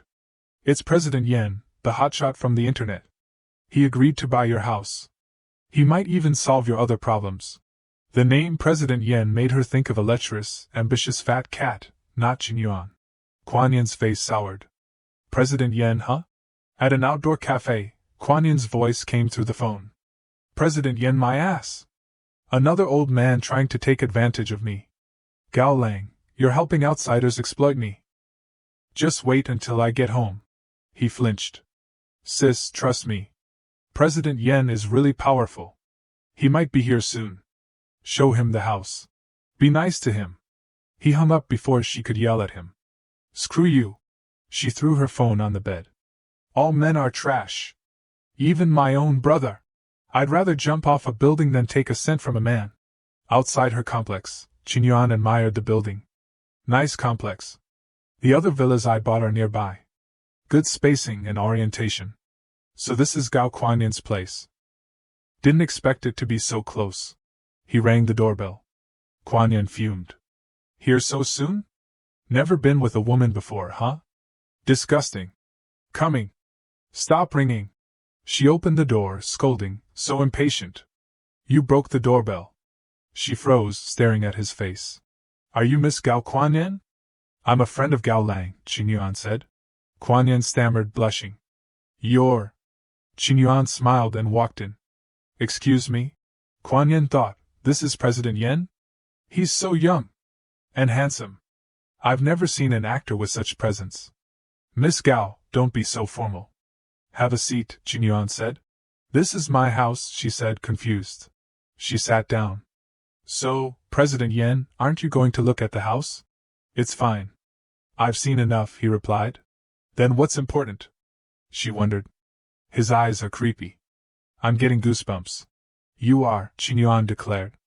I want you to be my mistress. The system activated. Sim Lord quest initiated. Target, Gao Kuanyan. Age 22. Height, 168 centimeters. Weight, 50 kilograms. Beauty score, 9.2. Favorability, -35. Quest complete at 95 favorability. Reward, 10% of Sim Lord funds, 30 enhancement points, acting proficiency skill. Qingyuan smirked. Shock and awe is better than beating around the bush. Let's see how you react. Kuanyan fumed inwardly. His mistress? Who does he think he's insulting? A little money and he's this arrogant? I'll show him. She propped her chin on her hand. You're very direct. Fine. Being your mistress is negotiable. My conditions: 1. A luxury car worth over 10 million. 2. A unit at first grade in Modestangtion. 3. You invest in 2 films over 500 million yuan, with me as the lead. If you find this too harsh. Qingyuan's eyes lit up. Really? That's fine. Let's do it. 1 unit at Tangshan isn't enough. How about a few more? 1 for you, your father, your whole family? How's that? Kuanyan was stunned. Is this guy crazy? Gao Lang arrived, spotting a car. Hey, isn't that President Yen's Ferrari? He's still here? He peeked inside, but Qingyuan was gone. Sis, why are you alone? Where's President Yen? I saw his car downstairs. He thought, I was hoping to catch him. So happy for nothing. Kuanyan was dazed. The Ferrari? He gave it to me, she mumbled. Gao Lang was crestfallen. He gave you a 20 million yuan car? Why not me? He also transferred me some money, she continued dreamily. Let me see. Gao Lang said eagerly. The money for the house? How much? 1 million? 2 million? She showed him her phone, account credited. Dear customer, your account has received 100 million yuan. Gao Lang shrieked. 100 million? He thought gleefully, he gave her 100 million before even buying the house. He's hooked. This is going to happen. He danced around, scattering rose petals. I'm going to be President Yan's brother-in-law. Kuanyan rolled her eyes. I guess I don't need this brother anymore. She recalled Qingyuan's handsome face and his words, be my mistress. Her heart fluttered. What's wrong with me? He wants me to be his mistress. I should hate him. But he gave the money so readily. Before leaving, Qingyuan had said, the car is in your name. Use this 100 million first. If it's not enough, I'll give you more. I can't stand seeing a beautiful woman suffer. I have to go. She blushed. He didn't even touch me. He was quite gentlemanly. Her favorability increased by 10 points. Kuanyan cupped her cheeks. He might not be so bad. Her favorability continued to rise. Current favorability, -5. Graduation day at the university was filled with cheerful students taking photos. Behind a building, Yuqi and Bing Shui talked. Yuqi, Xingyuan isn't a good guy. Leave him while you can. After today, I graduate and won't be able to protect you anymore. Yuqi chuckled. Senior Xingyuan isn't like that. So many girls offered him drinks at the basketball game. That proves he's a playboy. I saw that, but he didn't accept any and left. He did well. I don't see a problem, Yuqi insisted. Bing Shui thought, is she delusional? Let me tell you, on your birthday, Xingyuan pulled that hero saving the damsel act on me on my way home. He was trying to flirt. Do you still think there's no problem? Yuqi pulled out her phone. Senior Qin, I think you're demonizing men. I'm worried about your mental state. She showed Bing Shui a picture. Xingyuan is good in every way. He's just too righteous. He always helps people. It's not the first time. Look. Yuqi smiled brightly. Besides, he didn't know you'd be there that day. It couldn't have been staged. Bing Shui was taken aback. Did I really misunderstand Xingyuan? Am I demonizing men? She suddenly ran off. Senior Qin, where are you going? Your class hasn't taken their picture yet. Yuqi called after her. Bing Shui was mortified. So embarrassing.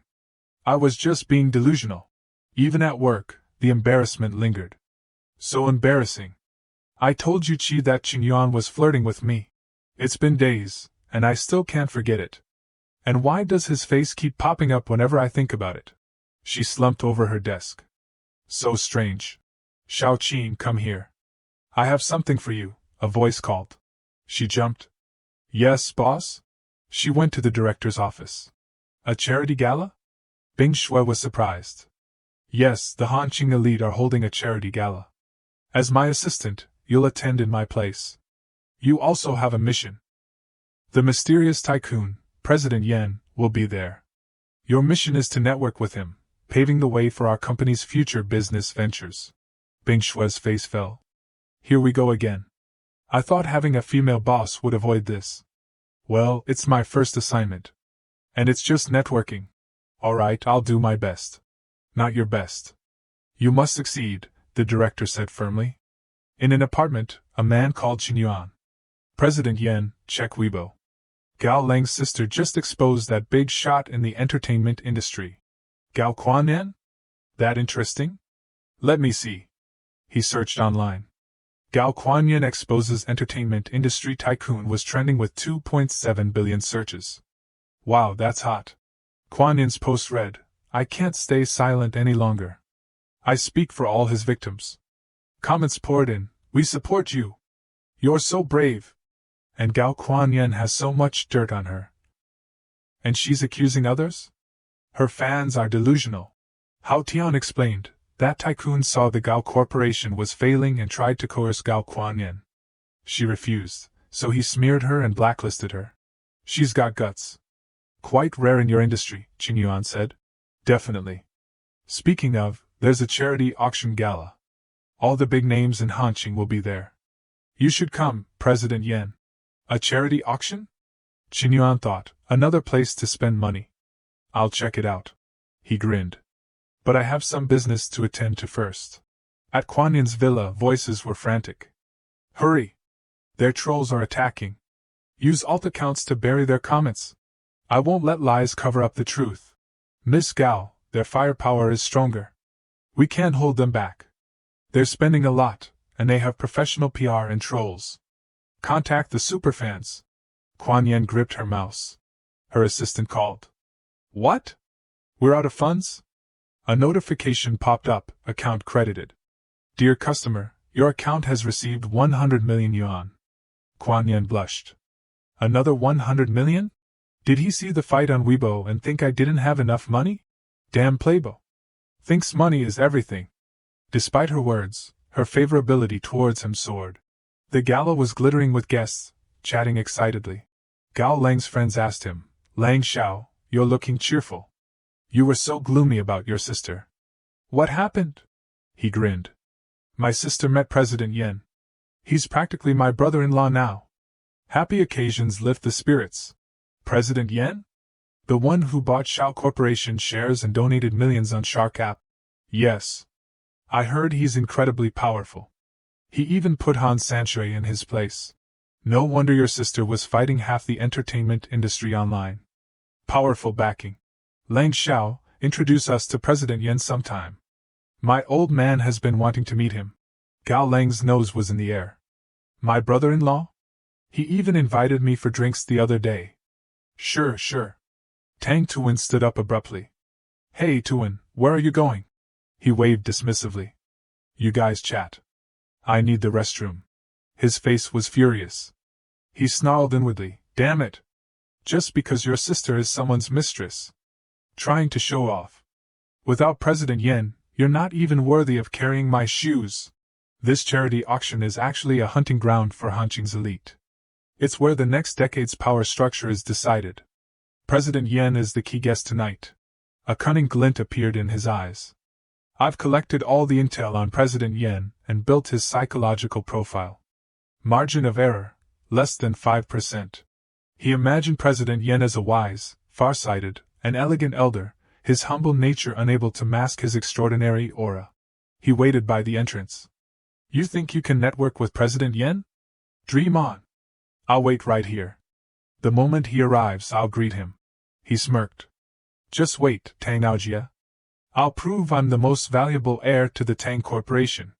He suddenly froze, a look of shock on his face. He saw Qin Yuan in a security uniform, looking lost. Isn't that Qin Yuan? What's he doing here? And in a security uniform? Qin Yuan surveyed the lavish gala. So this is a charity gala. Shameful. I spent a fortune to get in. 2,000 yuan for this outfit. Still hurts. This is what it feels like to spend my own money. He winced inwardly. He suddenly widened his eyes. Seeing other security guards in identical uniforms, he exclaimed, What's going on? Matching outfits? Do all rich people's security wear expensive suits? The rich get richer. The poor get poorer. A sarcastic voice came from behind. Isn't that basketball Prince Qin Yuan? Haven't seen you in a while. Why the security uniform? Qin Yuan turned, recognizing the voice. It's him. Tang Tuan continued to mock him. Too poor so you're moonlighting as security. Qin Yuan replied calmly, Excuse me, I'm not security. I'm a guest. And we're not close. Please keep your distance. Tang Tuan smirked. A guest? What a coincidence. Me too. Let's go in together. Inwardly, he sneered, still pretending? Pathetic security guard. I'll make you regret this. As Qin Yuan tried to enter, a guard stopped him. Sir, your invitation, please. Qin Yuan was taken aback. Invitation? What invitation? Tang Tuan jumped in. No way. No invitation? No one gets invited without an invitation. Stop pretending, Qin Yuan. Being a security guard isn't shameful. No need to puff yourself up. He laughed loudly. Qin Yuan's face darkened. A black luxury car arrived, paparazzi flashes exploding. Qin Bingxue emerged, looking stunning. So this is the charity gala. The crowd murmured. Who is she? She's gorgeous. Even Xiao Ruoyu and Gao Kuanyan can't compare. Bingxue frowned slightly. I don't like this, but it's my mission. I have to convince President Yen to invest tonight. She overheard a conversation. Trying to get in without an invitation? How bizarre. Puffing himself up? She glanced over and saw Qin Yuan arguing with the guard. Qin Yuan? What's he doing here? I said, I don't have an invitation, but I am a guest. Qin Yuan insisted. As far as I know, all guests have invitations, the guard replied. Tang Tuan added, Exactly. Only special guests don't need invitations. Like my brother, Tang Aojia of the Tang Corporation. President Qing of Shark App, and the online tycoon, President Yen. He pointed at Qin Yuan maliciously. Qin Yuan, which president are you? He's with me, a voice said. Qin Bingxue stated impassively, each invitation admits one guest, right? He's my friend. She presented her invitation. The guard checked it. Very well, miss. Qin Yuan thought, this woman hates me. Why is she helping me? What's her game? Bingxue turned to leave. I'm not helping you because I've changed my opinion of you. I'm returning a favor. She added awkwardly, I misunderstood you that night. That's all. Qin Yuan was annoyed. Returning a favor? I was going to call and humiliate that Tang brat. You ruined it. And you think you're helping me? Who gave you that confidence, Jin Bingxue? You call this a favor? I feel cheated. I'm an invited guest, not your plus one. Mind your own business. This isn't the Hu De Student Union, President Qin. Bingxue clenched her fists, fuming. I shouldn't have bothered. I help him, and he mocks me. Die. Men don't deserve kindness. Qin Yuan calmly watched her tremble with rage. Tang Tuan taunted, I was just about to say. A penniless nobody trying to mingle with the elite. Someone gets you in, and you still complain. So many social climbers these days. Men like you are the worst. Arrogant and incompetent. Disgusting. Trash. The commotion drew attention. The crowd gathered around. Tang Tuan continued, Qin Yuan, all professions are equal, but you're clearly a security guard pretending to be a guest. Being so vain will make your future difficult. Others chimed in, exactly. Qin Yuan's eyes turned icy. Laugh now. We'll see whose future is more difficult. Gao Lang's friends noticed the commotion. What's going on over there? Something interesting? Seeing Tang Tuan mocking Qin Yuan, and Qin Yuan fuming, Gao Lang paled. Isn't that President Yen? What's Tang Lao doing? Mocking President Yen in public? He frantically called someone, sweating. Something big is about to happen. I have to call Hao Tianji. That evening, at the Tang Corporation, reporters and officials gathered for a launch event. Tang Aojia was meeting with a partner. I heard President Yen is coming tonight. I've been wanting to meet him. Perhaps President Zhang can introduce us? President Zhang replied quickly, President Tang, you flatter me. Even though President Yen is a friend, I can't just intrude on his affairs. I consider him my elder brother. A phone call interrupted Aojia. It was Xiao Bai. Excuse me, I need to take this, he told Aojia.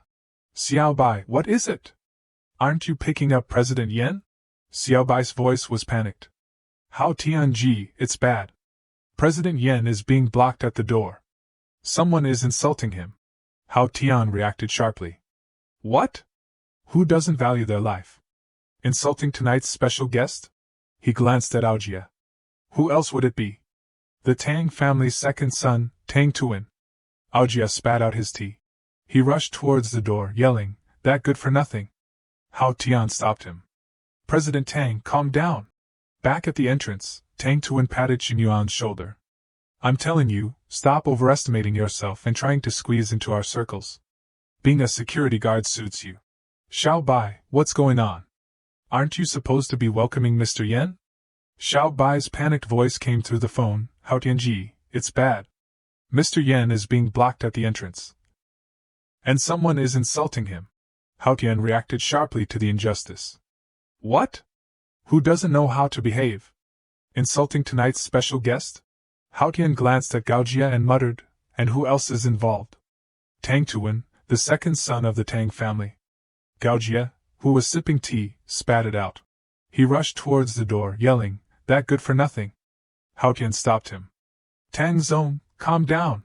Qin Yuan and Tuan stood facing each other in their elegant attire. Tuan patted Qin Yuan's shoulder condescendingly. Let me tell you something. Why don't you know your place and keep trying to squeeze into our circle? Honestly, being a security guard suits you better. Annoyed, Qin Yuan brushed off Tuan's hand. Get your paws off me, you dandy. You have no right to lecture me. He leaned closer to Tuan and whispered, even your brother doesn't have the right. Amidst the crowd of guests, Tuan began to taunt Qin Yuan. He laughed loudly. You lowly security guard are quite arrogant. Who do you think you are looking down on? Do you know who my brother is? He's Tang Gaojia, the head of the Tang Corporation, with tens of billions of USD and countless businesses. He can shake Hongqing with a single sneeze. Tuan pointed at himself and boasted, I'm the second son of the Tang family, Tang Gaojia's younger brother. What can you do to me, you pathetic security guard? Bingxue, standing behind Tuan, looked at his arrogance with pity. Tang Tuan only ever talks about the Tang Corporation and his brother. He's just an incompetent rich kid. She glanced at Qin Yuan and thought, even so, he's still better than Qin Yuan. Serves you right, Qin Yuan. From the opposite crowd, the guests parted, and Gao Jie and Hao Tian approached Qin Yuan. Murmurs spread through the crowd. Tang Zong is here. And Zhang Haotian, young Master Zhang, is here too. A couple noticed Gao Jie's expression and whispered, it seems Tang Zong is not happy. Who angered him? Despite overhearing the whispers, Gao Jie ignored them and walked straight to Tuan. Tuan, thinking his brother was there to help, said, Why are you here? I can handle this small matter. Gao Jie responded with a resounding slap. Tuan's nose started bleeding. He looked at his brother in pain. Brother, what are you doing? Why did you hit me? Gao Jie's anger intensified. He pointed at Qin Yuan and scolded his brother, You still have the nerve to ask why? Did you not think about the consequences of your stupid actions? Apologize to Mr. Yan immediately. Everyone was bewildered, including Tuan. Gao Jie bowed deeply to Qin Yuan. Mr. Yan, I apologize. My brother had a conflict with you just now. I apologize on his behalf. Qin Yuan glanced around and saw everyone whispering about him. He's Mr. Yan? A tycoon with tens of billions, and tonight's special guest. He doesn't even need an invitation. Mr. Yan is so humble, it's truly charming. Mr. Yan, I'm your fan, can I have your autograph? Tuan, holding his bloodied face, was stunned. How did this happen? I lost to him in playing music, playing basketball, and now even family background? He looked at Qin Yuan's aura and wondered, is he the protagonist of this story, my nemesis? Hao Tian took responsibility for the incident. Yanji, I didn't arrange things well today. You should have called me. You're too polite. Qin Yuan was understanding. He patted Hao Tian's shoulder. With our relationship, would I blame you for this? You're being too formal, Zhang Zong. Hao Tian decided to disperse the crowd and restore the atmosphere of the party. Everyone, the party is about to begin. Let's not stand here anymore. You're all prominent figures in Hanqing. Let's go inside. Bin Xue followed the crowd. Her perception of Qin Yuan completely changed. She had thought he was a shallow braggart, but he turned out to be truly humble. If Qin Yuan wanted, with his identity as the wealthy Mr. Yan, countless girls in school would fight to pursue him. The thought made Bin Xue blush. She started blaming herself. He doesn't need my help at all. I was being delusional. Now that I'm so embarrassed, how am I going to complete the mission my boss gave me? She was obsessed with the mission, constantly tormenting herself. Looking at his receding figure, a thought flashed through Bin Xue's mind. Do I really have to rely on my looks? Soon, all the guests were seated in the hall, their places prearranged. Qin Yuan and Hao Tian were seated next to each other for easy conversation. Hao Tian turned to discuss business. Yanji, the first part of tonight's party is a charity auction. There's not only jewelry and antiques but also company shares and even land. You'll definitely be interested. Qin Yuan was intrigued by the mention of land. Hao Tian nodded. Yes, Hanqing has offered a piece of high-quality land to support the charity auction. Qin Yuan started calculating. This auction is quite interesting. A good place to spend money. Things like companies and land are so expensive, easily costing tens of billions. I'm worried I won't have anywhere to spend my money. The thought filled Qin Yuan with inexplicable joy. Suddenly, he froze, his mood turning tense. But who should I give it to? Xiao Rouyu? Or Zhao Yuqi? Or Qin Bingxue is right here. He recalled her look and changed his mind. Forget it. She's crazy. She might not even accept the money. Bingxue was the first to be eliminated. A small chairman nearby exclaimed in a panicked voice, seemingly having spotted someone. Why is she here? Curious, Qin Yuan turned to look. The person in question was the beautiful actress Gao Kuanyan. Qin Yuan was surprised to see her there. This is unexpected, but Gao Kuanyan being here completes the final piece of the puzzle. He thought, with her here, it's easy. I'll just win everything at the auction tonight, the whole package. Qin Yuan noticed her seating arrangement with Han Sanshui and wondered, how did they arrange the seating? Han Sanshui's status only qualifies him for the second row. He then realized there were nameplates on the backs of the chairs. He turned to the empty seat beside him and saw the name Suo Denghui. He racked his brain. Suo Denghui, isn't that the name of a high-ranking official in Hanqing? It seems my reputation as Mr. Yan is quite good here. A girl wearing a hat suddenly appeared beside Qin Yuan. She excused herself and took the seat next to him. The guests realized she hadn't taken the wrong seat, as she showed no signs of fear. they began to whisper. Who is this girl? She's sitting in the secretary's seat. Someone who knew her family background quickly shushed them. Don't talk nonsense. That's the secretary's only daughter, Soa Yumio. The secretary couldn't make it today. She's Soa Yumio? Her aura is extraordinary. If I could win her over, I probably wouldn't have to work for 50 years. You want something for nothing? Just relying on yourself? Qin overheard snippets of information about Yumio. He blushed and glanced at her, thinking, so she's the daughter of a high-ranking official, and so beautiful. This type of girl absolutely cannot be provoked. He quickly averted his gaze. Gaojia approached Yumio, extending his hand. Hello, Miss Saw. I'm Tang Gaojia. It's a pleasure to meet you. He thought, this is the daughter of a high-ranking official. Building a connection with her would be beneficial for the corporation's development. Taking it further, we might even be able to arrange a marriage. Yumio politely shook his hand. Hello, Mr. Tang. It's a pleasure to meet you too. She had her own thoughts. The same old flattery. I knew I shouldn't have agreed to come to this dreadful party with my father. After Gaojia left, Yumio noticed Qin sitting nearby. She looked him over curiously. Who is this? He's so young yet sitting with old men like Tang Gaojia. I don't recognize him. Unable to contain her curiosity, Yumio decided to strike up a conversation. Hello, my name is Saw Yumio. What's your name? Qin, already withdrawn, shrank further into his seat. He chanted silently, see no evil, hear no evil. Go away, don't pay attention to me.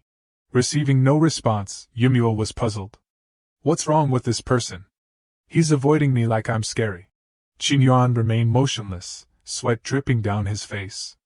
He refused to answer, thinking, I can't interact with her. If the system binds me to her, I'm doomed. Determined, Yumio tried again, this time leaving her seat to get closer. What's wrong? You won't even tell me your name? That's very rude. Seeing this, Gaojia intervened. Mr. Yen, you're being too cold. This is the secretary's daughter. Hao Tian also urged him. Yenji, why don't you say hello? Qin face darkened. He finally resigned himself to his fate. Qin turned to Yumio and answered, my name is Qin. While she was still wondering, what? It's not like I'm unapproachable, the system provided her complete information. Addict activation initiated. Name, Saw Yumio. 22 years old, height 173 centimeters, weight 54 kilograms, beauty score 9.1. Other stats are also relatively outstanding. Inevitably, the system sent him his reward. Reward, 10% counterattack on addicts' funds and 35 enhancement points. Reward, master-level firearms proficiency. Qin gritted his teeth in frustration. Having gotten her answer, Yumio settled back in her seat. Qin, huh? I'll remember your name. As the sky darkened, the party officially began. Ouyang Lin, the MC, started with a captivating introduction. Ladies and gentlemen, we present to you the first auction item of the night. A glass case was brought out, containing a necklace with a beautiful blue pendant. Lin introduced, this necklace is designed based on the heart of the ocean in Titanic. Produced by a renowned jewelry company and uniquely crafted by top designers. It's made of white gold with a rare blue heart-shaped diamond, surrounded by white diamonds. The only one in the world, symbolizing eternal, unchanging love.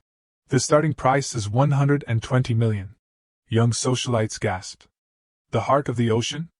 There's only one in the world. I'm willing to remarry if someone buys it for me. Another cried, I hate my father for not being capable enough to buy this for me. A third sobbed, if I don't get this necklace, my figure, my looks, my etiquette, even my soul will be ruined. Bids came in quickly, 130 million, 140 million, 150 million. Qin joined the fray, raising his number and declaring, 300 million. The wealthy and powerful became intrigued by this big spender. They were all stunned by Qin's apparent wealth. Even Yumio was surprised. She looked at his cold demeanor and thought, he's this rich? I thought he was just the son of some wealthy family. But he is the wealthy family. The auctioneer was dumbfounded. Doubling the price directly? Is there any way others can compete with him? He banged his gavel. Mr. Yen at number 5 bids 300 million. Are there any higher bids? The men who had been bidding earlier grumbled. My wife really wants that. The auctioneer's voice rang out again, 300 million, going once. 300 million, going twice. Wives glared at their husbands, who couldn't meet the price. The final gavel bang ended the bidding. 300 million, going thrice. Sold. Staff approached Chen Yuan with a card reader. He pulled out his powerful black card. After wrapping this necklace, please give it to Miss Gao Kuan-yen in the back row. This is my gift to her. The two staff members readily agreed. His words, amplified throughout the hall, reached everyone's ears. Bing Shua was indignant that she wasn't the chosen one. She glared at Kuan-yen. Her? That scandal-ridden actress? Mr. Yen actually values her? Kuan-yen, overhearing that the gift was for her, gained 10 favorability points. Chao Lang, though not the recipient of the gift, seemed overjoyed. He jumped around Kuan-yen, chattering incessantly. This is like a domineering CEO story. It's actually happening. Sister, Mr. Yen wants to give you the heart of the ocean. Kuan-yen blushed. It's so strange. I clearly know he's just a playboy, but I still feel shy and even secretly happy that he gave me this necklace. She quickly composed herself, her expression turning icy. No, this isn't me. I can't. Gao Kuan-yen, you can't fall for his tricks. You're a woman with ambitions and ideals. Kuan-yen vowed, I absolutely cannot be easily moved by Chen Yuan. Does he think he can win me over with money? I'll let him spend all his money on me, let him know how formidable I am. Let him feel the pain. After successfully selling the first item for an exorbitant price, the organizers quickly brought out the second item. Ouyang Lin began her introduction. Ladies and gentlemen.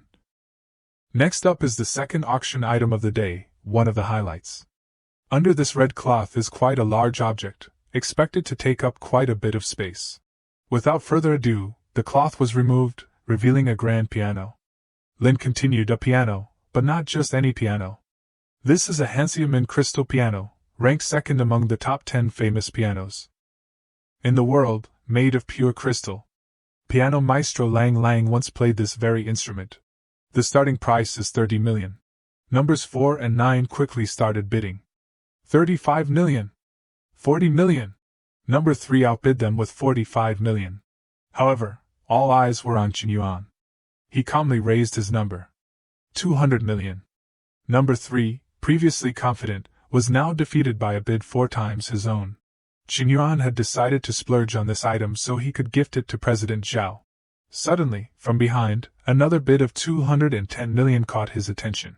The person who had outbid him was a red-haired woman in a glamorous dress, sitting 2 rows behind him.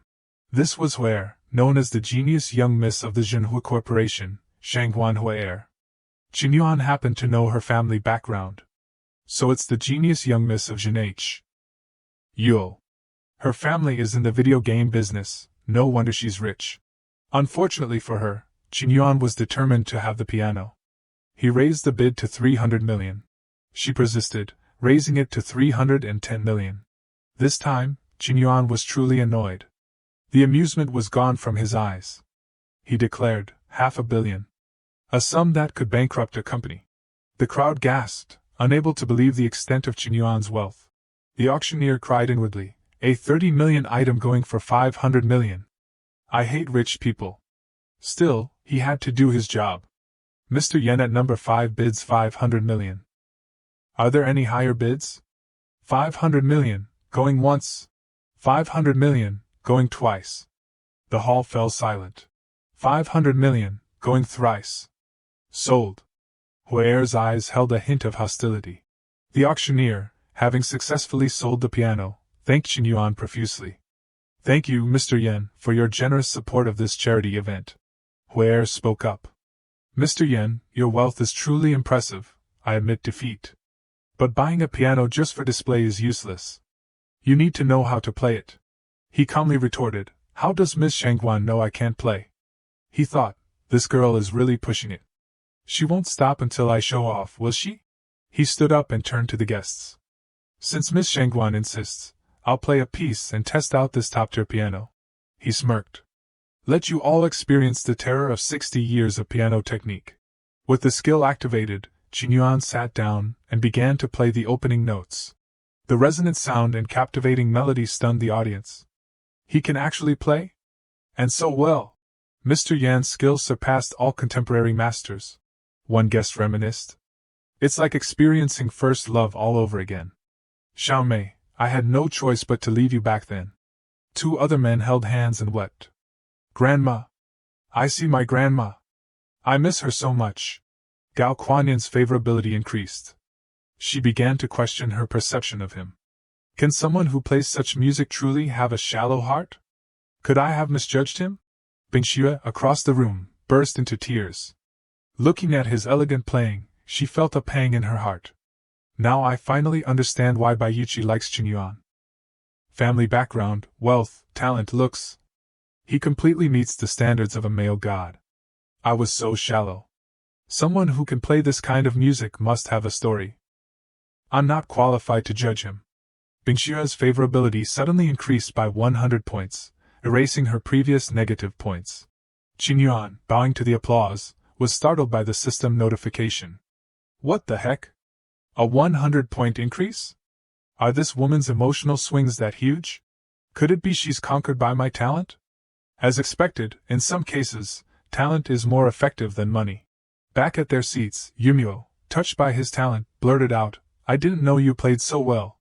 Let's exchange WeChat contacts. I actually have some questions about professional techniques I'd like to ask you. Qin Yuan was taken aback by her request. Does this mean she's interested in me? Unfortunately for her, he didn't want to get entangled with her. He flatly refused. Sorry, I don't have my phone with me. Instead of taking it the wrong way, Yumio took his rejection positively, blushing slightly. He rejected me? This man is so unique. He must not have any ulterior motives. Her favorability increased. Qin Yuan felt a sense of dread. Her favorability increased again? What's with all the eccentric women I've been encountering lately? Yumio leaned closer, smiling brightly. It's okay if you don't have your phone. Can you give me your phone number or WeChat ID? I'll add you. He tried another excuse. My memory isn't good. I don't remember my number. She seemed oblivious to his hints. It's all right. Just take out your ID card, I'll have someone look up your number. Their conversation reached a standstill, punctuated only by the imaginary cawing of crows. He sighed. Lady, you've defeated me.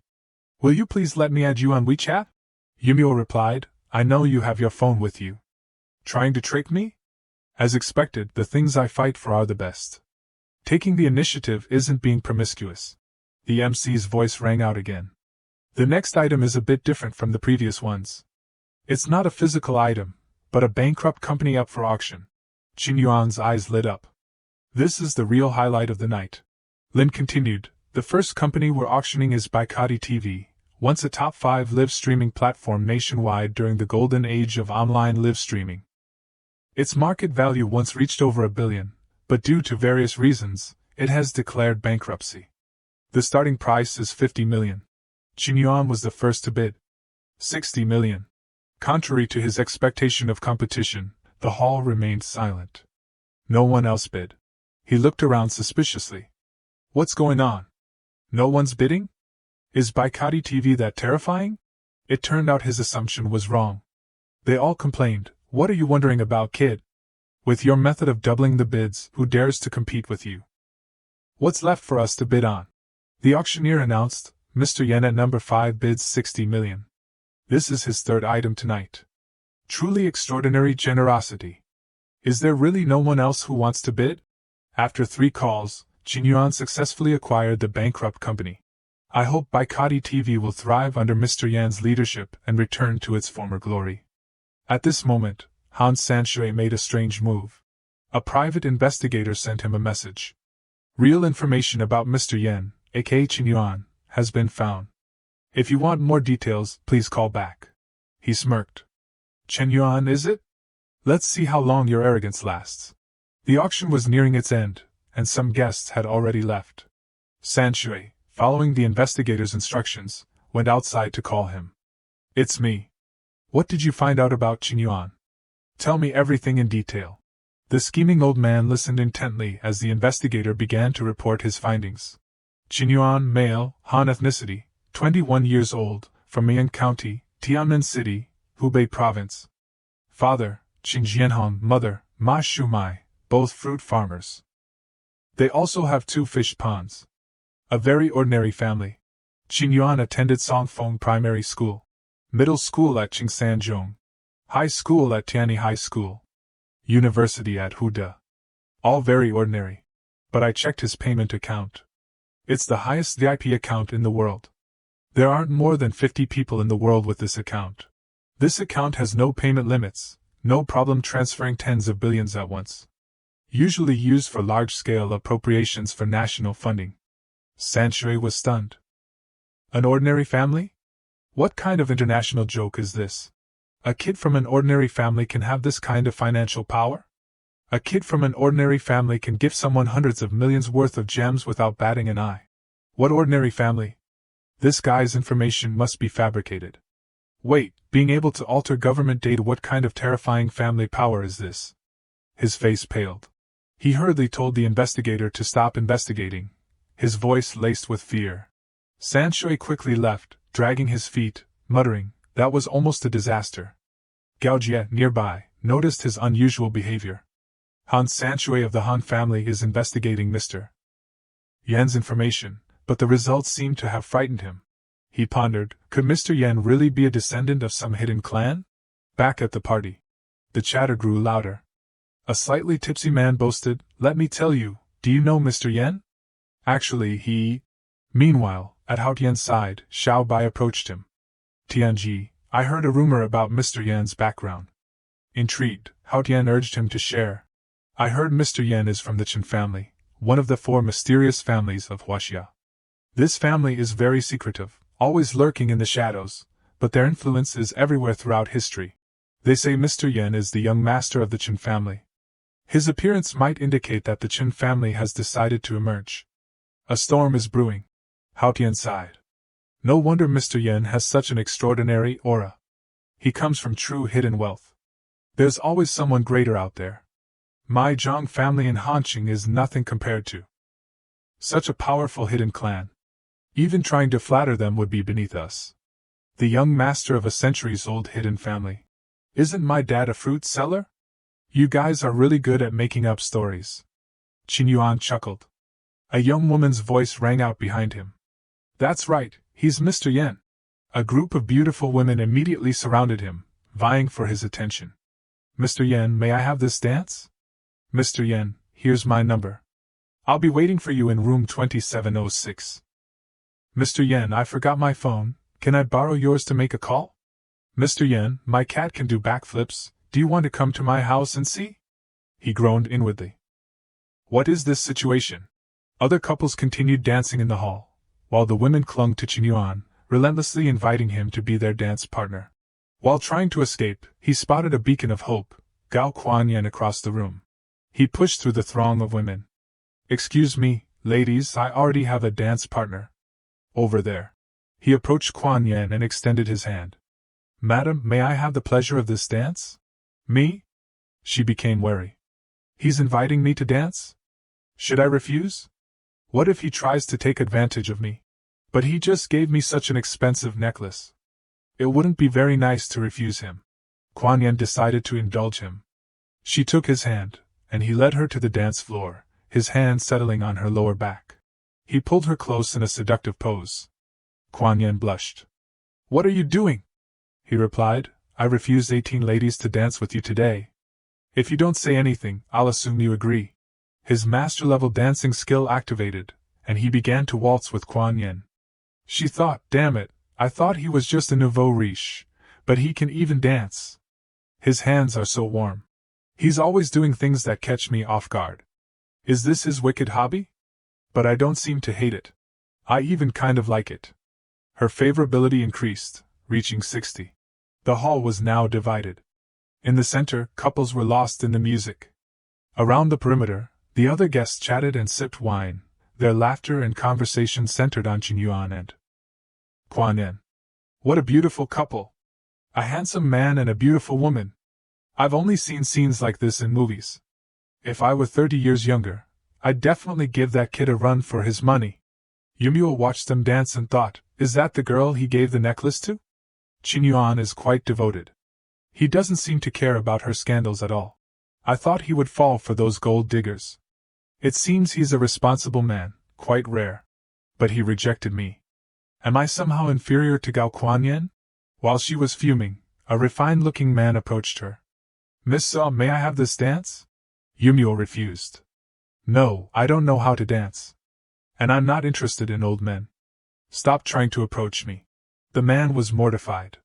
He was only 30. After the dance, Qinyuan and Kuan-yen parted ways. He checked the notification of his 5-point favorability increase with satisfaction. Suddenly, Yumio's voice rang out behind him. Qinyuan, wait. Would you do me the honor of a dance? Gaojia, rejected earlier, was now clutching his head in despair. Didn't you say you didn't know how to dance? Tuan consoled him gently. Now you understand how I feel. Brother. Qinyuan waved Yumio off. Sorry, Miss Saw, I'm a little tired. I'm not planning to dance anymore. Please excuse me. Not letting him leave so easily, Yumio blocked his path. Then can you answer me a question? Qinyuan was exasperated. This girl is persistent. Wouldn't this energy be better spent on work? He pointed to a quieter corner. All right, if Miss Saw is so eager to learn about me. Let's talk over there. They moved to a less crowded area. Yumio poured him a glass of wine and asked, do you have a girlfriend? I mean, is Gao Kuan-yen your girlfriend? Qinyuan said he didn't currently have one. Why do you ask? Satisfied with his answer, she thought, not in a relationship yet? That means I still have a chance. She continued her barrage of questions. Then do you know about Gao Kuan-yen's scandals? Do you mind them? Mind them? Of course not. Qinyuan, preoccupied with his phone, answered casually. She can easily clear her name. After all, I'm the one spending money on her. Spending money? Something felt wrong. Yumio frowned. How much money are you spending on her? Not much. Earlier, she said she wanted a luxury car worth tens of millions, a top-tier apartment, and 2 movies with 500 million investments each. I felt her requests were a little low. So I doubled them. The staggering amount left Yumio speechless. He must be being taken for a fool. That's right. Someone from a wealthy family like him, raised with all sorts of professional skills, must have spent all his time studying, completely unaware of human deception. She imagined Kuan-yen kidnapping Qinyuan, tying him to a chair, and forcing him to hand over all his money. The thought infuriated her. Gao Kuan-yen is using him to pay off her huge contract breach fee, and she's even making such excessive demands. This is so worrisome. Unable to hold back, Yumio asked directly, Qinyuan, don't you think Gao Kuan-yen's demands are excessive? He, still glued to his phone, replied, what's excessive about it? It's only natural for men to spend money on women. I only transferred 200 million to her.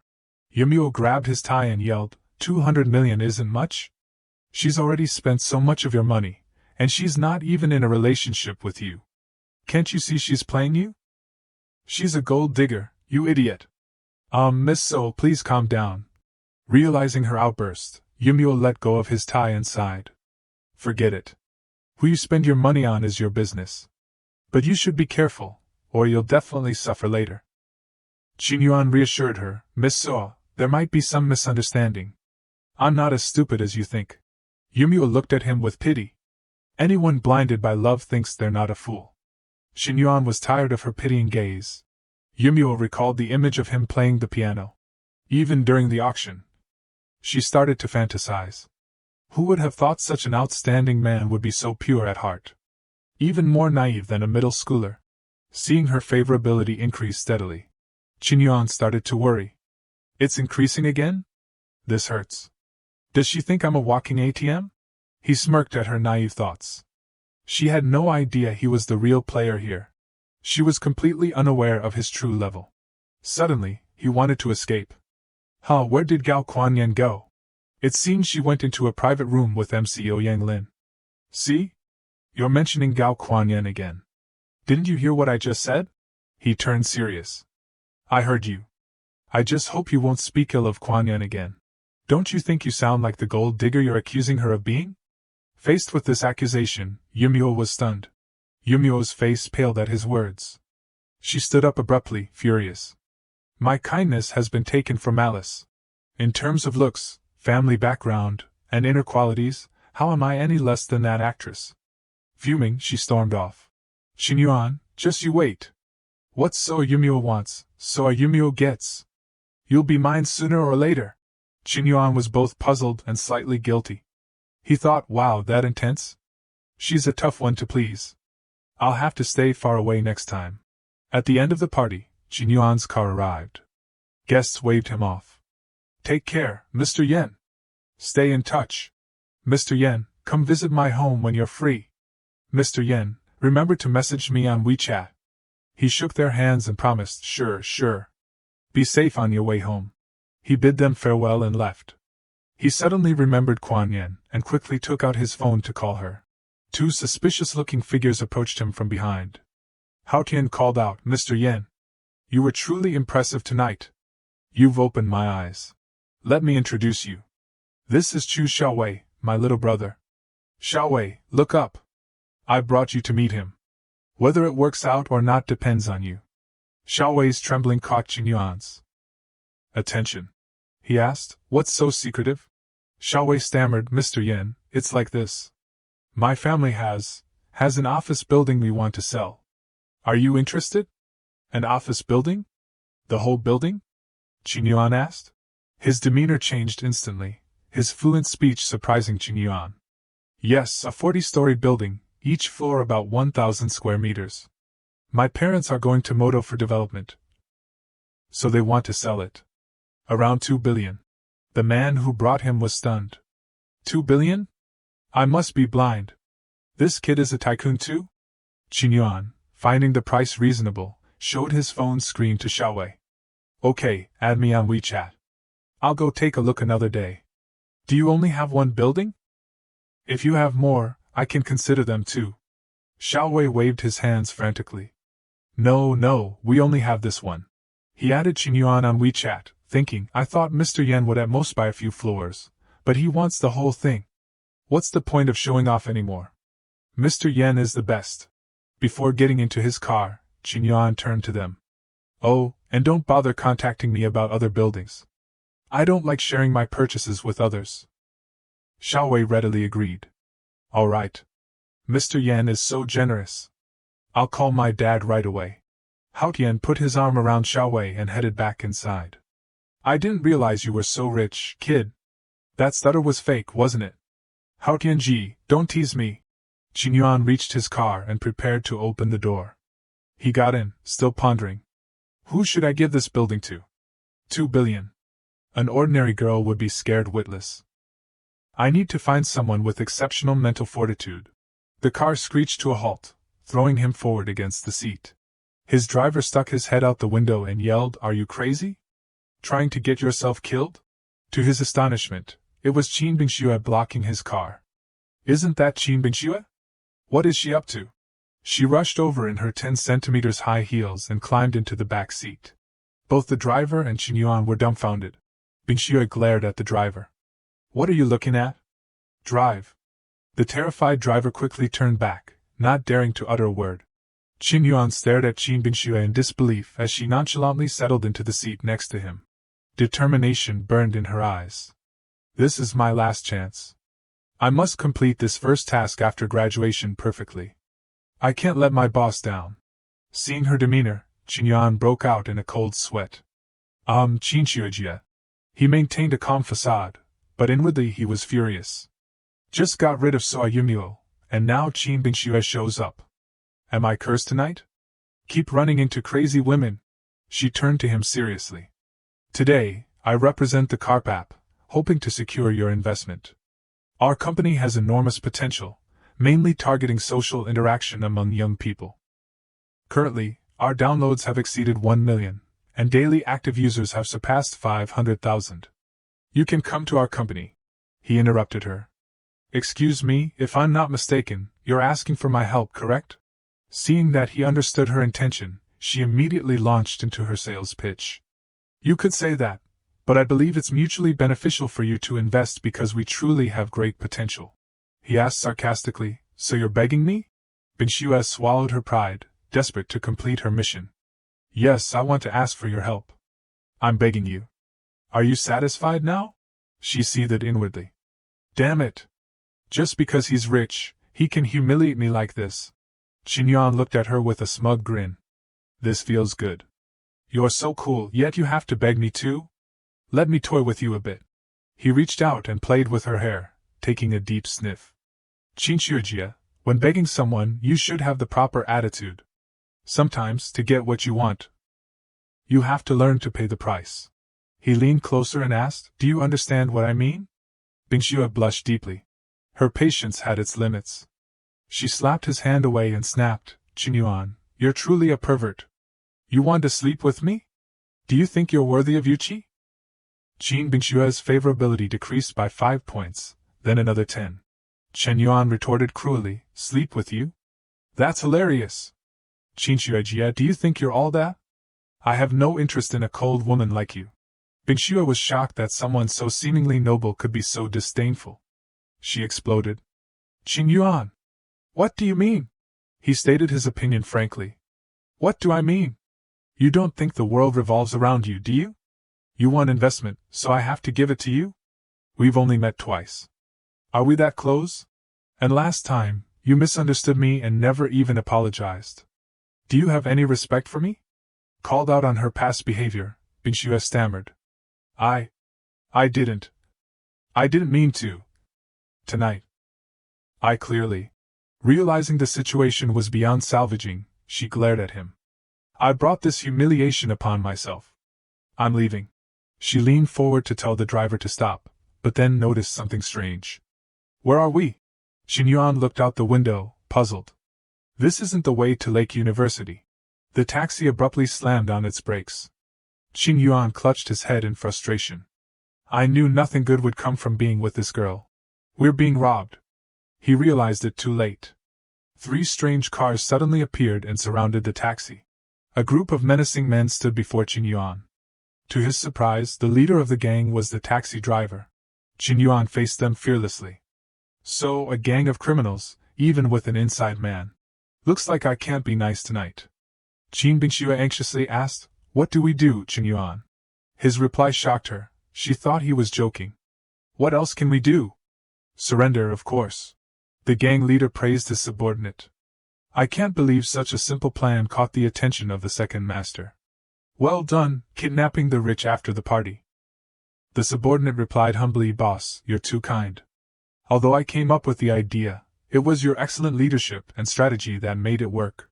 To avoid trouble, Qingyuan pleaded with them. Heroes, big brothers, please don't hurt us. I can give you as much money as you want. We can negotiate anything. The gang leader, thinking Qingyuan was easy to bully, grinned maliciously. All right, since you're so cooperative, I won't make things difficult for you. We'll loosen the ropes a bit when we tie you up. Before he could finish, Qingyuan delivered a swift kick to his neck. The single blow sent the gang leader sprawling to the ground, unconscious and foaming at the mouth, much to the shock of his subordinates.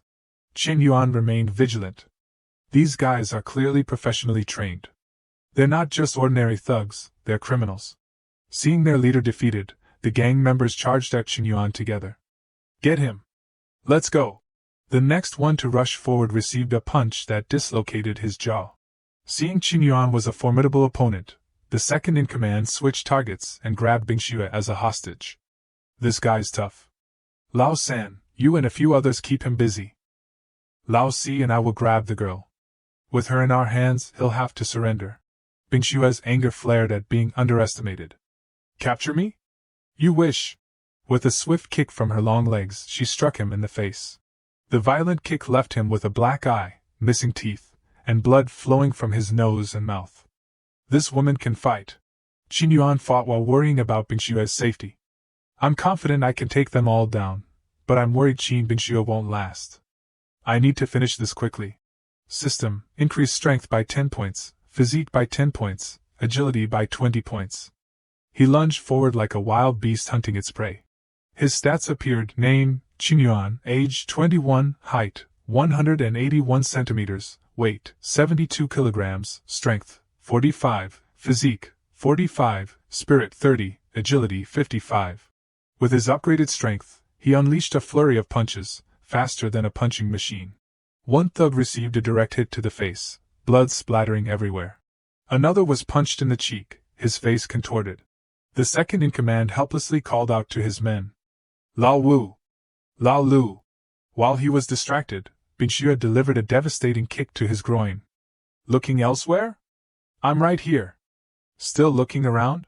He collapsed, his body trembling, as Bingxue sneered, "You pathetic man, you overestimated yourself."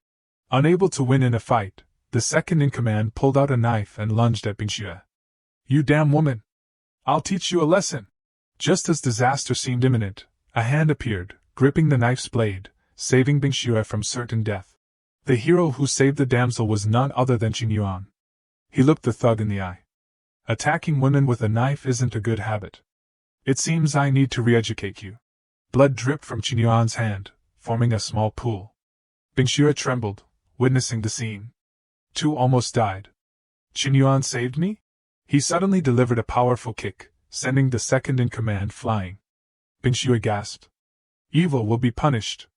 Take that." In the blink of an eye, the gangsters were all down, bloodied and sprawled across the street. Bingxue's face was pale, her body still trembling. "Qin Yuan?" Suddenly, she embraced him and sobbed. "I thought I was going to die." "Thank you, Qin Yuan." Her action stirred something within him. He smiled kindly, his view of her changing. Perhaps no one would imagine the infamous Ice Queen Qin Bingxue having such a vulnerable side. "It's quite adorable." Qin Yuan comforted her. "It's okay, I'm here. Don't take what I said in the car to heart. You're actually a very good person." She looked up innocently. "Really? You think so?" He blushed, looking away before answering. "Yes. About the investment in Lucky Carp app, I'll consider it. I'll visit your company in a few days." Her face flushed, her perspective on him shifting. "Qin Yuan, this guy's all bark and no bite. Different from other men who pretend to be shameless, but he's stronger and more decisive than anyone." Lost in thought, she gently examined his bleeding hand. "There's actually a man in this world who would protect me without hesitation in times of danger." Seeing her concern, he said, "It's okay, it's just a small cut." Bingxue placed his hand on her cheek. "He's my hero." Qin Bingxue's favorability increased by 30 points. Total favorability, 80 points. The police arrived at the scene. The captured criminals, their faces covered, were taken to the station for questioning. Some were less fortunate, having been sent to the other world during the fight. As the police took their statements, a voice called out, "Qin Yuan, I haven't seen you for a few hours, and you're already in trouble again." He looked up, bewildered. "Why is it you?" A beautiful police officer stood before him. "Why can't it be me?" Bodies lay scattered across the street, creating chaos. An officer reported to Captain So Ayumio. "Captain So, 1 dead, 7 seriously injured." The scene shows signs of intense fighting. All 8 are escaped criminals, including an international S-class wanted criminal. After hearing the report, Yumio felt a newfound respect for Qin Yuan. 8 organized kidnappers, and he killed 1 and incapacitated 7. The police continued to gather statements from Qin Yuan and Qin Bingxue. So Yumio stared at Qin Yuan with admiration. "He's worthy of my attention. His hand-to-hand combat skills are on par with an urban soldier. He's just too attractive to women." Jealousy boiled within her. "Gao Kuan-yin just left, and now there's a new one. He never gives me a break." Regaining her composure, she addressed them. "Please cooperate and come with us to the police station to give your statements." At the police station, after completing the procedures, an officer said, "Ms. Qin, you're free to go. The investigation is clear. However, if the police summon you later, you must cooperate at all times." Relieved, Bingxue asked about Qin Yuan. "All right, officer. I want to ask, where's Qin Yuan? Can he leave too?" The officer stammered, "Him? He can't leave yet. Our captain is lecturing him." Seeing that he wasn't released, Bingxue refused to leave. "No, if he can't leave, I won't either. I'll wait for him here." Defeated, the officer relented. "Fine, if you want to wait, wait." Turning away, the officer felt something was odd. The captain not only insisted on taking his statement alone but also told me to turn off the surveillance cameras. He easily deduced Captain Yumuo's intentions. Is she going after that kid? Inside the interrogation room, Qingyuan sat bored. What's Saw Yumuo doing? Taking notes while I'm handcuffed? Is she holding a grudge because I called her a green tea bitch? Yumuo entered, offering him a bag of food. Here, have something to eat. Qingyuan ate while talking. I didn't expect you to be a police officer, and a captain at that. Yumuo crossed her arms, a stern expression on her face. There's a lot you don't expect. So Yumuo's favorability increased by 5 points. Current favorability, 50 points. Seeing the system notification, Qingyuan was surprised. Even eating noodles increases favorability? This girl is strange. I'll just eat and leave quickly. After finishing, he raised his cuffed hands. Officer Saw, I'm the victim. It's not very nice to handcuff me like this. When can I leave? She approached, placing her hands on the table, her posture alluring. You don't want to stay with me like this? You're the victim, yes, but you also killed someone. She lifted his chin with her hand. And what's your relationship with that Qin Bingxue? Qingyuan looked away, answering honestly. She's my senior. She came to me for investment, and who knew this would happen? Yumuo suddenly grabbed his wrist, lifting it high, and boldly unbuttoned his shirt. Beneath his shirt were bruises and scratches from the fight. So Yumuo retrieved a first aid kit from under the table. She said with a pout, What do you think this is for? To treat your wounds, of course. Showing off about fighting 8 people, look what happened to your body. He stared at her, mesmerized. Seeing him frozen, she asked impatiently, Qingyuan, what's with that expression? Are you, a man like you, afraid I'll take advantage of you? Startled, he waved his hands in denial. No, no. As she tended to his wounds, he felt embarrassed. Officer Saw, let me do it myself. You're busy, I don't want to trouble you. He thought, a man has to protect himself. This is too difficult. Yumuo found more excuses to touch him. Don't move. You clumsy man. What if the wounds get infected? Behave. He obediently complied. Okay. He suddenly sensed something amiss. It dawned on him. This woman is trying to trap me. The most common tactic women use is to first show concern to distract you and make you lose control. Once you start pursuing her, she'll play hard to get, hot and cold, making your heart ache. Step by step, you lose the initiative and become a simp. So Yumuo now seemed like a cunning vixen. He fumed inwardly. A Sigma male should never fall into a woman's trap. He quickly buttoned his shirt and warned, Officer Saw, I think we should maintain some distance. We've only known each other for a day. Please respect yourself. Yumuo looked at him dumbfounded. What are you doing? I'm just treating your wounds and you're angry? To avoid entanglement, he blurted out, I'm not angry. I already have someone I like. I don't want you to misunderstand. He then used the push and pull tactic. What I said might hurt you, but you're a very good girl. If we had met earlier, I might have been bold enough to pursue you. But life doesn't have that many what-ifs. If I were a playboy, you'd definitely hate me, right? His words melted Yumuo's heart. This seemingly unrestrained guy is actually a devoted lover. Her face lit up with excitement. Oh my God, he's my type. After everything was settled, Qingyuan left the nightmarish place. So Yumuo watched him from her office. Qingyuan, we have a long way to go. You want to push me away? No way. I can't let those other women have such a perfect man. Outside, Qin Bingxue had fallen asleep on a bench, muttering his name. Qingyuan? Qingyuan's car stopped in front of a villa. He stepped out groaning. Exhausted after a day and a night. I've even lost weight. I'll go to President Zhao's place.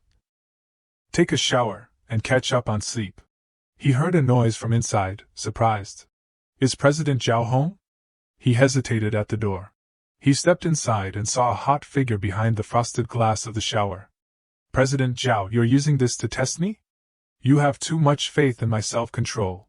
Seeing the slender, graceful figure, wicked thoughts crossed his mind. Should I just go in? President Zhao probably won't mind two sides battled within him. The angel warned, no, you can't disappoint the president. The devil urged, go for it.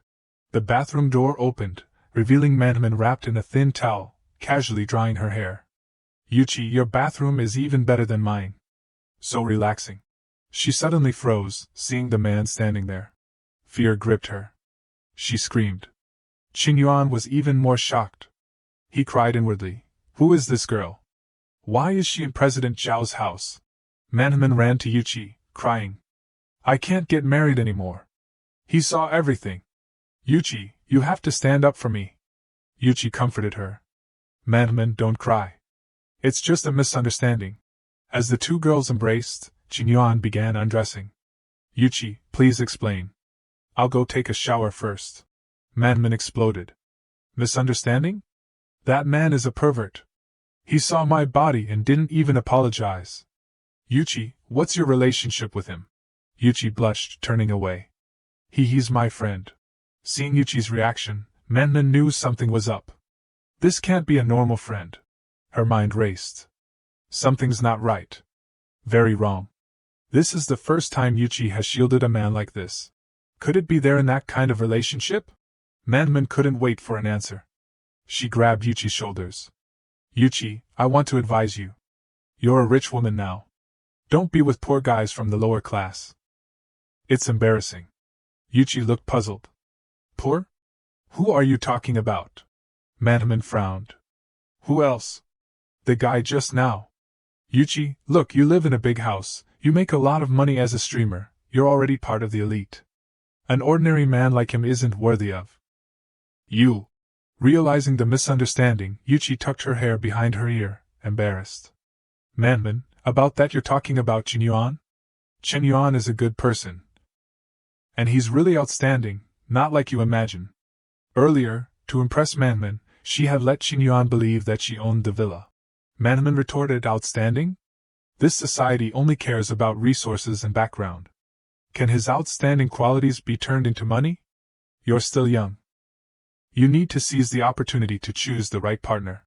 She continued her lecture. "At yesterday's auction, a rich man spent 500 million to buy a piano. He must have wanted to give it to his loved one. So romantic. This is the kind of man you should be looking for. A romantic man like that is the one for me."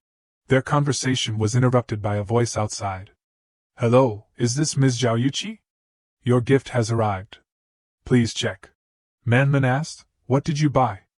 Yuqi signed the delivery slip. "Yesterday, Qin Yuan said he wanted to give me a gift. I think it's a piano." Manhwa was stunned. "A piano? Let me see what kind of piano this poor guy can give you. Don't tell me it's a piano model." Yuqi was slightly annoyed. "Manhwa, if you keep saying that, I'll be angry." They walked outside, the wind from the helicopter ruffling their hair. The pilot announced, Target, this is turning point, this is turning point. Cargo ready, no abnormalities on site." A large truck arrived, surrounded by armed guards. Manhwa and Yuqi were bewildered. "Do you need this much fanfare to give a gift? Was this piano played by Qin Shi? A piano covered in a red silk cloth was placed in the center of the room. Yuqi said excitedly, "What kind of piano did Qin Yuan buy? With all this security and identity verification, I feel like I'm receiving a national treasure." Manhwa remained skeptical. "It's all for show. It's just an actor hired by the store. The more insecure a man is about his gift, the more effort he puts into the packaging." Manhwa approached the piano and ripped off the silk cloth. "I want to see what it is." A dazzling light reflected into her eyes, forcing her to shield them with her hand. A luxurious, transparent crystal piano was revealed. Yuqi gasped, her eyes sparkling. "It's so beautiful." Manhwa, in disbelief, tapped the surface. How much would it cost to make a piano out of a single block of crystal? Could he be a rich guy? Did I misjudge him? Impossible. What rich guy would dress so shabbily? He looked like a security guard from my building. Suddenly, the TV showed a news report about last night's charity event. The Hongqing Charity Gala was a success yesterday, with celebrities gathering, and a surprising scene at the auction.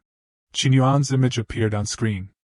Our city's mysterious tycoon, Mr. Yen, made an appearance, spending 500 million on a crystal piano, breaking the auction house's record. Manhwa was speechless, shocked by the 500 million figure. Yuqi seized the opportunity. "I told you Qin Yuan was outstanding. I wasn't talking about his wealth. I value his character and inner self more." Qin Yuan walked in. "The piano arrived?" Manman turned to look. A handsome man with muscles visible beneath his thin shirt descended the stairs. I thought it wouldn't arrive until tomorrow. That was fast. Manman's mind raced. He's so handsome. Yuchi stood before Qingyuan, blushing. Thank you, Qingyuan. I love the gift, but it's too precious. He smiled. Nothing's too precious for you. You're priceless to me. He continued, by the way, I have to go out for some business later. Do you want to come with me? He thought, time to check out Fatty's office. Yuchi glanced at her friend, conflicted. Even though Manman is my best friend, leaving her alone in the house doesn't seem right. She turned back to Qingyuan. Sorry, I can't go with you today. My best friend came to visit, and I can't be one of those girls who forgets her friends when she sees a handsome guy. Qingyuan left alone, the phrase forgets her friends when she sees a handsome guy echoing in his mind. The system announced, simp relationship successfully established. Target, Qian Manman. Current favorability, 20. Qingyuan smirked. President Zhao, you're such a naive sweetheart. You consider this green tea bitch your friend. She's already eyeing your man, which is me. Inside the villa, Yuchi played the crystal piano, smiling happily at Manman. Look, the sound is amazing. But Manman's mind was elsewhere. Such a handsome and rich guy. If only he were my boyfriend. Elsewhere, Ryu walked to her meeting point, muttering, that damn Qingyuan, haven't seen him for days. And the first time he contacts me, it's for business. Her anger grew. I can't believe the first time I skip class is for a man. Business is business, but he asked me to come over here by myself. So annoying. Her anger subsided, replaced by another thought. Is he being cold to me because he didn't get me that night? She suddenly yelled in frustration amidst the bustling street. Are all men like this? She flailed her arms in anger. Xiao Ruoyu's favorability decreased by 1 point. Qingyuan chuckled, seeing the notification. What the heck? Why did her favorability decrease? Ruoyu arrived, fuming. Didn't you want to discuss business? Let's go. Seeing her anger, Qingyuan thought, I just asked to meet her. What's the problem? Then it hit him. Could it be because I didn't pick her up? Girls' thoughts are so hard to understand. He took her hand. He led her along, calling Xiao Wei. Hello, Xiao Wei? I'm almost at your office building. Please have someone pick me up. Xiao Wei cheerfully agreed. Qingyuan imagined kneeling before Ruoyu, apologizing. She says I'm apologizing, but who knows what's in my heart? I don't even know what I did wrong. He imagined kowtowing. Please don't be mad anymore, my lady. He realized apologizing or comforting wouldn't work.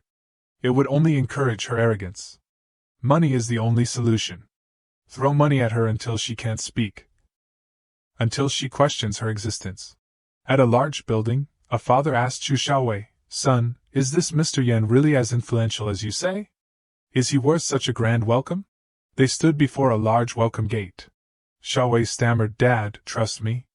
My judgment is never wrong. Mr. Yan is incredibly wealthy. He could buy this whole building if he wanted to. His father took a long drag of his cigarette. Hanqing actually has such a person. I really want to witness his demeanor today. Nearby, Mr. Baldy asked Lin Shatong, what's the occasion today? Why is CEO Chu personally welcoming someone? Shatong asked, who's CEO Chu? Is he very influential? Mr. Baldy explained, Xiaolin, you're new here, so you might not know. This entire office building belongs to CEO Chu's family. Mr. Baldy's face was filled with admiration, tears welling up. Although I own a company and have some assets, earning over 10 million a year, it's nothing compared to CEO Chu. Shatong was stunned. This is the world of the rich? 10 million a year is like nothing. Something caught her eye. She looked over. Why does that person look familiar? She recognized Qingyuan. Is that him?